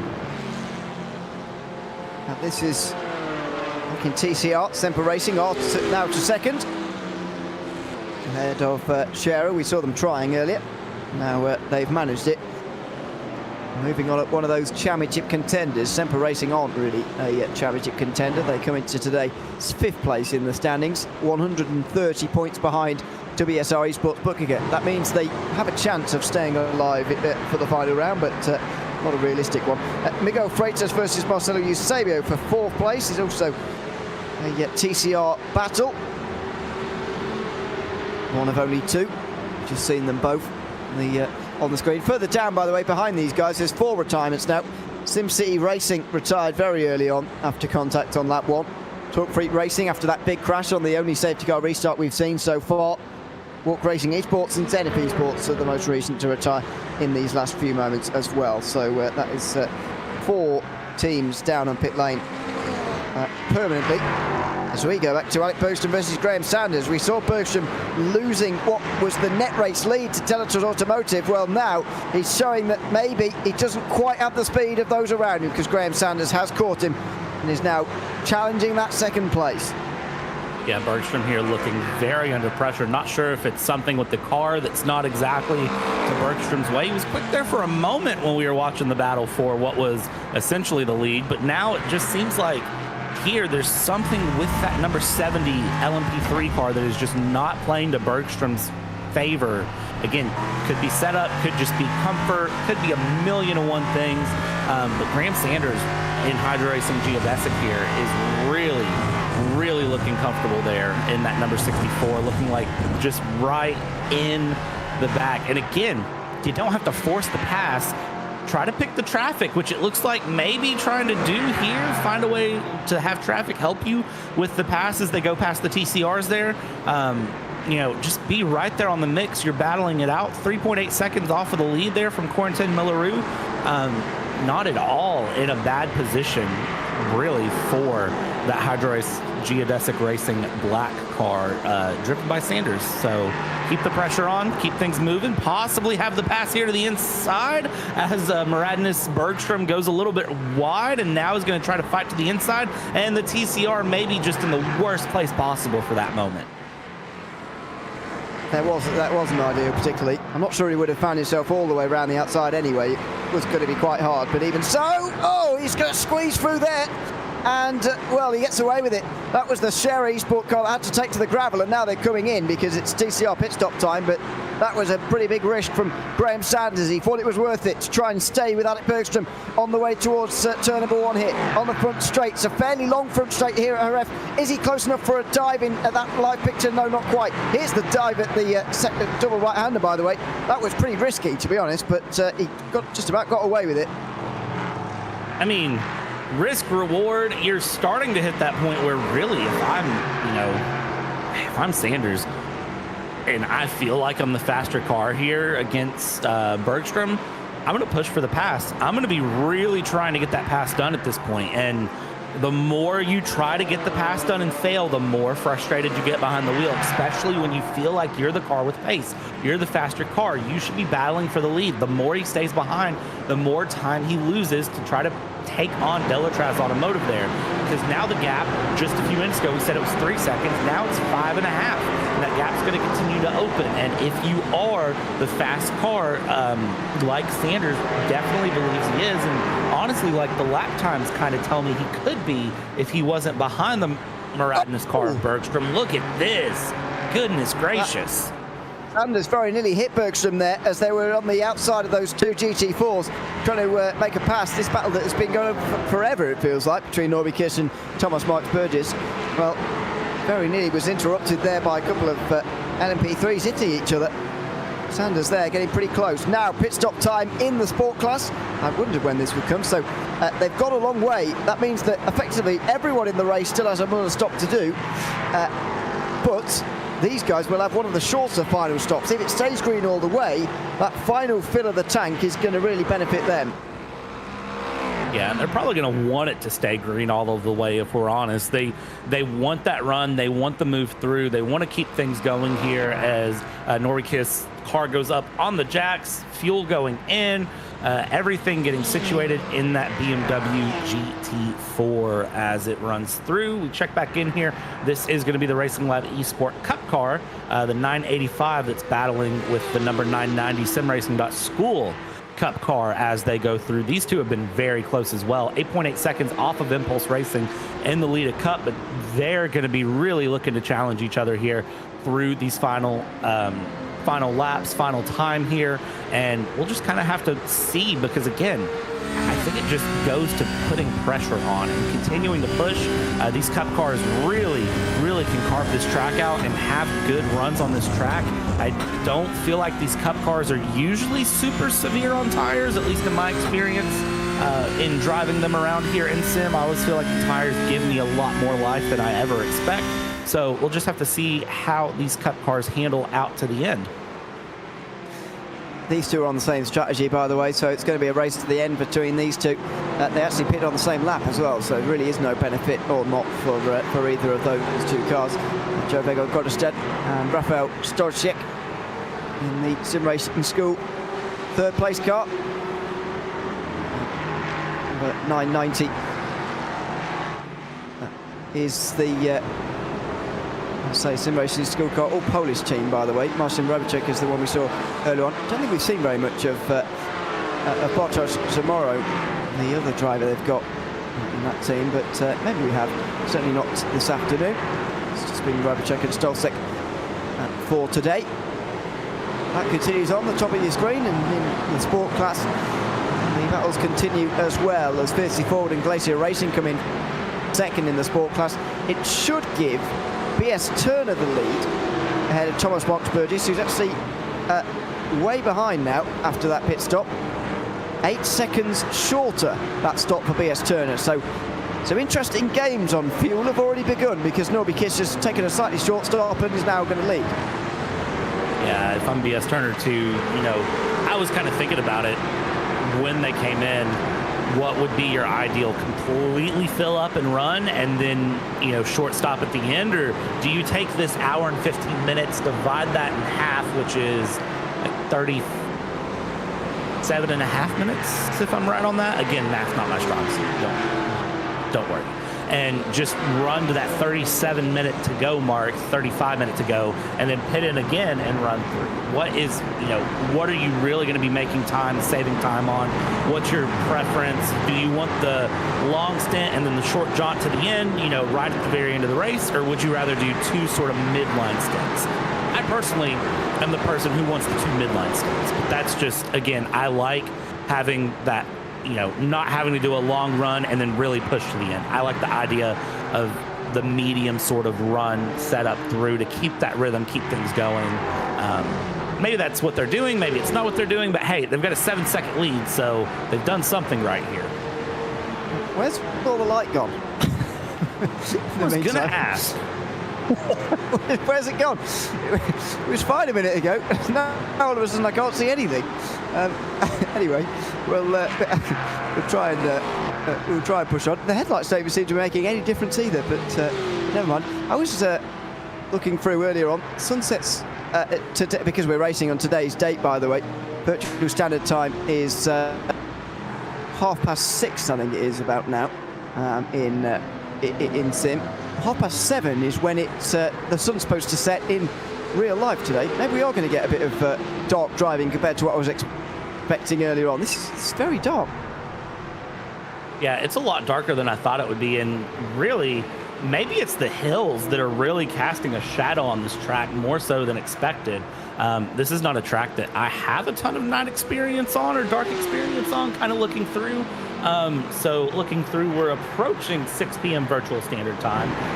One thing we haven't talked about, 17-mile-an-hour winds here, which doesn't, these aren't formula cars. They're not going to have huge effect by winds, but there is wind that comes into play. And I don't know if you've ever driven in 17-mile-an-hour winds, but that can really actually push your car around quite a bit. So the drivers are going to be feeling that wind as it goes through, which can affect the handling and the comfort level of the car. But yeah, no, with sunset happening, it seems like some sections of the track are just a bit brighter than others now. As that sun is coming down, I think the hill is also playing a big part into the shadows being cast on the track. Yeah, it's fine again now, isn't it? It's not as dark as it was, but that was pretty weird. The sun just going in for a moment. This is forward, meanwhile, 3rd place after the stops. So we've got a bit more of an idea now as to where we're all going to be, but Team 75 still have got to make another stop yet, and I reckon they've still got 2 stops left here. It could be pretty damaging for them. Huge ass as well. We'll see how far they can go on fuel, but might not be good news for Corentin Guinet, who's 2nd place at the moment. So Geodesic and Impulse are 2nd and 3rd in the championship, in that order as well. And they are looking for this position, looking for a podium place as well. Thomas Marks Burgess and Timo Hayden looking to get into that top 3. Which will be a big help to them as they try and chase down Team 75 in the Sport Class Championship. And there's the overall championship leader coming through as well for core sim racing, but Fiercely Forward, the ones who are defending from these guys at the moment. Yeah, Fiercely Forward doing a very good job of defense as well, I have to say, just putting the car in all the right marks. Looking in the mirror, keeping an eye on where that Hydro Race Geodesic Racing car is going to be, but then just putting the car in all the right marks, continuing to hit the apexes, and just driving the car forward. When you're battling like this, and you are the lead car, you need to be aware, but you also at the same time have to keep looking forward and really driving your race. You can't drive in the rear view mirror all the time and worry about what the car behind you is doing. You have to hit your marks and be ready to go. And then again, with traffic coming through, you've got to trust the traffic to do things just right. Look at this though, going defensive to the inside. The LMP3 wants through, and if you're on board with Impulse Racing, you're probably just kind of just wincing a little bit and just hoping that everyone makes it through in one piece, which everyone does. That is WSR Esport butt kicker TCR there on the outside, the 127 in the lead, driven by McFarlane, that they work their way through. And, well, this is the closest traffic we've seen here in a little bit. This is the biggest mix of traffic we've seen really in quite a long time. It is. Although this is what we get now through the middle of an hour's green flag run now, as it is. Been racing for 60 minutes. Not the longest green flag run we've had today. We've only had one caution so far today.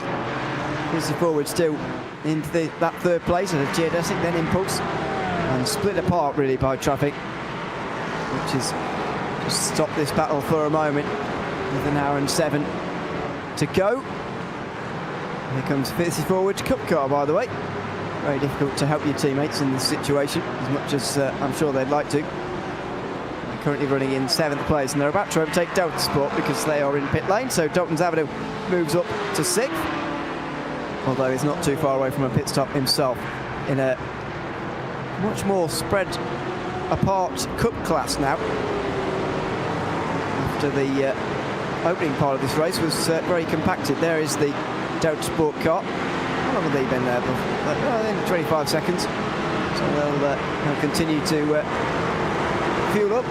Johan van der Belt, and we'll see if they change tyres as well for the perhaps final time today. They certainly won't be going to the end on the fuel, although maybe they might make it go long enough. This is one of those cup battles, by the way, for second place, although they're all quite a long way behind Impulse Racing at the front of the field.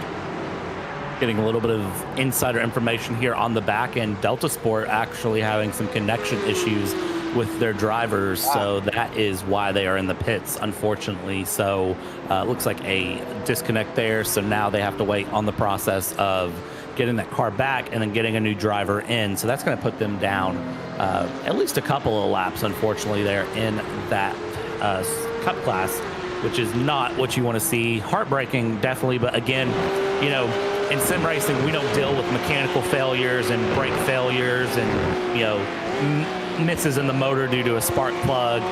Unfortunately, the big battle that we deal with in sim racing is, well, internet connections, especially in team events. So not ideal to see that there for Delta Sport Sim Shop 902, but you will have that in those moments, and hopefully they can get back out there and get that 902 going.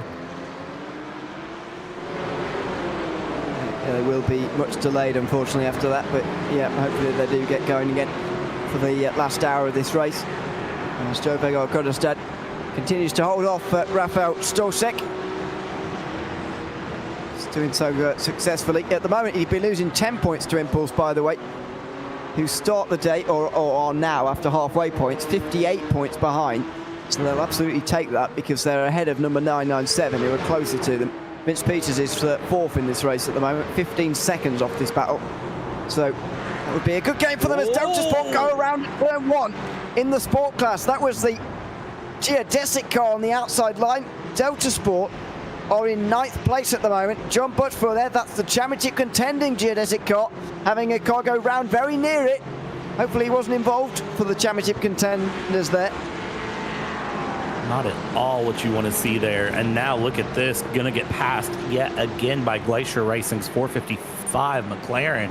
It's right there in the mix. Actually, no, able to hold off Glacier Racing's McLaren while getting back up to speed through the corners there. But let's get a replay here. This is Bart Horston, that 404 to the inside. And was there contact, or was that a little bit of just curb?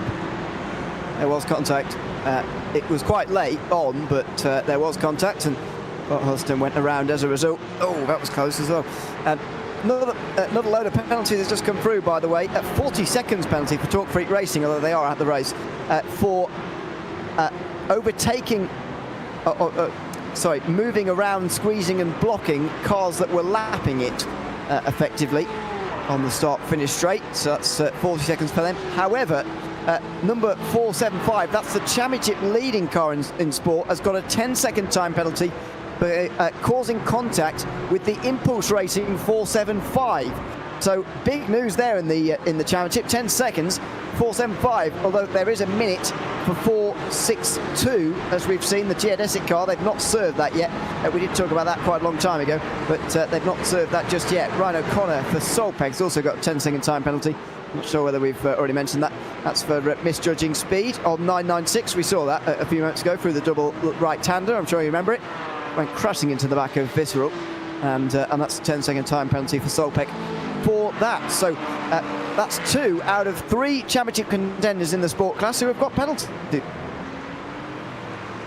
Yeah, and honestly, it's going to mix this championship up quite a bit. We just saw that replay, too, of Hydro Race Geodesic Racing Black's Graham Sanders, number 64, having a moment there with a cup car, and I will imagine that there will be a review on that one as well. Stewart's, of course, having a very, very busy time through the race here. Plenty of more moments that are still looking to go under review here, and the stewards are going to have to make a decision on. It's going to take them some time, and we'll see how it mixes things up. Third place in sport, still not comfortable. Fifth place in TCR, still not comfortable. So if you are those drivers, third in sport, of course, we're looking at Fiercely Ford Pink, and fifth in TCR, we're looking at Impulse Racing 122. So you're still looking at plenty of battles going through, and just trying to figure out who goes where, what goes where, and how to make the pass while being passed. It's hard to do. I'm not going to lie. As we watch these drivers continue to go through, and we're hitting that point where, again, you've got to think about pit strategy at the end.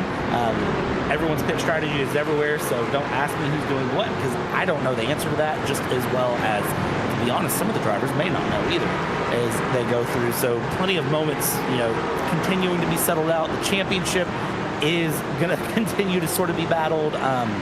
Even with an hour to go in this race, or an hour and a minute to go, I mean, this race is really, really shaping up. Look at this, 3 wide, 3 different classes. Another traffic interaction involving 3 of our classes. As this is 4.62, isn't it? Trying to get, but is it 4.64? It is Thomas Mark Burgess trying to get past Peregrina. Can't do it again. Number 4.62, by the way, John Butterfoot has not served that 1 minute penalty yet. Getting quite close to not being able to do it without an additional penalty if they're not too careful. So we'll see about that. According to the sheet here, they've not served it yet. But anyway, we're approaching an hour to go now in this race, and that change for second Cup class has finally happened. Rafael Stolzek is now ahead of Joe Vega-Goddestad. Vince Peters is going to continue to try and close on them, but he's not far away from a pit stop, which might even give them another pit stop to do a little bit later on. But in the final hour, we're getting close to those final stops now. And it's another long green flag run. It's been great to see here today that the safety car has for the most part stayed in the pit lane, and for the moment it continues to be there with 3 hours now gone and only 1 appearance. Yeah, and I'm sure the safety car driver honestly likes being in the pit lane and really, really prefers it there, just enjoying the racing.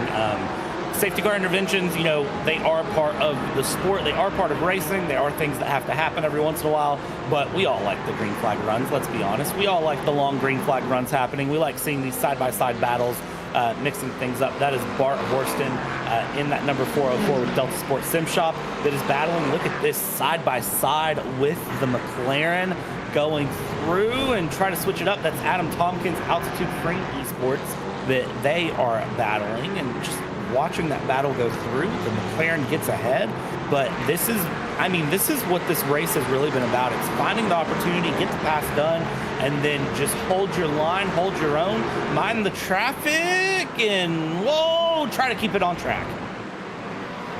Well, unsuccessfully that time round for Delta Sport, but they're back on again. There is, as I say, Altitude Esports were on pole position earlier on, and now down in 9th. And they're nowhere near where they were after qualifying. One of the biggest margins of pole I've seen in IVRA for a very long time. At 1.6, 1.7 seconds because of changeable conditions in qualifying. That was a dive from Graham Sanders, who went down the inside there. And, well, the Altitude Esports car again gets dived, and and now Delta Sport are going to go through. That is Bart Horston gets past Adam Tompkins. Is he going to stay there? They stay side by side through turn 9 and 10, and Horston's on the outside again for 10, and that's proved itself to be not a place to be time and time again, so they'll get away with it that time, but that was 2 LMP3s in an unideal place for Altitude Esports in a row there. Yeah, and I think really for Delta Sport, for Horston there, I think Horston knew that staying behind was not ideal as we watch this go through, and now a Cup car coming around, a TCR on the midline. Things are crazy, but also you got to remember that just behind them is also Glacier Racing that is right in the mix in that McLaren back. Look at this, goodness me. That was the 5th place geodesic car, nearly making contact there. All 4 classes on screen there on the front straight in one go. And Bart Horston now has finally been able to get this done by the looks of it. And he is indeed in 9th place. So long and drawn out for sure, but it's finally done. Glacier Racing around the outside here, not an ideal place to find yourself with. I think that's the JÉREZ Esports car. Here it is, by the way. Have a look at this. All weaving around, going on to the pit straight, and very nearly a move there to the left from the Altitude Sport Class car straight into the 5th placed geodesic car of Stephen McDonald. That was very close. That was, I mean, heads-up driving, bravery, and honestly a bit of trust from everyone to every other car there. That's a move that not a lot of drivers in a lot of series are going to be brave enough to make stick, regardless of class, regardless of who you are, because having that much faith in every car around you to do the right thing, it's so hard to be in that position. But everything worked out there. It was, you know, clean, no contact, nothing crazy, but I'll tell you right now, if that hadn't have worked out, there would have been some fist flying after the fact here. The number 8 into the pit lane. Now, can they make it home from there? That's going to be quite difficult. There's more than 30 laps to go in this race, so I would say they probably can't make it home, which is going to be a big problem when you compare them to teams like Geodesic. They're only 17, 18 laps into their stint. That could be an extra splash for this team. They may have their fingers crossed for a caution, honestly, or for something to happen to give them a opportunity to have a additional pit stop, or they're just going to slam it to the floor and hope it sticks. I don't know. I think caution's probably the main thing they're hoping for. Although, would that even help them? I don't know. I don't know. This is the race leader, Alec Bergstrom for Moradus M Squad, just ahead of Core Sim Racing by about 5 seconds at the moment. Bergstrom is only 19 laps into his stint. We're going to see Carl Winkler into the pit lane a lot sooner for Core Sim Racing. But Moradus controlling this race at the moment and doing a good job. 4th place in the standings.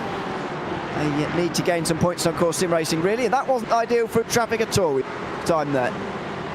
That it wasn't. Lost over a second, almost 2 seconds, over 2 seconds actually now on that moment with traffic. Not at all where you want to be, but you know, that is one of the things traffic giveth, traffic taketh away, and every once in a while traffic is going to take away the advantage you have in terms of gap as we come through. And now carve to the inside, very good pass there from Bergstrom to get that Moradus M Squad LMP3 to the inside.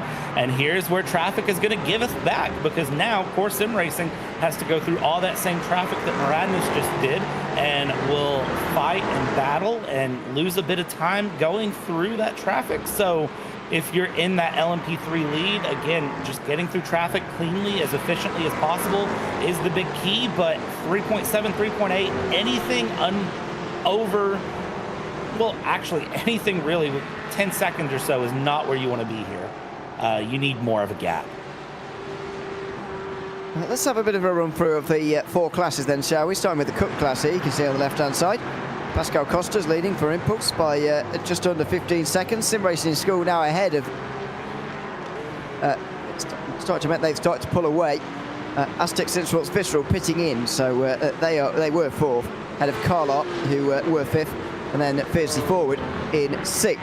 In the Sport class, BS Turner are leading the way now, with Norby Kish by 10 seconds over Fiercely Forward, who are holding off Geodesic, who just in behind them, with Door Academy rounding out the top 5. 462 championship contending geodesic car is in 6th, but they're going to drop down at the end of the day. Glacier Racing are next, and so on.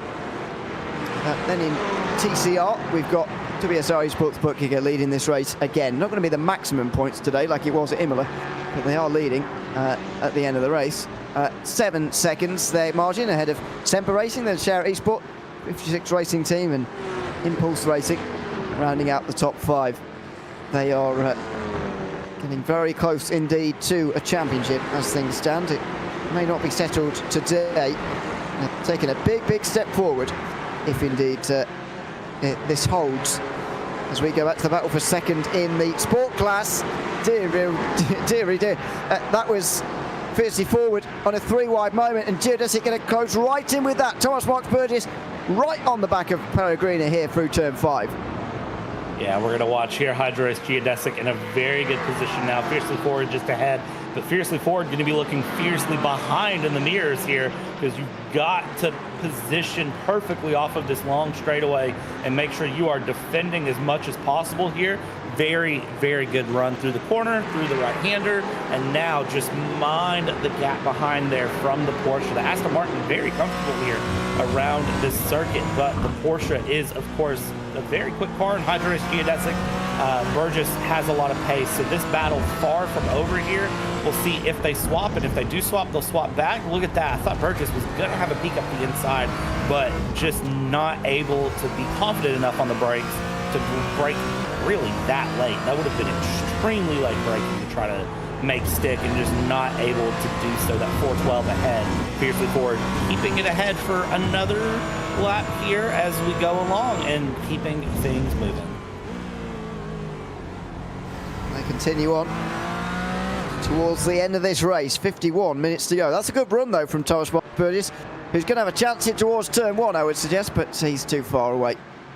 You need to be very close to make a move around her. We haven't really seen the long periods of battling where someone's been really struggling to get past someone so far, mainly because we've been jumping around looking at loads of different battles, but we also haven't really seen anybody stuck for an extended period of time behind somebody else in a really Jerez kind of way. You see it a lot around here, especially in sprint racing, that difficulty in overtaking is very common, but multi-class traffic seems to have helped quite a lot here today. We haven't really seen long periods of very little overtaking. Pellegrino again, if he just gets a good enough run off of turn 5 here though, he should stay ahead of Burgess, and that looks exactly what's happened there. He's going to need some of those LMP3s to help him out, maybe at the top of your screen. There's little chance, I don't think, for Burgess if he doesn't make his way through, if there isn't any lap traffic making its way through.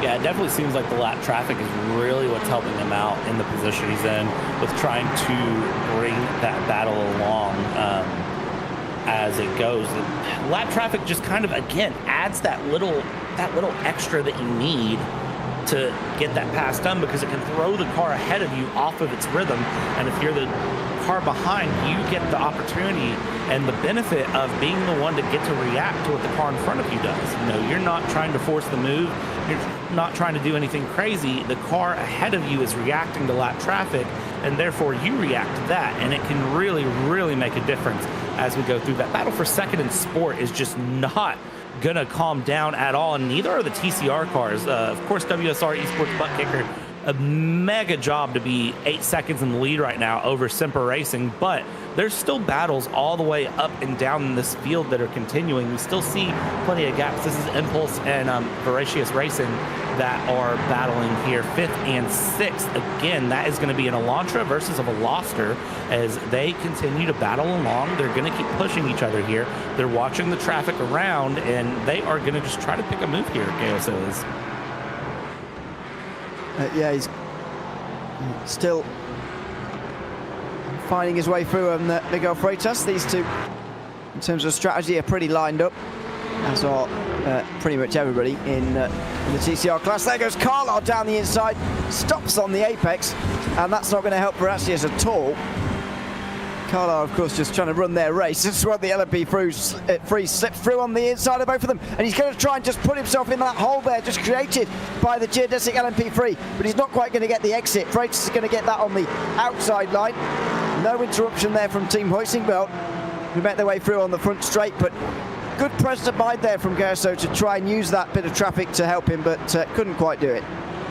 Absolutely, trying to just follow the LMP3 through. You could see very late on the brakes, very aggressive in the braking zone to get that car sent up the inside, and very good heads up as well from Impulse Racing, from Freitas there, to know that that was happening and stay wide enough to keep the gap to the inside and continue to keep the gap to the inside, because really Freitas could have aimed to close that gap through and get that done. Another Hydro Race geodesic LMP3 making the move around the inside, and then that is a Cup car following through as well, that is going to be making its way down through in and out, and just continue to watch this go along. We've got the battle for second in sport down in your bottom picture, because this battle is far from over as well. Absolutely. There's more traffic down the bottom of your screen as well. Through, but that doesn't seem to have given Burgess any sort of chance to go through either. So with just over 45 minutes to go, we are reaching that stage in the race now, finally, where overtaking has become difficult and the race has become stagnant in terms of where everybody is. There's not much in the way of positional changing going on up and down the field. In fact, these are some of the only battles going on in the entire field at the moment. They are the only two battles that we were just watching there. Every other gap is over a second. It's remarkable it's taken us over 3 hours to get to this point, but we have now reached it with just over 3/4 of an hour remaining. The sun continues to fall, because there is so much for the sun to fall behind here. It isn't actually glaring anywhere anymore, but it is still out, if you like. You can still see pretty well, although not particularly down here. This is the Impulse Racing Sport Class car, number 457. At the moment, they are just fresh out the pit lane, and we're in another phase in the Sport Class now, where really we don't know where everybody is. The pit stop window is so wide here that it's very difficult to really keep up with who is where. But the important thing for them is that Impulse are ahead of Team 75, and that will be pleasing for them. Yeah, that's going to have some good championship implications. It's really going to be what they're looking for there as we go through. That 475 Team 75 car is definitely going to be in a position that they're going to want to push and go through. Look at that little bit of beating and banging there between these two TCRs as they battle through. Look at this. That is the 5th place TCR of Impulse. That's Voracious Racing Team in 4th now as they go through. They go side by side, keep it side by side, and both Hyundai powered cars, both same engine, both powerful through.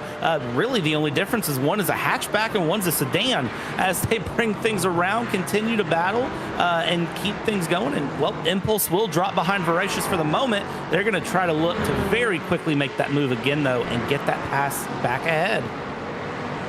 Oh, in the background, contact through the double right-hander. It looked like a Cup car going for a spin, as the battle we were just watching has been interrupted. Miguel Freitas comes into pit lane. That was contact in the background through the double right-hander. It's absolutely certain it was. And we'll have to work out who that was for now in the next few moments, because that was pretty big at one of the highest speed corners on this circuit. Was it? Saw number 960. Oh, this must be ages ago. This is Talk Freak Racing, unless they're back out on the. Oh, they are back out on the circuit again. I'm not entirely sure, to be honest with you. That's a separate spin for David Barrett. Yeah, there you go, number 997. They're second in the championship, and they were hit there by number 8. Number 8 is not gonna be Delatraz Automotive there. I have a feeling that the stewards will be giving you a call. That's not going to be the best thing. Thankfully, it looks like able to get that car back going for Visceral Esports. 997 was able to get back up and going there, and is running through. The 985 now serving a black flag there, Gotterstad in the 985 Racing Lab Esports car. Some more penalties come through, by the way, to tell you about. 10 seconds for Marcelo Eusebio. That's the Grow Racing Team, TCR, causing a collision with number 33, the Trek LMP3. That's John Rice, meanwhile, has been hit by a sport class car. That's pretty big contact as well. Now that car caused the first yellow of the day. They are going to pull themselves out the wall this time round though, and get away. It looked like the car with the less downforce there on the inside just washed up straight into John Rice there. Yeah, it looks like John was trying to take the long way around there, and again, just not enough downforce in those sport cars to really be able to hold that inside line like that. The LMP3s, of course, are going to be downforce machines. This is Hydro-Race Geodesic's 462 McLaren that is into the pits. Geodesic fans, look away right now. This is going to be painful. This is a 1 minute stop and go for John Butterfield here. This is for a lot earlier on in the race, by the way, when Antonio Regier rejoined the track, hitting car 56 in the process. Car 56 being the Prestana Nomad LMP3, which has also got a 20-second time penalty in these last few moments, by the way. That's 1 minute that Geodesic are not going to get back, and they are going to drop from second place in the championship to at least third at the end because of that penalty. Ouch. That, I mean, I don't know how else to say that other than just ouch. LMP3 pit stops now starting again here. I think at this point, LMP3s can make it to the end, if only just. With 42 minutes to go, I think it'll be very close for them to make it to the end. Hydro-Race Geodesic Racing Black 64 is in, Maradnis M Squad 70 is in. I would say not far behind them will be Stephen McDonald in the number 66 will probably pit in the next lap or two. So plenty of pit stops to come still as we go through. And we check out Delatraz Automotive, who will inherit second place, is 9 laps into their stint.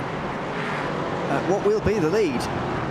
So Alec Bergstrom then out next, then Graham Sanders about 3 seconds further behind. So it's a net race lead for Corentin Mullereau. Delatraz Automotive by Majors Garage. Number 8 car. Oh, they may well have it, and they are indeed being investigated for that incident with number 997 we saw not so long ago. Another big penalty coming through, by the way, in the last few moments. There's a stop and go for Joe Vegor-Goddestad in the 985. They're now down to 7th, from what I can see here. And that was a very long stop for them. So 985 are a long way down now. That's the championship leaders in the Cup class. So Stephen McDonald comes in from the lead of the overall race. I think the problem for Delatraz Automotive here is we get a replay. Here's the 996, and it looks like blinking there for a moment. A little bit of connection issues going through, and then the Maradnis car just sending them into the shadow realm. Yes. Now, is that going to be a penalty for Maradnis? Because there was internet involved there, but it did look like they knew what they were doing to me. Olaf Suchuk gets back onto the circuit again, just in front of RD Simsport, getting himself back up to speed as well. So Delatraz are going to lead now, ahead of Maradnis. Then it's going to be Geodesic. Number 66 has just been in. Solpecker now into the pit lane from 5th. We've managed to get 7 on the lead lap now, by the way, because Team Huizingbeld haven't come in yet, so they could do with a caution right about now. So they're not going to get one by the looks of things. This is Afonso Souto, who's back at the wheel of the Olympus Esports Porsche, and now running in 5th place, and running quite well as well. Still waiting for Sim Racing School to come in here, and then Impulse Racing should be back at the head of the field. Yeah, looking at the LMP3 battle, I think the problem for Delatraz right now, they're in the lead, but again, they've been out for 10 laps here, and they can't make it to the end as it stands on fuel. So Delatraz has to pit again. So technically your leader is Maradnis M Squad as it stands. We'll see what happens with them, though, if there's any penalties to serve, anything additional that can affect that. It's kind of the same story through the field. You have cars in the lead, but those cars in the lead still have to make an additional pit stop over others. So really they could do with a caution. The one big asterisk to that is the sport class. First, second, and third are all going to have to pit in about the next 10 laps. I don't think any of them can make it to the end. So right now, really your leader is huge ass with Giovanni Romano in the 439 in sport. If BS Turner, Fiercely Ford, and Hydro-Race Geodesic all have to make an additional pit stop, like I'm 99% sure they will. Well, they've got to make another stop. I'm not sure it's an additional one, but they will have to make another stop. But with GT4 1 minute 10 behind BS Turner, is that enough time for them to do their stop and get out in front, I wonder? I suspect it might be. We'll see. Simon Graf is into pit lane, meanwhile. Black flag, apparently, for that car, and it is going above 40 seconds out for Team Huizinga, so it's a relatively long stop for them. Prestana Nomad are also in. You'd imagine they'll be serving the penalty. Recently gained. Another penalty gained, unfortunately, for Solpek for causing a collision with the Visceral 996 car. We saw that a little while ago through turn 11. So 20 seconds time penalty for them as we go up to Olympus and Valkyrie. Valkyrie been a bit quiet in the last few moments. Rupe Augusti Kuripe is now the driver. 6th place in the race at the moment. They were 6th place at halfway as well. They finished ahead of Racing Lab Esports as they are right now, because that would put and give them a much better chance at winning the title in 4 weeks' time. A good step towards that would be to pass Olympus Esports here in the next 37 minutes or so. Indeed, and it is doable. I do think it's doable for them to get past Olympus Esports. I think it's just, again, it's one thing to catch, it's another to pass. But look at this, Ewan. Side by side, we go for the 5th. Yes, Impulse Racing versus Team 75, and there's contacting towards turn 9. A little bit aggressive on the outside from Guiné. He's just had to hit the brakes again through the middle of the corner here, but he's on the inside for the next one, and that could give him the place here. He's got a big job around the outside here, Timo Hayden, in the Impulse Racing car. He's going to try and hold it there, though. He's going to give him the space there, Guiné. He just about gives him enough room. Delta Sport with nowhere to go in the Cup class. Guiné on the inside for the next 2 corners is going to get the place. Hayden's going to try and get the exit here for maybe a run at the final corner. But that is Corentin Guiné making a very important pass for the Sport Class Championship. He's now ahead of both of his closest championship rivals. If I was Delta Sport, I think that was the perfect decision from that Cup car in the mix. Just don't even get involved. Don't make yourself a factor. Stay behind. Let them sort out the side-by-side, and then pass your way through. Very, very good heads-up driving there from the Cup car as they go through. I think that's the best way to handle that when there's a very, very hard battle happening ahead of you. Just enjoy it. Sit in the seat and enjoy. But very, very hard racing between Team 75 and Impulse Racing and going through. That was a very, very hard battle going, and I say we have not seen the end of that. They did serve their penalty as well, by the way, in that last stop. So they dropped behind Impulse. Now they're ahead again with number 462 down in 15th. This is turning into a huge, huge day for Team 75, who are currently 80 points ahead of Impulse. They're not going to win the championship today as it stands, but they're going to take a big step forward. This is Team Huizinga around the outside through turn 5. And that's contact with JÉREZ and Delta Sport before big contact with the wall. Now then, has that car been able to get back home all right? Or has that had to tow? It is in pit lane right now, so we've stayed green, but that's big contact with the barrier. That is not what Team Huizinga really needed in this situation. It's very, very unfortunate to see, but getting back into the pit lane is important. So no safety car intervention here with 34 minutes to go, and that will just be, you know, music to some ears, heartbreak to others who really, really, really could have went for a caution here with not that long to go. They probably would have been very glad to have seen that caution come to the end. Track temperature has come down a little bit, 68 degrees Fahrenheit. Wind has went up a little bit, 19 miles an hour is what I am showing on my side. So no rain, nothing with that, but track is cooling down a little bit with the sun going down. Things are getting just a little bit really more in a comfortable spot to keep speed and pressure going, which is just what you want to see as we go through. Continue to watch this battle here in the sport class in second place as BS Turner are in the pits. Certainly are. Now, are they going to come out ahead of GT4 or not? Because to your point earlier, there's some big stops coming up in the moment for the sport class race. So where's Giovanni Romano, and is he going to be ahead or not?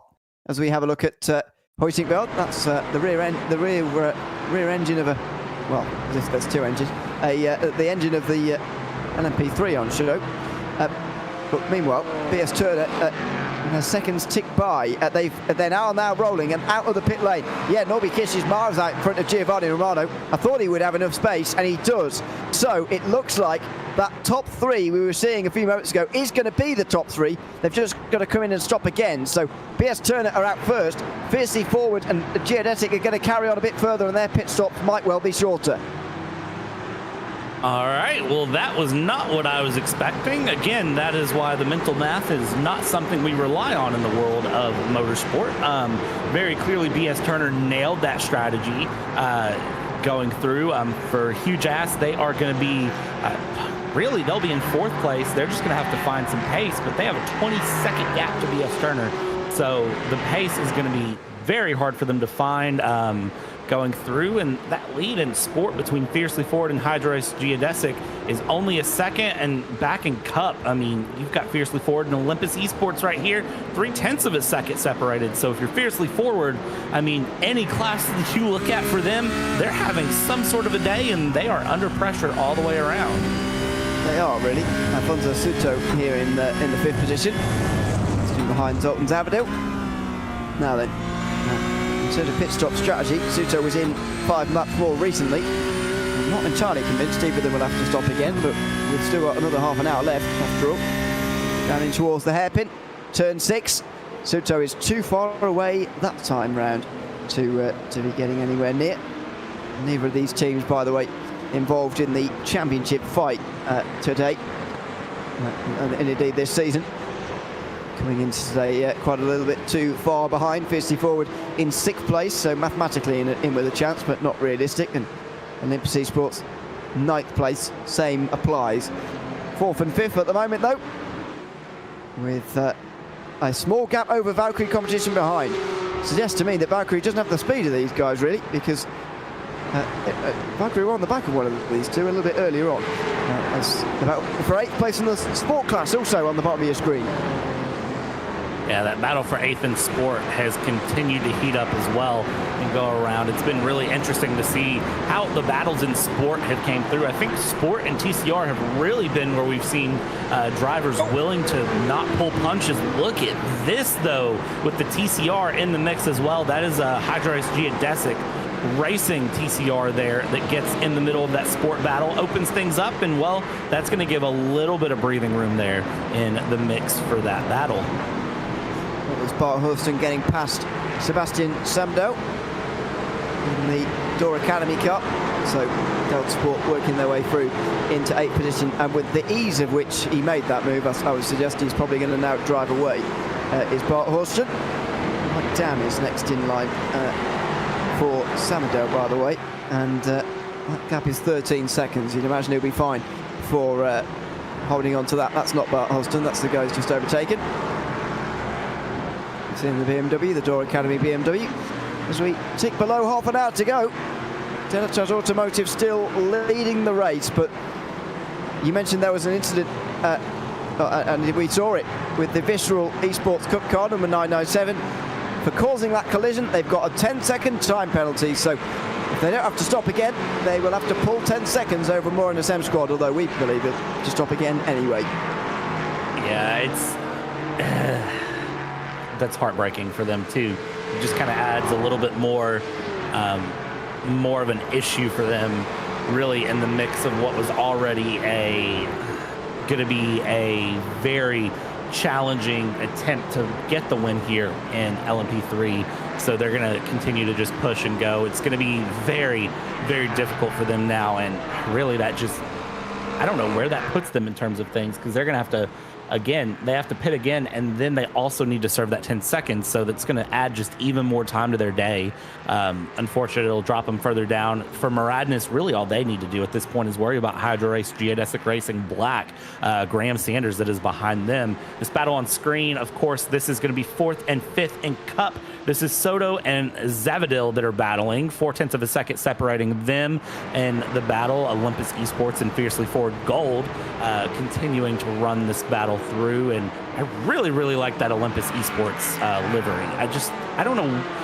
I think it's just the wings on it, honestly, but I really, really like the look of that car. And it's just been moving up as well, by the way. That is a pass there. Suto has got past Zavadil, and so now it's this car we'll be focusing on.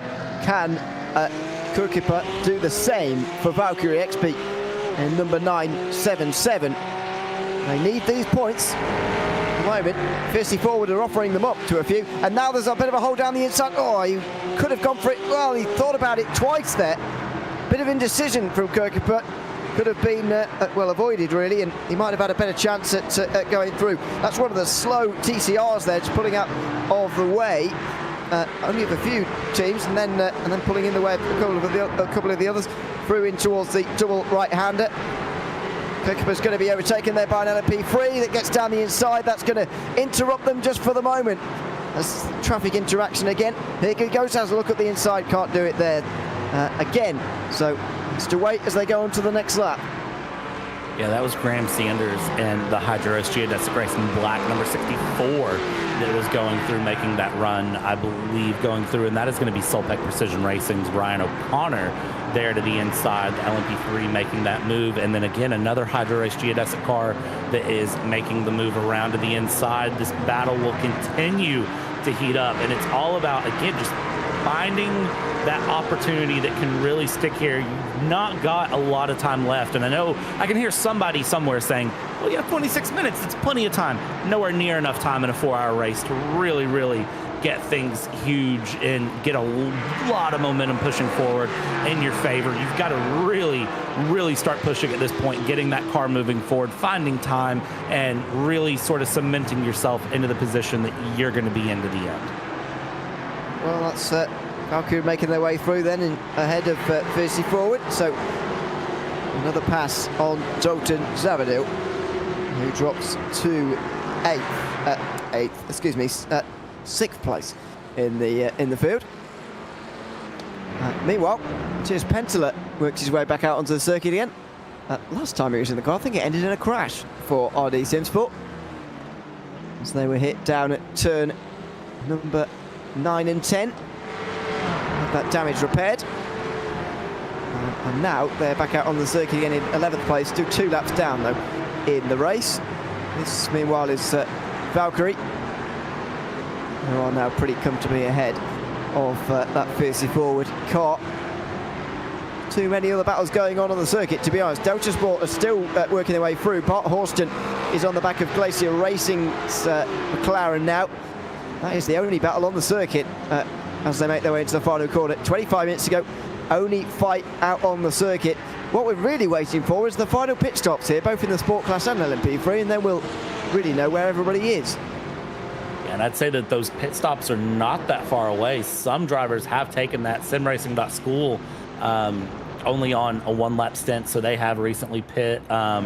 We have seen, well, that's in Cup, but BS Turner, of course, 4 laps in. Still some drivers probably looking to pit. TCR, several pit stops have happened here, so still plenty of pit stops to cycle through. Cup and LMP3, I still think some drivers will have one last pit stop. Again, Delatraz Automotive, I don't expect to get to the end in that number 8, currently in the lead by about 7.5 seconds. It's going to be close, but I still don't think they're going to get to the end. So we're going to have to see what happens here all the way around, because it's one of those, this is the fun with multi-classes. You get to this point and you know a few people still need to make pit stops, but they may not make the pit stops that you expect them to make. So it kind of becomes a little bit of a cat and mouse game of who can really make things stretch and who's pulled the ultimate bluff and who unfortunately is going to come up a little bit short. And as it stands right now, I don't know the answer to any of that here. This is Glacier Racing and Delta Sports Sim Shop in 7th and 8th in sport class that are still battling. This battle has not let up. I have a feeling that Delta Sport really just want this position back from Glacier Racing. Well, they've been coming through the field in these last few moments.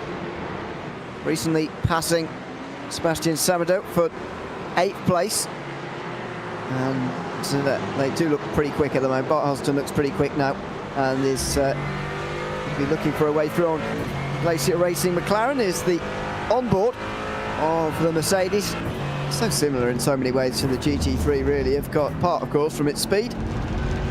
Significantly lower, but it's not the most popular of the manufacturers this season in GT4, that's for sure. It's a long season, the IVRA Clubsport series, and so BOP changes and all sorts go through. And Clubsport, one of the very few teams to decide that the Mercedes is the one to have. To be fair, not too many McLarens either in the field this time round. Glacier Racing in one of those, but under a lot of pressure here. Horston a lot quicker, but it does look like they want to defend that place. Here comes Horston. He's going to use that bit of a gap that's just been created by the geodesic LMP3. Now we'll try and switch underneath and go for a bit of an exit. Can he get himself alongside? Not quite into the double left-hander. But he's made that nose of the Mercedes very clear that he is here, he's around, he's pushing. So, and that sometimes, again, is all you need. So you're right there in the mix, and you're going to get a little more aggressive here with 22 minutes to go than you would have been any other point of the race. You're going to just continue to kind of turn up the pressure a little bit. There's an LMP3 behind, let that LMP3 through, and then just slot in. Maybe don't make contact with the LMP3, please. But I'd let the LMP3 through and then just slot in right behind them as the LMP3 ahead runs wide. I believe that was our 7th place LMP3 car, if I'm not mistaken.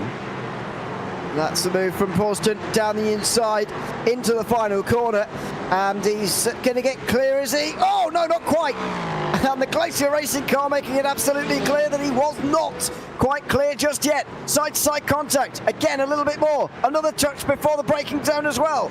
In towards turn 1, Horston still there on the outside line. If he can stay there, he will be on the inside for the next 2 corners. So he's going to try inside line. Oh, he's just about there.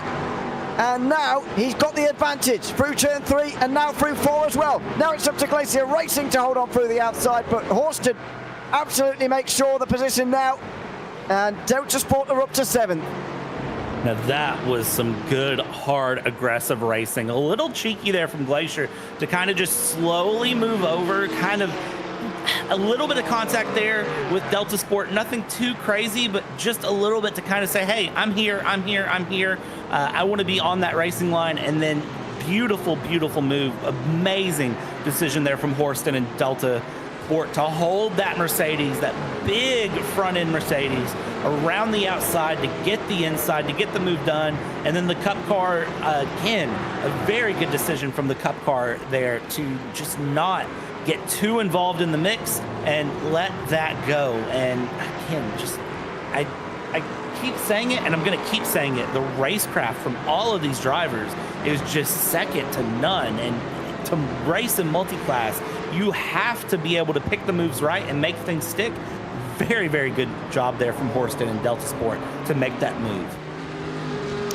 He's really been making progress in these last moments of the race, and now he's up to 7th. Further behind them, Ryan Race Team are still trying to hang on to some positions here, hang on to the top 10 in fact. Jack Stiles and James Burmay just in behind, and that is into the pit lane for one of the Caymans. They are not on this lap, are they? I don't believe so. That is, no, that's the leader, sorry, or second place car, I should say, 464. So into the pit lane. I think they're going to come out in 3rd place behind Norby Kish. We will see, though. The gap is about a minute. I think it'll be fine, though, Burgess to come out in that 3rd place. There he is. He's a long way down the pit lane, so needs to get out of the pit lane pretty quickly, unless he is going to be behind Kish. You'll see the BS Turner car come around the corner in the background. There it is. That was that BMW. And you'll see them on the left-hand side as well, coming through fairly easily. It's a smaller gap than I thought it would be, actually. but fairly easily takes the lead there, the net race lead, Norby Kish. So, with Fiercely Forward ahead of JÉREZ at the time by a few seconds, does that mean number 412 might be able to pit and indeed come out ahead of Norby Kish for the lead in sport? Definitely will try. I don't know if there's enough time to do so, but we'll definitely be trying to make that stick if possible. It's going to have to be a very quick, very clean pit stop here, which should be due really any time at this point for Fiercely Forward Pink. Just, I don't know though is the thing. I don't know if it's possible, but there is. It'll be very tight. I'm going to leave it at that. It'll be very tight for Fiercely Forward in sport whenever they decide to pull that pit stop. It has to go picture perfect. And they have cannot afford to take a drop extra fuel than what they actually need in this race either. There's Jack Stiles flashing his lights at Mike Dam for 10th place. Still can't find his way through at the moment. The Orion race team, by the way, came in today 17th in the championship. They didn't score a single point at Imola, I should say. Orbit Drop Bay came in 15th in this season. Neither of those two teams with a top 5 to their name yet this season. Although I don't suspect they would have expected to have made it there. That was a bit of indecision from one of the LMP3s making its way through. We did see the LMP3 leaders a couple of moments away, by the way. Moran de Zemscott are being caught by number 64, Graham Sanders. 1.1 seconds the margin. Last time round he gained 4/10 Sanders. So maybe there will be a battle for the lead of the race in the final 17 minutes, because we still don't believe Delatraz Automotive will make it all the way to the end. Definitely seems like it. And Delatraz, the more we get towards the end, the more that I just, it's heartbreak for them, because it's going to be by just a number of laps that they won't make it through. 16 minutes and 50 seconds to go, and they're on lap number 24 of their stint, and we've been seeing the LMP3s not go over 30 laps on the stint. So I mean, there's just, it's not enough time for them to get to the end, unfortunately. So we'll see how close to the end they pit, and it'll again be just a quick splash and dash. Just that's all they need to do and go through as that battle will continue to close in. Battle on screen continuing to close in as well as we watch. That is going to be your 10th place sport car, and sport leader Fiercely Forward Pink is into the pits. Let's keep our eyes on this and see how quickly this one goes in and out. Okay, Alexander Pellegrini with the moment of the race for the sport class. Allows these two to unlap themselves, but that's not the important part. It's about whether Norby Kiss can get out in front or not. Now, first thing is, how long's the pit stop going to be? For Thomas Mark Burgess, it was only 21 seconds. That's 10 seconds shorter than Norby Kiss. What's it going to be for Peregrina? 17. 4 seconds shorter. This is going to be the lead, I think, for Fiercely Forward, but it's going to be quite close. Fiercely Forward coming out of the pit lane. Peregrina gets up to speed. Here he is, and he's got 3 seconds over Norby Kish. Fiercely Forward have worked themselves into the lead of this race with 15 minutes to go.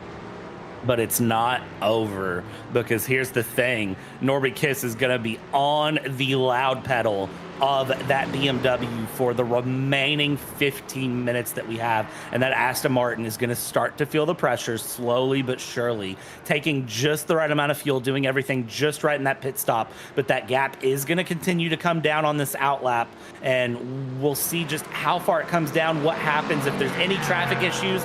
But man, Fiercely Forward with the move of the season there with a perfectly calculated pit stop. Well, it looks like it's going to be theirs to lose from here. Although Norby Kiss closing them down is an ominous sight. This is James Bome, who was close to that battle for 10th we were showing you earlier on, until this. Went for a spin through turn 9. And the pole sitter for this race having a more difficult finish to it, unfortunately, this time around. So that's him out the picture. It's allowed these two to battle away by themselves. Orion race team versus Orbit Drop Bet. Styles on the outside line. He's not going to get much joy around there. It's actually for 11th, excuse me. Oh, no, it is for 10th, excuse me. Mike Dam holds on the inside line through turn 1. And Jack Stiles is going to have to find a different way to get through than that. Oh, he might have made contact there, maybe not, but he's down on the inside at turn 4. And around the outside for Dam, it's going to be enough. Oh, there's contact, and there's going to be a big hit on the wall here. Dam is going to hit the wall hard there unless he saved it. Oh, he has hit the wall hard, and he is going to be only crawling. Well, is he going to get that back to pit lane, or are we going to have a late race safety car hit? He can't get that back. Orion Race Team are in the wall, turn number 4. That might have been the lifeline to some teams, but with only 13 and a half minutes to go, I mean, what do you do in this situation? Get the replay here on the screen. I mean, look at this. This is hard racing. Unfortunately, until it turned into a hard crash for Mike Dam and the Orion Race Team, who were looking to hang on to a top 10 and end a miserable run of results that scored them 0 at Imola. Stiles went down the inside. Did Dam lose it on his own? Oh, it's just he just breaks through the middle of the corner there. Difficult to work out who's at fault for that, but that's a hard hit. And he has towed back to pit line, by the way. There won't be any caution. There won't be any safety car. Is that him smoking? It might be. He's not going to finish this race on the track, though. I think that's one that you can call 6 one way, half a dozen the other, really, because there was that little bit of contact through, but the car snapped right, and the car was coming left to snap. I would not want to be a race steward to try to call that one. That's a rough one to judge through. No safety car. We keep things green and going, so we'll see. We'll see what happens here for the end. 12 minutes left to go. A safety car right then, a short one, would have been a lifeline for Delatraz Automotive there. Again, they're at lap 27 of their stint. They still need to pit to get to the end. Bergstrom getting himself through some traffic here through the double right-hander. Down on the brakes for the final corner as Delatraz do come in now. Quentin Millerot into the pit lane for the final time. He's going to drop to at least 4th, maybe worse, in this race, depending on how long he has to stop. Bergstrom has a bit of traffic here. 1.5 seconds in advantage. Oh, he's going to go! He's going to go through the middle. These are the risks you've got to take with just 12 minutes to go.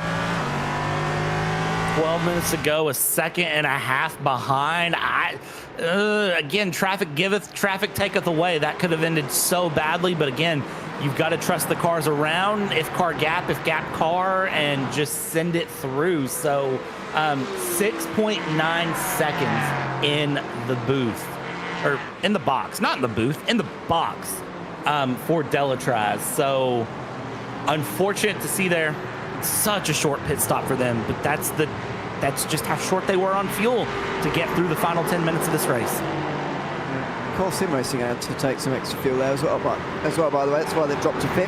So they're going to lose some points today to number 64, which is chasing down for the win. That would be huge if they could win from here. They'd wipe away 34 points of their 49-point deficit. Delatraz will get rid of just 7 points of their deficit. Wideness will close in pretty significantly. There's the moment, by the way. Looked probably scarier from onboard than what it did offboard. Number 66 JÉREZ is going to gain some points as well. So not the best finish to the day for Core Sim Racing, as we've got just 10 minutes to go and 2 chases for the win here. LMP3 and the Sport class going to go down to the wire here. Going to go all the way to the wire for these runs. I don't think it's over. This is the replay of the number 455. That is just little misjudging, I think, the speed difference between the GT4 and the TCR, and then unfortunately having to kind of jam on the brakes sends the rear around the front. But no damage, no harm, no foul for Glacier Racing there. I think that's just sort of a little bit of a, I don't even want to call it a panic self-spin. It's just a little bit of an unfortunate moment there for them to go through. this is the moment where, you know, as a driver, you got to put it all on track. If you have anything left in the car to give, anything left in the tires, it's time to go ahead and dump it. If you think you can make up, if you're Hydro Race Geodesic Racing, if you think you can make up 2 seconds to Muradinus M Squad, you better find the 2 seconds quick. If you're BS Turner, if you think you can make up 3 seconds to Fiercely Forged, you better find it quick because time is running out. And this is the point where, again, anything you can give can make that little bit of a difference. We see the headlights flashing for a cup car there on a sport car. That is a position. Oh, well, no, all sorts going on here. That is an overall position, by the way, that the cup car is trying to gain on some of these sport class cars. So Huge Ass BMW is the one in behind 475 that has made an overtake on the geodesic car, but that's not for position. The Visceral Cup car is, bizarrely, and so is the Huge Ass BMW, which is behind them. That is also for position. Giovanni Romano, though, is going backwards. This is Greenate having the best run of those on this strategy. Now, he's just about to complete lap 26 of this stint. Can he go all the way, or will he have to make a splash of fuel late on?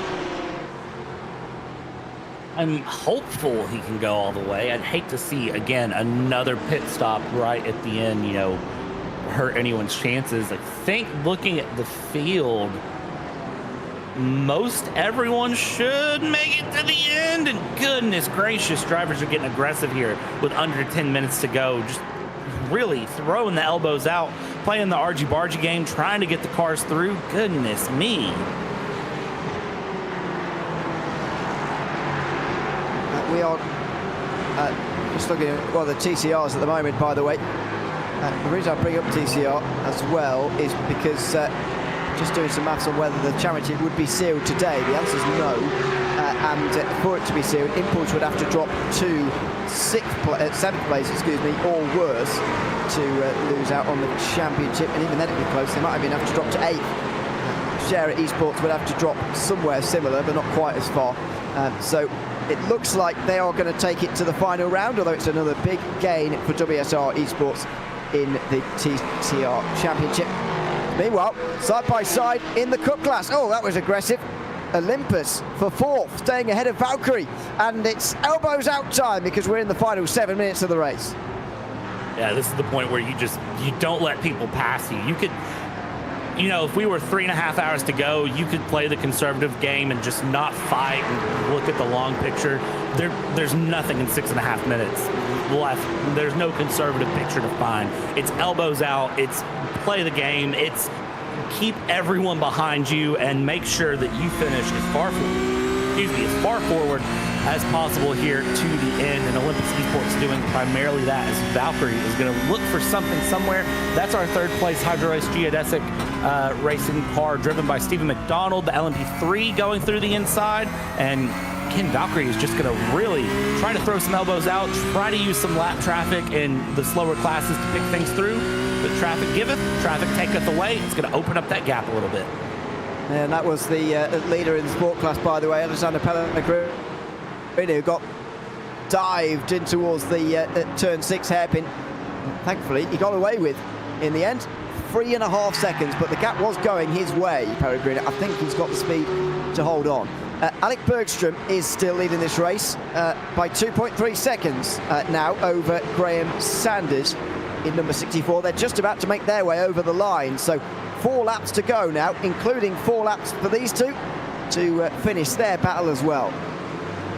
Yeah, and that 4 laps to go will go very quickly. You may say, well, 4 laps, that's plenty of time. That's no time at all. Look at this as we go through. Make the pass, get the pass through, try to keep some lap traffic between yourself and the car behind. And now that is a good run there for that Olympus Esports car of Alfonso Sudo to get through, keeping enough time there. Up in LMP3 gap, 2 seconds between Muradinus and Hydro Race Geodesic Racing Black. As they go through, Bergstrom doing a very good job there for Maradness M Squad, holding that 2 seconds ahead and just hitting the marks, doing all the things that need to be done to hold on to that race lead. 4.5 minutes left to go, and for Maradness, I think a race win here today would be very much celebrated. Currently 4th place in the championship standings, and 1 round to go. This will give them a lot of momentum into the end of the season. After the halfway points from my maths anyway, they were 96 behind Core Sim Racing, but with Core Sim Racing down in 5th, you do gain a lot from the win. That will be 34 points of those gained back, so about a third of their advantage clawed back again. Graham Sanders, though, is catching up to Bergstrom here because of the slowing through the double right-hander. And by the way, there is a big clump of traffic just in front of Bergstrom here, with a car from every class involved in it. Sanders is not going to get the best run out of the final corner because of a couple of cars in front of him, but the gap is 1.2 over the line with 3 laps to go. 3 laps to go, 3 laps to really push things through. Gap now under a second because that traffic in just the worst of places, and Graham Sanders not going to feel as much pressure from that traffic. Gap 8/10, 9/10, losing a little bit of time there behind a sport class car. Battle for 4th in Cup continues to develop. In Cup, the leader 22 seconds ahead there. Costa is in the 915, and in TCR 16 seconds is the gap. 4 seconds is the gap in Sport, which could be found, but maybe not by much. We'll see here, though, this battle in LMP3 is not done. And just think, we started this race 4 hours ago, and who would think that in almost 4 hours, the gap would just be a second for the race win? Yeah, and there haven't been very many safety cars either. Sometimes there have been safety cars, but not really today. Just the one. And this final run is going to be over 2 hours long to bring us to the very end of this race. A stark contrast to Imola only 4 weeks ago. That's another good dive down the inside from Bergstrom. He's navigated the traffic well here, and he's going to get a bigger advantage as a result as well. Sanders has to stay behind the McLaren for just an extra corner, and so the gap grows to over a second. They've got some clean air up in front of them as well. Just one sport class car in the next few moments to negotiate as well, although they won't have to do it before the end of the lap. Bergstrom's going to have to do it through the first sector. 2 laps to go now for these two as the Cup class battle gets even closer as well.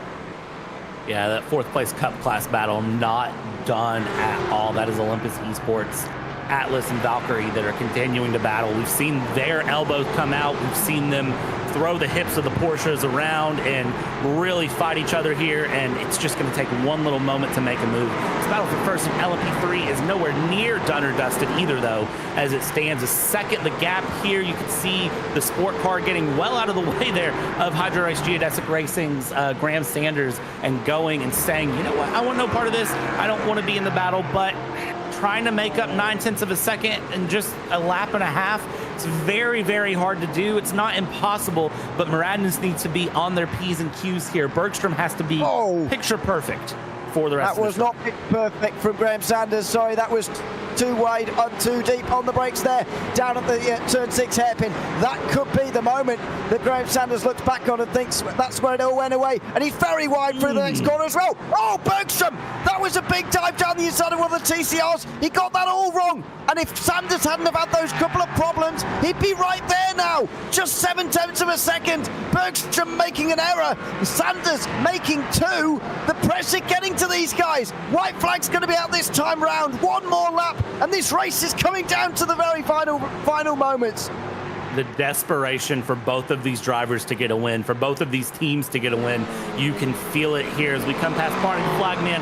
White flag is out and about. Final lap. This should be for the drivers as they go through. That is going to be Simshop getting out of the way there in a sport car, and that is going to give, I think, just enough of a reprieve. But half a second here on the final lap. 2 TCRs ahead. Maradness gets help with a Civic, and now look at this, but no. And that is also going to be Sanders getting held up by the traffic as well. Half a second on the final lap. Can they find anything additional? Can you wring any extra performance out of this car, Ewan? It's going to be so close.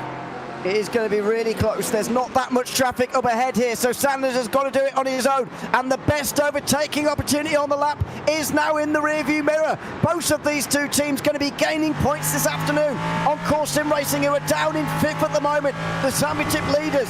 Both of these two aiming for a championship this season. And going into the final round, they are going to be right there. The sun begins to dip below the horizon. It's just getting into their eyes at the moment as well. And the lap traffic may be in a bad point here for Alec Bergstrom. He may well catch them just into the double right-hander. He's just sliding his way out of turn number 10 now. Or is that car too far away? It looks like it might be. Bergstrom's just trying to time this. He's just trying to let it go. And now he's going to release the throttle in towards the final corner. Alec Bergstrom is just about going to hang on. And Madness M Squad are going to win the 4 hours of Jerez by just half a second over IVRA's GT4 Racing. What a great finish between Alec Bergstrom and Graham Sanders, putting on a show at the 4 hours of Jerez. But it's Bergstrom and Madness who take the win. The celebration in Madness M Squad and the heartbreak for IVRA's GT4 is gonna be huge in both regards. That is a mega run. One extra lap, and I think IVRA could have had it. One extra lap, and again, those little mistakes there on the penultimate lap. What could have been for Sanders? That could have been amazing, but Muradin is pulling that one out, and we jump back here and Cup. Impulse Racing, 25 seconds in the clear. It's a completely different story to the LMP3 battle we just watched, and this is just a nice cruise on a wonderful Saturday for Impulse Racing, for Costa, bringing it around the final corner here, and it's going to be a great winning Cup for Impulse. And they're going to gain 41 points over Racing Lab Esports as well, but they reduced that championship margin by over half from what it was at the halfway stage. And 54 are going to win the 4 hours of RF in the sport class as well. Not a championship contending car, but a team of drivers who will certainly be very pleased with their afternoon's work. And Team 75 extend their championship lead in sport as well, although the fight will go on to the final round of the season. WSR Esports Bookkeeper will win in TCR, but likewise the fight will go on. All 4 categories will have a championship fight in Portimao. Ross McFarlane brings that car through the final corner right now. He's going to be credited with an extra lap over the rest, but that's just because the leaders haven't quite crossed him and passed him yet. McFarlane crosses the line and takes the win here in TCR. Let's have a look at the race results at the end of the 4 hours of Jerez here, the penultimate round of the IVRA Clubsport Series in season 2024-25. What a great finish it was between Alec Bergstrom and Graham Sanders. Just 5 seconds between them at the end. IVRA's GT4 Racing also gaining points there with both of their cars, as did TCR Automotive, with Course Sim Racing finishing the last car on the lead lap in 5th. Solpec Precision Racing and Trek were 1 lap down. Prestana Nomad and Hyperion Racing were 2 down. Number 62 continued its bad luck, finishing 4 laps down in the end. Team Hoisting Cloud and Echelon Simsport retired from the race. In the Cup class, Impulse Racing took the race victory by 26 seconds in the end ahead of Sim Racing School. Aztec Simsports Official 997 also gained points in the championship today, with Valkyrie XP Olympus Esports finishing 5th ahead of Racing Lab Esports, to take a bit of a hit in the points today, finishing 6th ahead of Carlisle Esports. Delta Sport with 2 laps down, 54 with 5 down ahead of Aztec Simsports Official, 6 down. And then the 2 retirees, Walk Racing Esports and SimCity Racing, rounding out the field. 54 won by 4.5 seconds in the end ahead of BS Turner with their great strategy running. GT4 Racing finishing on the podium ahead of Team 75 Bernard by SimRC, who are effectively best of that strategy, getting ahead of Hujas towards the end. Impulse Racing, Delta Sport, Door Academy, Glacier Racing and Orbit Drop Air rounded out the top 10. Joining them 1 lap down were Altitude Esports, Satellite Racing, SRM Motorsports and IVRA's GT4 Racing. Many laps down in the end for Orion Race Team, Zenith Esports and Torque Freak Racing, all of whom did not cross the line as far as I'm aware. And in the TCRs, it is WSR Esports Bookkeeper who take the win ahead of Semper Racing, credited with an extra lap over those guys, along with Shara Esports, Olympus Esports, Olympus Esports, excuse me, Impulse Racing, Veracious Racing, 56 Racing Team and IVRA's GT4 Racing. 2 laps down for Hyperion Racing, Crow Racing Team and G-Force Racing, who took a big hit in the points today, as did RD Simsport, although G-Force were second going into the day. Let's have a chat now to the race winners, Moradnes M Squad, who take this race win here at Jerez this afternoon. Congratulations to you both, Nathan Olsen, Alec Bergström, both joining us now. We'll start with you, Alec. You were in the car at the end of the race there. What a great last lap battle it was. The pressure was being put onto you, but you managed to hold on. Just tell us about that final lap. Oh man, I felt the pressure 100%. Graham's really fast. I knew the whole last part of the race I was going to have to hold him off, and very happy that I did. But it was tricky out there. You know, the traffic's really rough. It was, for us, it was just all about keeping it clean. There were a couple questionable moves that we made, but just keeping it clean, getting our, hitting our marks, and came out on top. And Nathan Olsen also joining us as well. How did you point yourselves towards the race victory here today? It was a lot about strategy. There weren't very many cautions, and you guys came out with the best strategy, I would say, in the end, to defend that track position late on. How did you point yourselves towards that throughout the race? Well, there was a mid kind of qualifying, I would say, but I think once the traffic started to hit, that's when we were really a lot better than other people, in my eyes at least, because when we went from 7th to 1st, in that first stint, all because of traffic, our car was not the quickest. Maybe we were like, bottom, outside of the top 5 in terms of raw pace, but when we got into the traffic, we did really well. We kept it clean, like Alex said, and we just were in the right places at the right time for the victory, so it worked out well. Well, congratulations to you both on a great victory and a big day to get yourself back in the points game as well. We'll see you at the final round in 4 weeks' time. Thank you very much. Great. Thank you, guys. Thanks very much. Alec Bergström and Nathan Olsen there chatting to us at the end of the day, having won this race for Moradnes M Squad. Impulse Racing have taken the win in the Porsche Cup class, and Pascal Costa can now come and join us as well. Congratulations, Pascal, on the win. It was a fantastic drive from you guys, winning by nearly 30 seconds in the end. Tell us how you're feeling at the end of the race. Yeah, thank you very much. Yeah, I'm feeling exhausted. It was a hard one. The traffic with the LMPs takes a lot of you. You have to be really sharp to not get killed. But yeah, the strategy worked. I managed my tires, and the safety car we tried to cover at the end did not appear, so all went as planned. Yeah. According to my maths now, you're 17 points behind the championship leaders Racing Lab Esports, getting very close now. How do you feel about the championship situation with multiple teams in contention in the Cup class going into the final round? Yeah, sounds like it will be a hard-fought finale. The track is awesome. I will not attend it because I'm not in the country, but I think my colleagues are burning to get this one home, yeah. Absolutely. Well, thanks so much for coming to chat to us. Congratulations on the great season, if you're not going to be driving in the final race, Pascal, yourself, and thanks for coming to chat to us again after the race. Thank you guys very much. Great broadcast as always. Bye-bye. Thanks very much. Pascal Costa there, the Impulse Racing driver who have taken the victory in the Cup class. In sport, Alex Pellegrina will join us because Fiercely Forward have taken the victory by just 4.5 seconds at the end of the day. Congratulations, Alex. How was those final laps as you were just bringing it home a few seconds ahead of BS Turner? Thank you. It was stressful.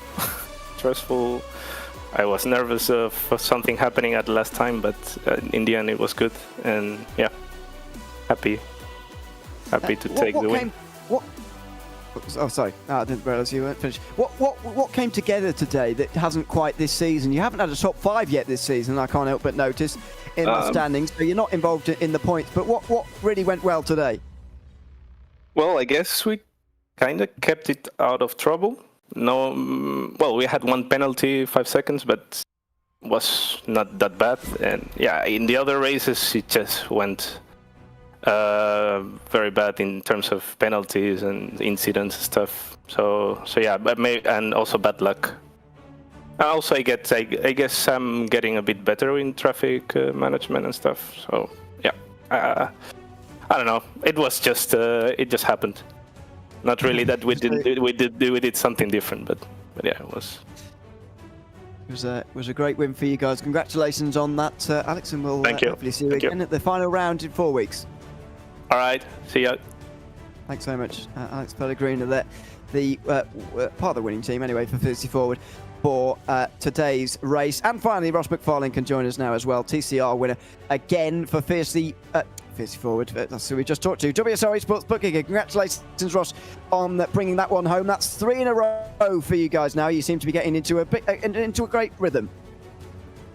Yeah, absolutely. The car felt great. Obviously, qualifying wasn't ideal. It was a bit of a mixed one with the rain at the start of the session. But we didn't panic. Yeah, we knew we had some pace, and yeah, the whole of the race went really well. So yeah, it was a good one.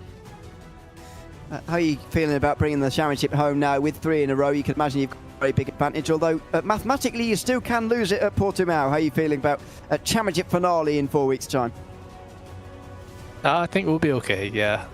I think the maths of it are in our favour, but anything can happen, and we'll still do our best and try and get another good result and win it on a high. I think it's the best way to do it.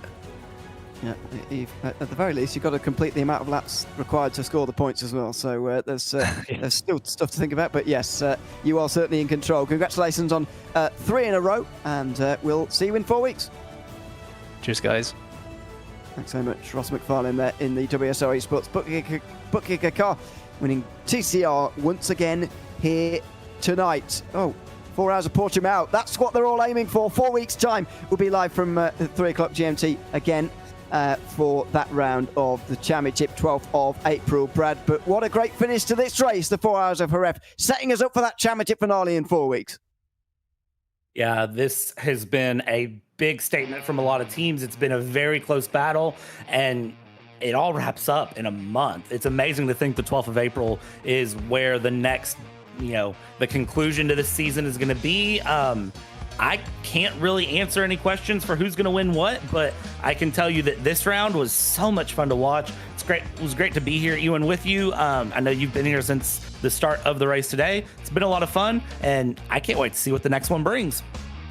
Absolutely. Make sure you join us again in 4 weeks' time for that. Of course, we'll be back with the IVRA Endurance Series in between now and then. But either way, big thanks to everyone who's been tuned in over the course of this evening. I've been Ewan O'Leary alongside Brad Dalton. Earlier as well, joined by J.R. Gregory and Lorenzo Bonda, with Ramiro Augustin Cisneros behind the cameras all afternoon. This has been the 4 hours of Jerez, the penultimate round of the IVRA Clubsport Series in season 2024-25. Hope to see you again in 4 weeks for the finale. But for now, wish you a very warm goodbye.